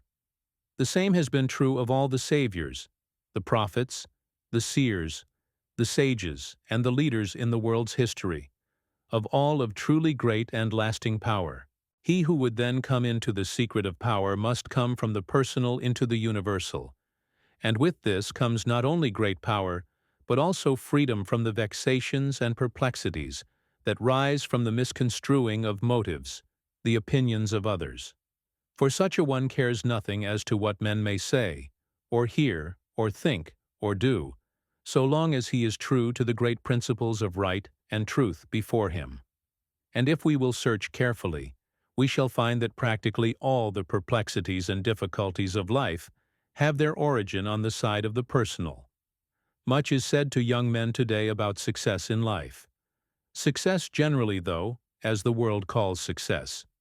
It is well, however, always to bear in mind the fact that there is a success which is a miserable, a deplorable failure, while, on the other hand, there is a failure which is a grand, a noble, a godlike success. And one crying need of the age is that young men be taught the true dignity, nobility, and power of such a failure, such a failure in the eyes of the world today, but such a success in the eyes of God and the coming ages. When this is done, there will be among us more prophets, more saviors, more men of grand and noble stature, who with a firm and steady hand will hold the lighted torch of true advancement high up among the people. And they will be those whom the people will gladly follow, for they will be those who will speak and move with authority, true sons of God, true brothers of men. A man may make his millions, and his life be a failure still. The promise was given that our conversation should not be extended, and unless we conclude it now, the promise will not be kept. Our aim at the outset, you will remember, was to find answer to the question, how can I make life yield its fullest and best? How can I know the true secret of power? How can I attain to true greatness? How can I fill the whole of life with a happiness, a peace, a joy, a satisfaction that is ever rich and abiding, that ever increases, never diminishes? Two great laws come forward. The one, that we find our own lives in losing them in the service of others, love to the fellow man. The other, that all life is one with, is part of, the infinite life, that we are not material, but spiritual beings here and now, and a living as such, which brings us in turn to a realization of the higher, the God Self, thus bringing us into the realm of all peace, all power, and all plenty. This is love to God. And I wonder now if we have found the answer true and satisfactory. We have sat at the feet of the Master Teacher, and he has told us that we have.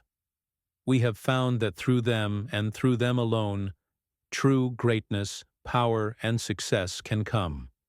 That through them comes the richest joy, the greatest peace and satisfaction this world can know.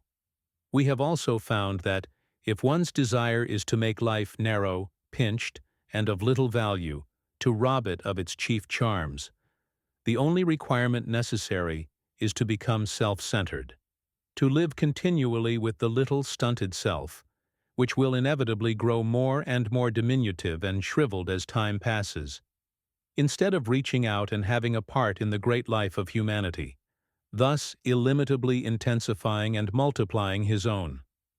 For each act of humble service is that divine touching of the ground which enables one to get the spring whereby he leaps to ever greater heights. We have found that a recognition of these two laws enables one to grow and develop the fullest and richest life here, and that they are the two gates whereby all who would must enter the kingdom of heaven. Around this great and sweet incensed altar of love, service, and self-devotion to God and the fellow man, can and do all mankind bow and worship.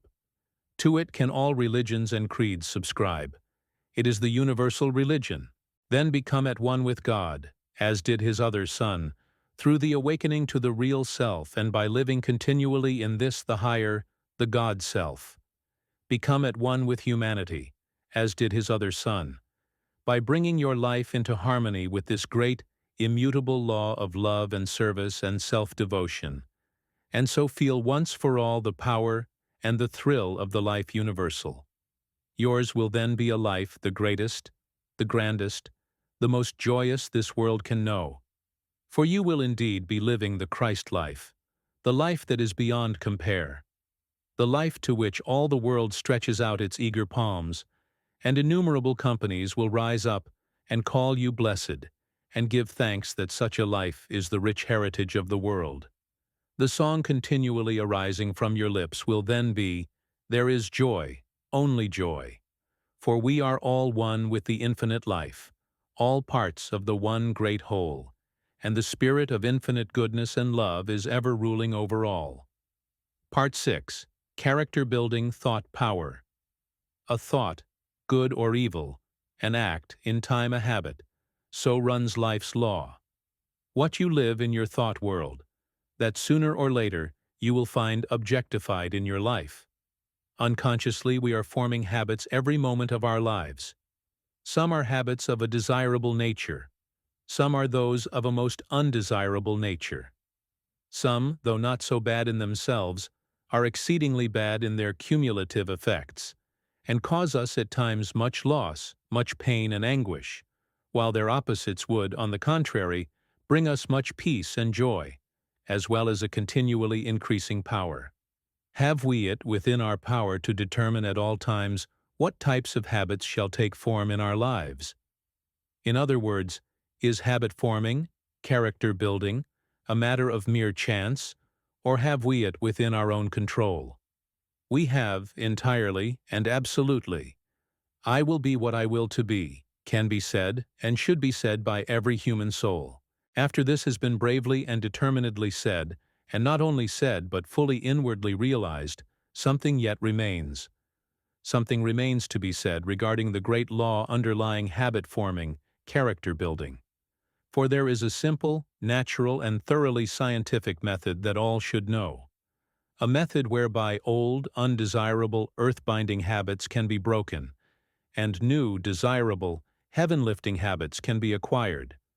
A method whereby life in part, or in its totality, can be changed, provided one is sufficiently in earnest to know, and, knowing it, to apply the law. Thought is the force underlying all. And what do we mean by this? Simply this: your every act, every conscious act, is preceded by a thought. Your dominating thoughts determine your dominating actions. The acts repeated crystallize themselves into the habit. The aggregate of your habits is your character.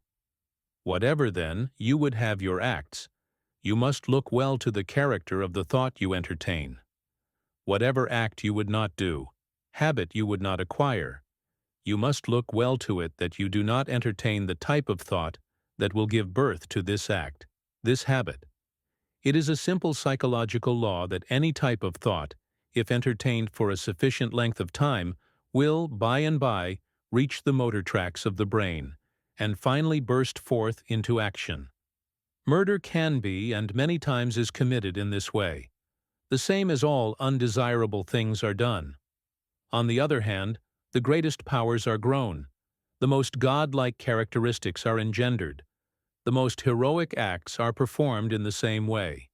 The thing clearly to understand is this, that the thought is always parent to the act. Now, we have it entirely in our own hands to determine exactly what thoughts we entertain. In the realm of our own minds we have absolute control, or we should have. And if at any time we have not, then there is a method by which we can gain control, and in the realm of the mind become thorough masters.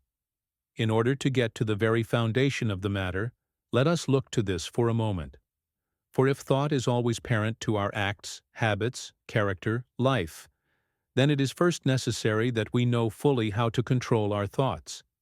Here let us refer to that law of the mind which is the same as is the law in connection with the reflex nerve system of the body, the law which says that whenever one does a certain thing in a certain way, it is easier to do the same thing in the same way the next time, and still easier the next, and the next, and the next, until in time it comes to pass that no effort is required, or no effort worth speaking of. But on the contrary, to do the opposite would require the effort. The mind carries with it the power that perpetuates its own type of thought, the same as the body carries with it, through the reflex nerve system, the power which perpetuates and makes continually easier its own particular acts. Thus a simple effort to control one's thoughts, a simple setting about it, even if at first failure is the result, and even if for a time failure seems to be about the only result, will in time, sooner or later, bring him to the point of easy, full, and complete control. Each one, then, can grow the power of determining, controlling his thought, the power of determining what types of thought he shall, and what types he shall not entertain. For let us never part in mind with this fact, that every earnest effort, along any line, makes the end aimed at just a little easier for each succeeding effort, even if, as has been said, apparent failure is the result of the earlier efforts. This is a case where even failure is success, for the failure is not in the effort, and every earnest effort adds an increment of power that will eventually accomplish the end aimed at. We can, then, gain the full and complete power of determining what character, what type of thoughts we entertain. Shall we now give attention to some 2 or 3 concrete cases? Here is a man, the cashier of a large mercantile establishment, or cashier of a bank. In his morning paper he reads of a man who has become suddenly rich, has made a fortune of $500,000 or $1,000,000 in a few hours through speculation on the stock market. Perhaps he has seen an account of another man who has done practically the same thing lately. He is not quite wise enough, however, to comprehend the fact that when he reads of 1 or 2 cases of this kind, he could find, were he to look into the matter carefully, 100 or 200 cases of men who have lost all they had in the same way. He thinks, however, that he will be one of the fortunate ones. He does not fully realize that there are no shortcuts to wealth honestly made. He takes a part of his savings, and as is true in practically all cases of this kind, he loses all that he has put in. Thinking now that he sees why he lost, and that had he more money he would be able to get back what he has lost, and perhaps make a handsome sum in addition, and make it quickly, the thought comes to him to use some of the funds he has charge of. In 9 cases out of 10, if not in 10 cases in every 10, the results that inevitably follow this are known sufficiently well to make it unnecessary to follow him farther. Where is the man's safety in the light of what we have been considering? Simply this. The moment the thought of using for his own purpose funds belonging to others enters his mind, if he is wise he will instantly put the thought from his mind. If he is a fool he will entertain it. In the degree in which he entertains it, it will grow upon him. It will become the absorbing thought in his mind. It will finally become master of his willpower, and through rapidly succeeding steps, dishonor, shame, degradation, penitentiary, remorse will be his. It is easy for him to put the thought from his mind when it first enters, but as he entertains it, it grows into such proportions that it becomes more and more difficult for him to put it from his mind. And by it becomes practically impossible for him to do it. The light of the match, which but a little effort of the breath would have extinguished at first, has imparted a flame that is raging through the entire building, and now it is almost, if not quite impossible to conquer it. Shall we notice another concrete case? A trite case, perhaps, but one in which we can see how habit is formed, and also how the same habit can be unformed. Here is a young man. He may be the son of poor parents, or he may be the son of rich parents, one in the ordinary ranks of life, or one of high social standing, whatever that means. He is good-hearted, one of good impulses, generally speaking, a good fellow. He is out with some companions of the same general type. They are out for a pleasant evening, out for a good time. They are apt at times to be thoughtless, even careless. The suggestion is made by one of the company, not that they get drunk. No, not at all. But merely that they go and have something to drink together. The young man whom we first mentioned, wanting to be genial, scarcely listens to the suggestion that comes to his inner consciousness, that it will be better for him not to fall in with the others in this. He does not stop long enough to realize the fact that the greatest strength and nobility of character lies always in taking a firm stand on the side of the right, and allow himself to be influenced by nothing that will weaken this stand. He goes, therefore, with his companions to the drinking place. With the same or with other companions this is repeated now and then, and each time it is repeated his power of saying no is gradually decreasing. In this way he has grown a little liking for intoxicants, and takes them perhaps now and then by himself. He does not dream, or in the slightest degree realize, what way he is tending, until there comes a day when he wakens to the consciousness of the fact that he hasn't the power nor even the impulse to resist the taste which has gradually grown into a minor form of craving for intoxicants. Thinking, however, that he will be able to stop when he is really in danger of getting into the drink habit, he goes thoughtlessly and carelessly on. We will pass over the various intervening steps and come to the time when we find him a confirmed drunkard.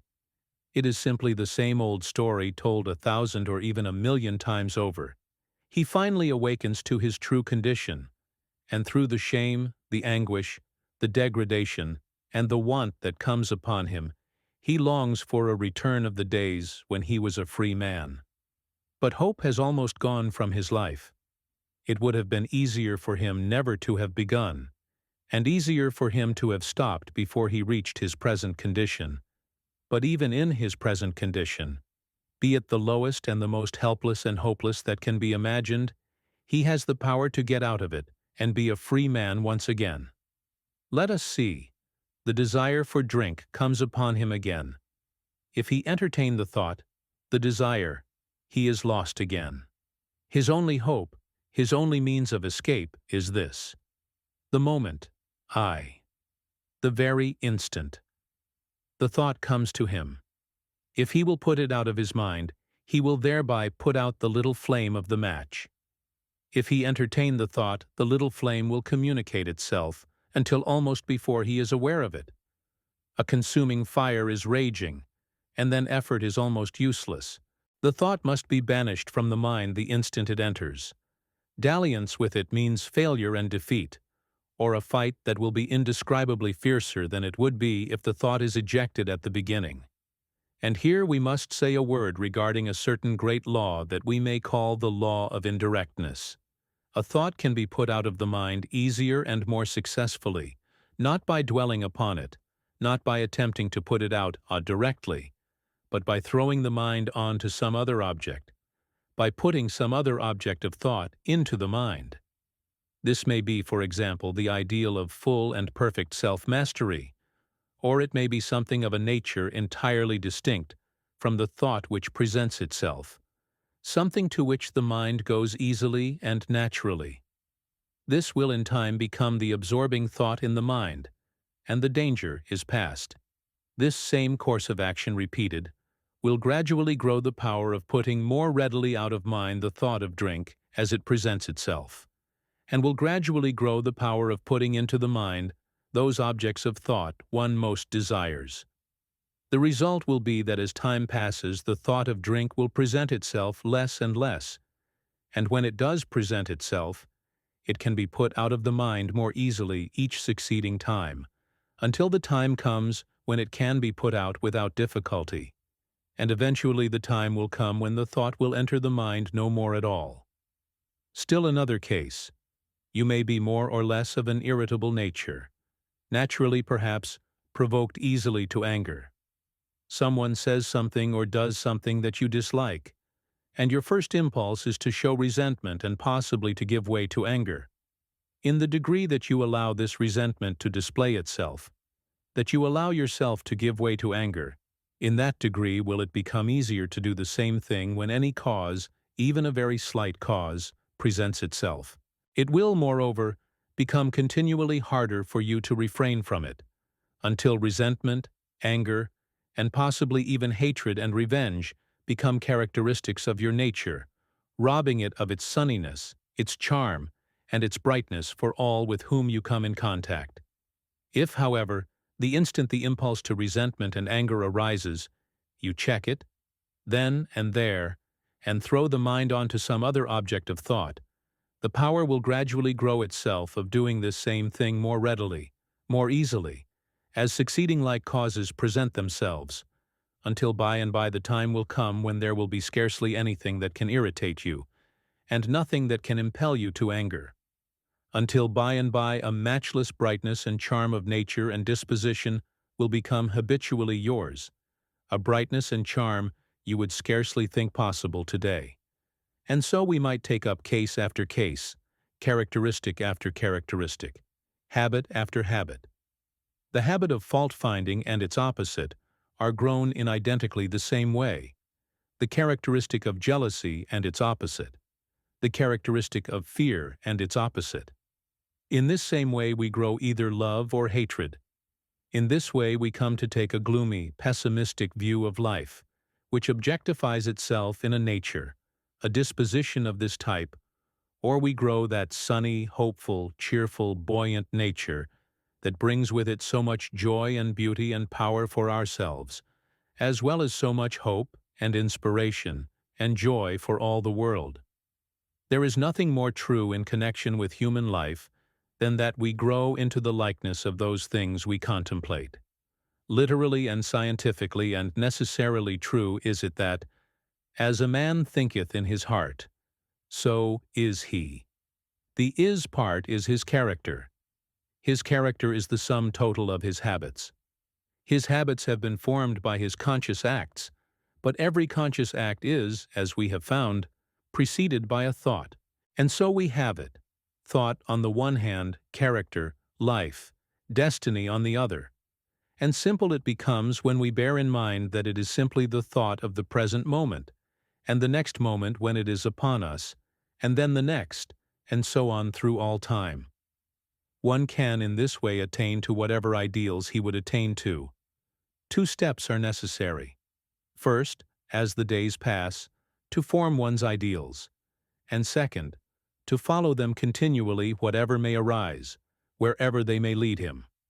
Always remember that the great and strong character is the one who is ever ready to sacrifice the present pleasure for the future good. He who will thus follow his highest ideals, as they present themselves to him day after day, year after year, will find that as Dante, following his beloved from world to world, finally found her at the gates of paradise, so he will find himself eventually at the same gates. Life is not, we may say, for mere passing pleasure, but for the highest unfoldment that one can attain to, the noblest character that one can grow, and for the greatest service that one can render to all mankind. In this, however, we will find the highest pleasure, for in this the only real pleasure lies. He who would find it by any shortcuts, or by entering upon any other paths, will inevitably find that his last state is always worse than his first. And if he proceed upon paths other than these, he will find that he will never find real and lasting pleasure at all. The question is not, what are the conditions in our lives? But, how do we meet the conditions that we find there? And whatever the conditions are, it is unwise and profitless to look upon them, even if they are conditions that we would have otherwise, in the attitude of complaint, for complaint will bring depression, and depression will weaken and possibly even kill the spirit that would engender the power that would enable us to bring into our lives an entirely new set of conditions. In order to be concrete, even at the risk of being personal, I will say that in my own experience there have come at various times into my life circumstances and conditions that I gladly would have run from at the time. Conditions that caused at the time humiliation and shame and anguish of spirit. But invariably, as sufficient time has passed, I have been able to look back and see clearly the part which every experience of the type just mentioned had to play in my life. I have seen the lessons it was essential for me to learn, and the result is that now I would not drop a single one of these experiences from my life, humiliating and hard to bear as they were at the time. No, not for the world. And here is also a lesson I have learned. Whatever conditions are in my life today that are not the easiest and most agreeable, and whatever conditions of this type all coming time may bring, I will take them just as they come, without complaint, without depression, and meet them in the wisest possible way, knowing that they are the best possible conditions that could be in my life at the time, or otherwise they would not be there. Realizing the fact that, although I may not at the time see why they are in my life, although I may not see just what part they have to play, the time will come, and when it comes, I will see it all, and thank God for every condition just as it came. Each one is so apt to think that his own conditions, his own trials or troubles or sorrows, or his own struggles, as the case may be, are greater than those of the great mass of mankind, or possibly greater than those of anyone else in the world. He forgets that each one has his own peculiar trials or troubles, or sorrows to bear, or struggles in habits to overcome, and that his is but the common lot of all the human race. We are apt to make the mistake in this, in that we see and feel keenly our own trials, or adverse conditions, or characteristics to be overcome, while those of others we do not see so clearly, and hence we are apt to think that they are not at all equal to our own. Each has his own problems to work out. Each must work out his own problems, Each must grow the insight that will enable him to see what the causes are that have brought the unfavorable conditions into his life. Each must grow the strength that will enable him to face these conditions and to set into operation forces that will bring about a different set of conditions. We may be of aid to one another by way of suggestion, by way of bringing to one another a knowledge of certain higher laws and forces that will make it easier to do that which we would do. The doing, however, must be done by each one for himself. And so the way to get out of any conditions we have gotten into, either knowingly or inadvertently, either intentionally or unintentionally, is to take time to look the conditions squarely in the face and to find the law whereby they have come about. And when we have discovered the law, the thing to do is not to rebel against it, not to resist it, but to go with it by working in harmony with it. If we work in harmony with it, it will work for our highest good, and will take us wheresoever we desire. If we oppose it, if we resist it, if we fail to work in harmony with it, it will eventually break us to pieces. The law is immutable in its workings. Go with it, and it brings all things our way. Resist it, and it brings suffering, pain, loss, and desolation. But a few days ago I was talking with a lady, a most estimable lady living on a little New England farm of some 5 or 6 acres.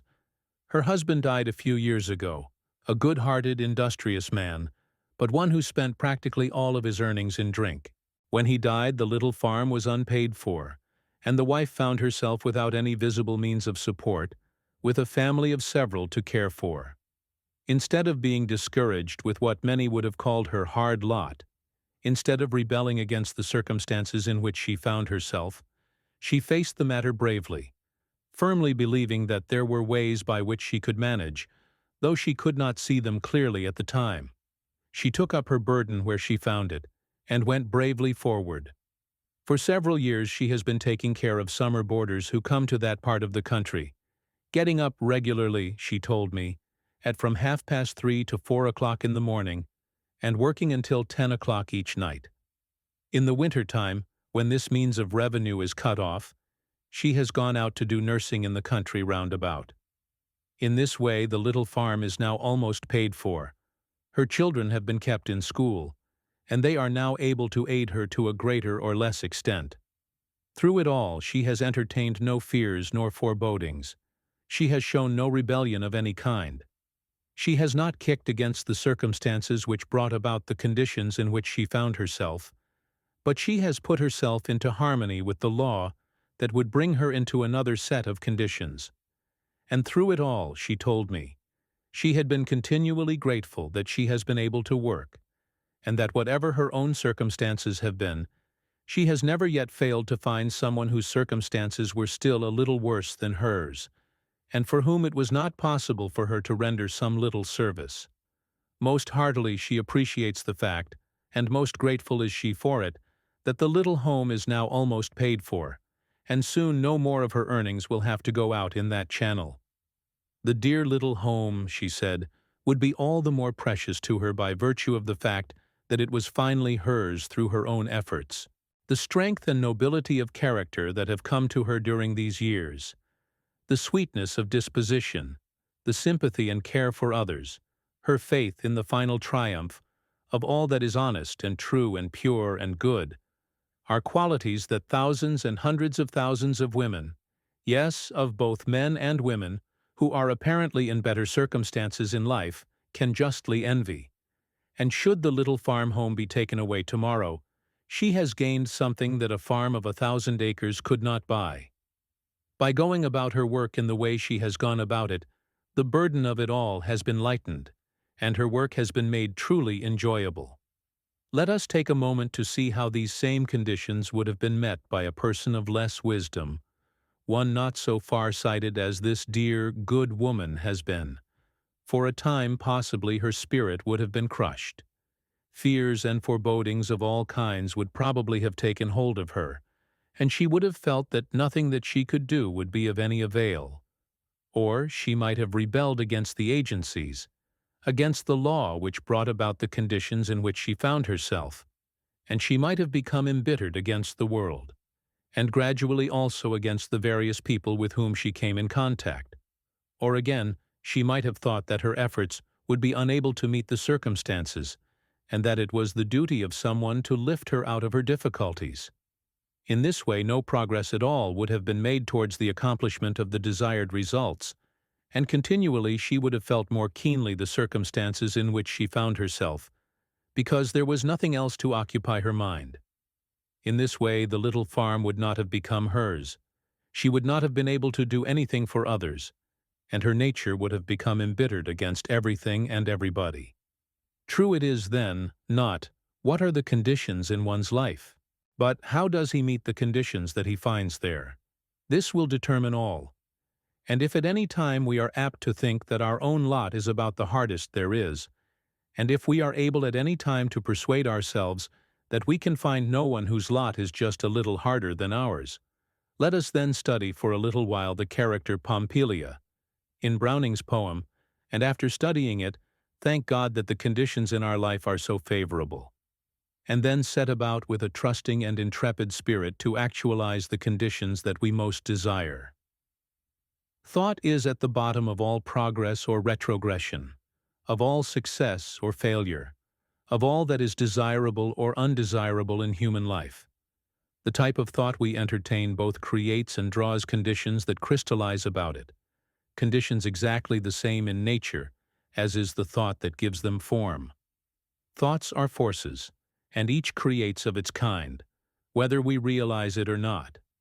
The great law of the drawing power of the mind, which says that like creates like, and that like attracts like, is continually working in every human life, for it is one of the great immutable laws of the universe. For one to take time to see clearly the things he would attain to, and then to hold that ideal steadily and continually before his mind, never allowing faith, his positive thought forces, to give way to or to be neutralized by doubts and fears, and then to set about doing each day what his hands find to do, never complaining, but spending the time that he would otherwise spend in complaint in focusing his thought forces upon the ideal that his mind has built, will sooner or later bring about the full materialization of that for which he sets out. There are those who, when they begin to grasp the fact that there is what we may term a science of thought, who, when they begin to realize that through the instrumentality of our interior, spiritual thought forces, we have the power of gradually molding the everyday conditions of life as we would have them, in their early enthusiasm are not able to see results as quickly as they expect, and are apt to think, therefore, that after all there is not very much in that which has but newly come to their knowledge. They must remember, however, that in endeavoring to overcome an old or to grow a new habit, everything cannot be done, all at once. In the degree that we attempt to use the thought forces, do we continually become able to use them more effectively. Progress is slow at first, more rapid as we proceed. Power grows by using, or, in other words, using brings a continually increasing power. This is governed by law, the same as are all things in our lives, and all things in the universe about us. Every act and advancement made by the musician is in full accordance with law. No one commencing the study of music can, for example, sit down to the piano and play the piece of a master at the first effort.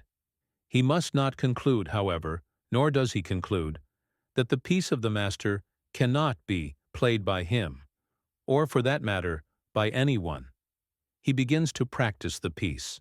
The law of the mind that we have already noticed comes to his aid, whereby his mind follows the music more readily, more rapidly, and more surely each succeeding time.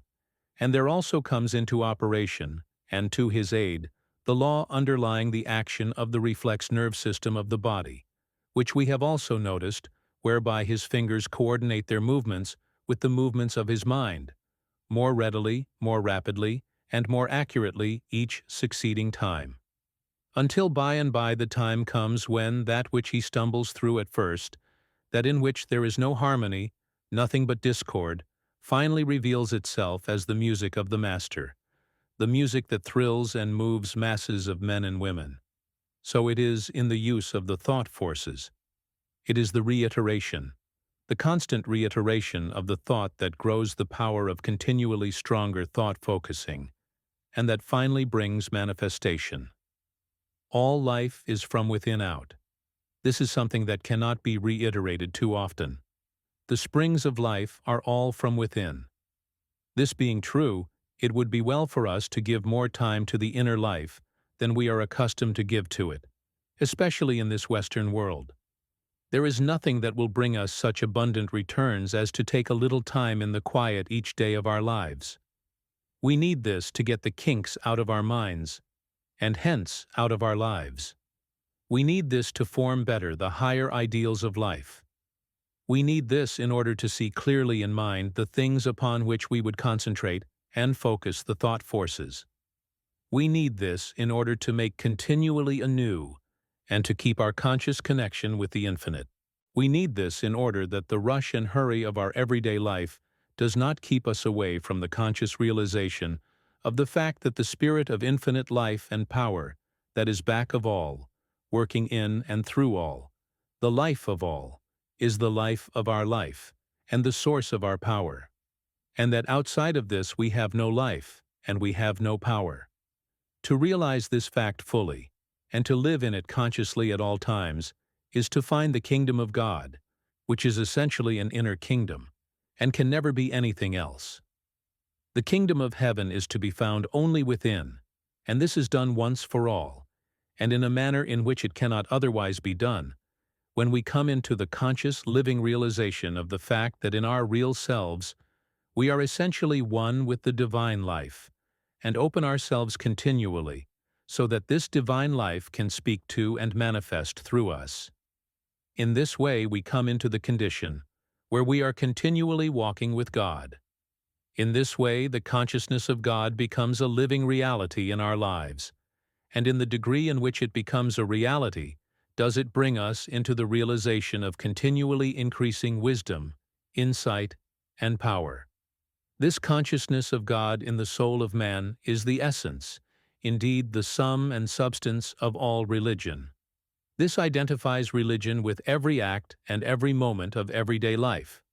That which does not identify itself with every moment of every day, and with every act of life, is religion in name only, and not in reality.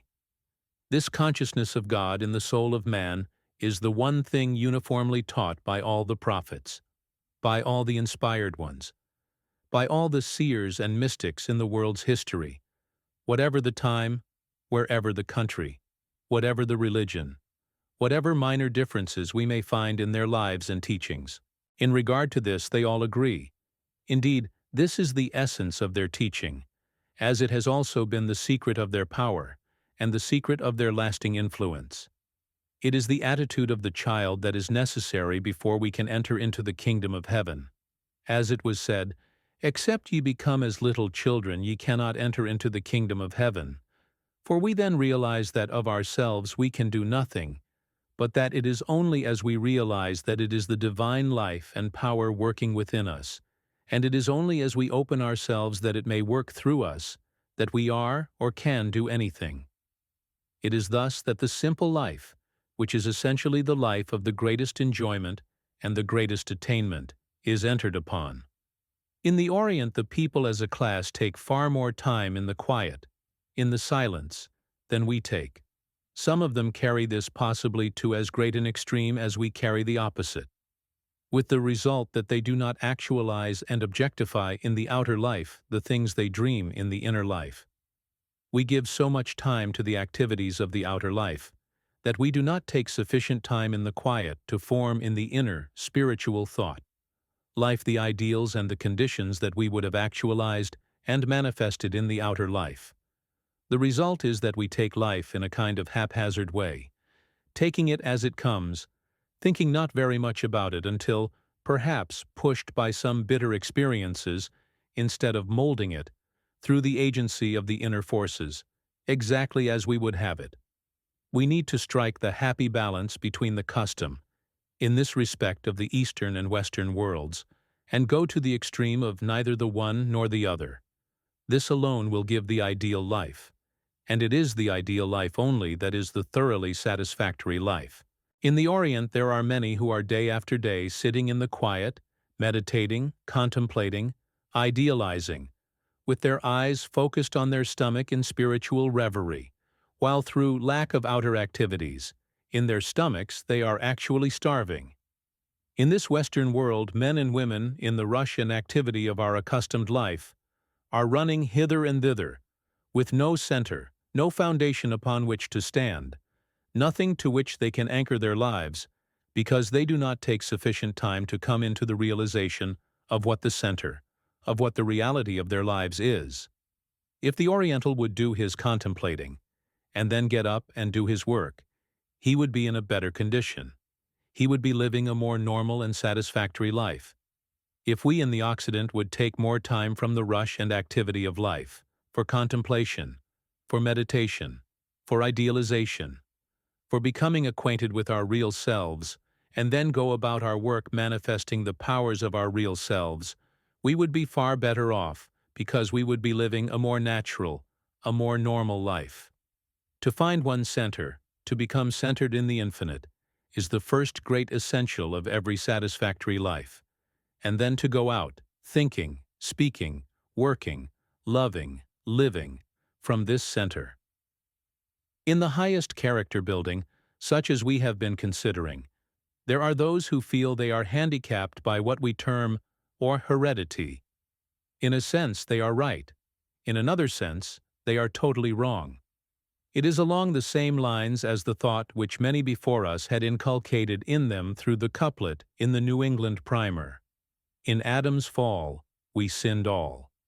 Now, in the first place, it is rather hard to understand the justice of this if it is true. In the second place, it is rather hard to understand why it is true. And in the third place, there is no truth in it at all. We are now dealing with the real, essential self. And however old Adam is, God is eternal. This means you. It means me. It means every human soul. When we fully realize this fact, we see that heredity is a reed that is easily broken. The life of everyone is in his own hands, and he can make it in character, in attainment, in power, in divine self-realization, and hence in influence, exactly what he wills to make it. All things that he most fondly dreams of are his, or may become so if he is truly in earnest. And as he rises more and more to his ideal, and grows in the strength and influence of his character, he becomes an example and an inspiration to all with whom he comes in contact, so that through him the weak and faltering are encouraged and strengthened, so that those of low ideals and of a low type of life instinctively and inevitably have their ideals raised, and the ideals of no one can be raised without its showing forth in his outer life. As he advances in his grasp upon and understanding of the power and potency of the thought forces, he finds that many times through the process of mental suggestion, he can be of tremendous aid to one who is weak and struggling, by sending to him now and then, and by continually holding him in the highest thought, in the thought of the highest strength, wisdom, and love. The one who takes sufficient time in the quiet mentally to form his ideals, sufficient time to make and to keep continually his conscious connection with the infinite, with the divine life and forces, is the one who is best adapted to the strenuous life. He it is who can go out and deal with sagacity and power, with whatever issues may arise in the affairs of everyday life.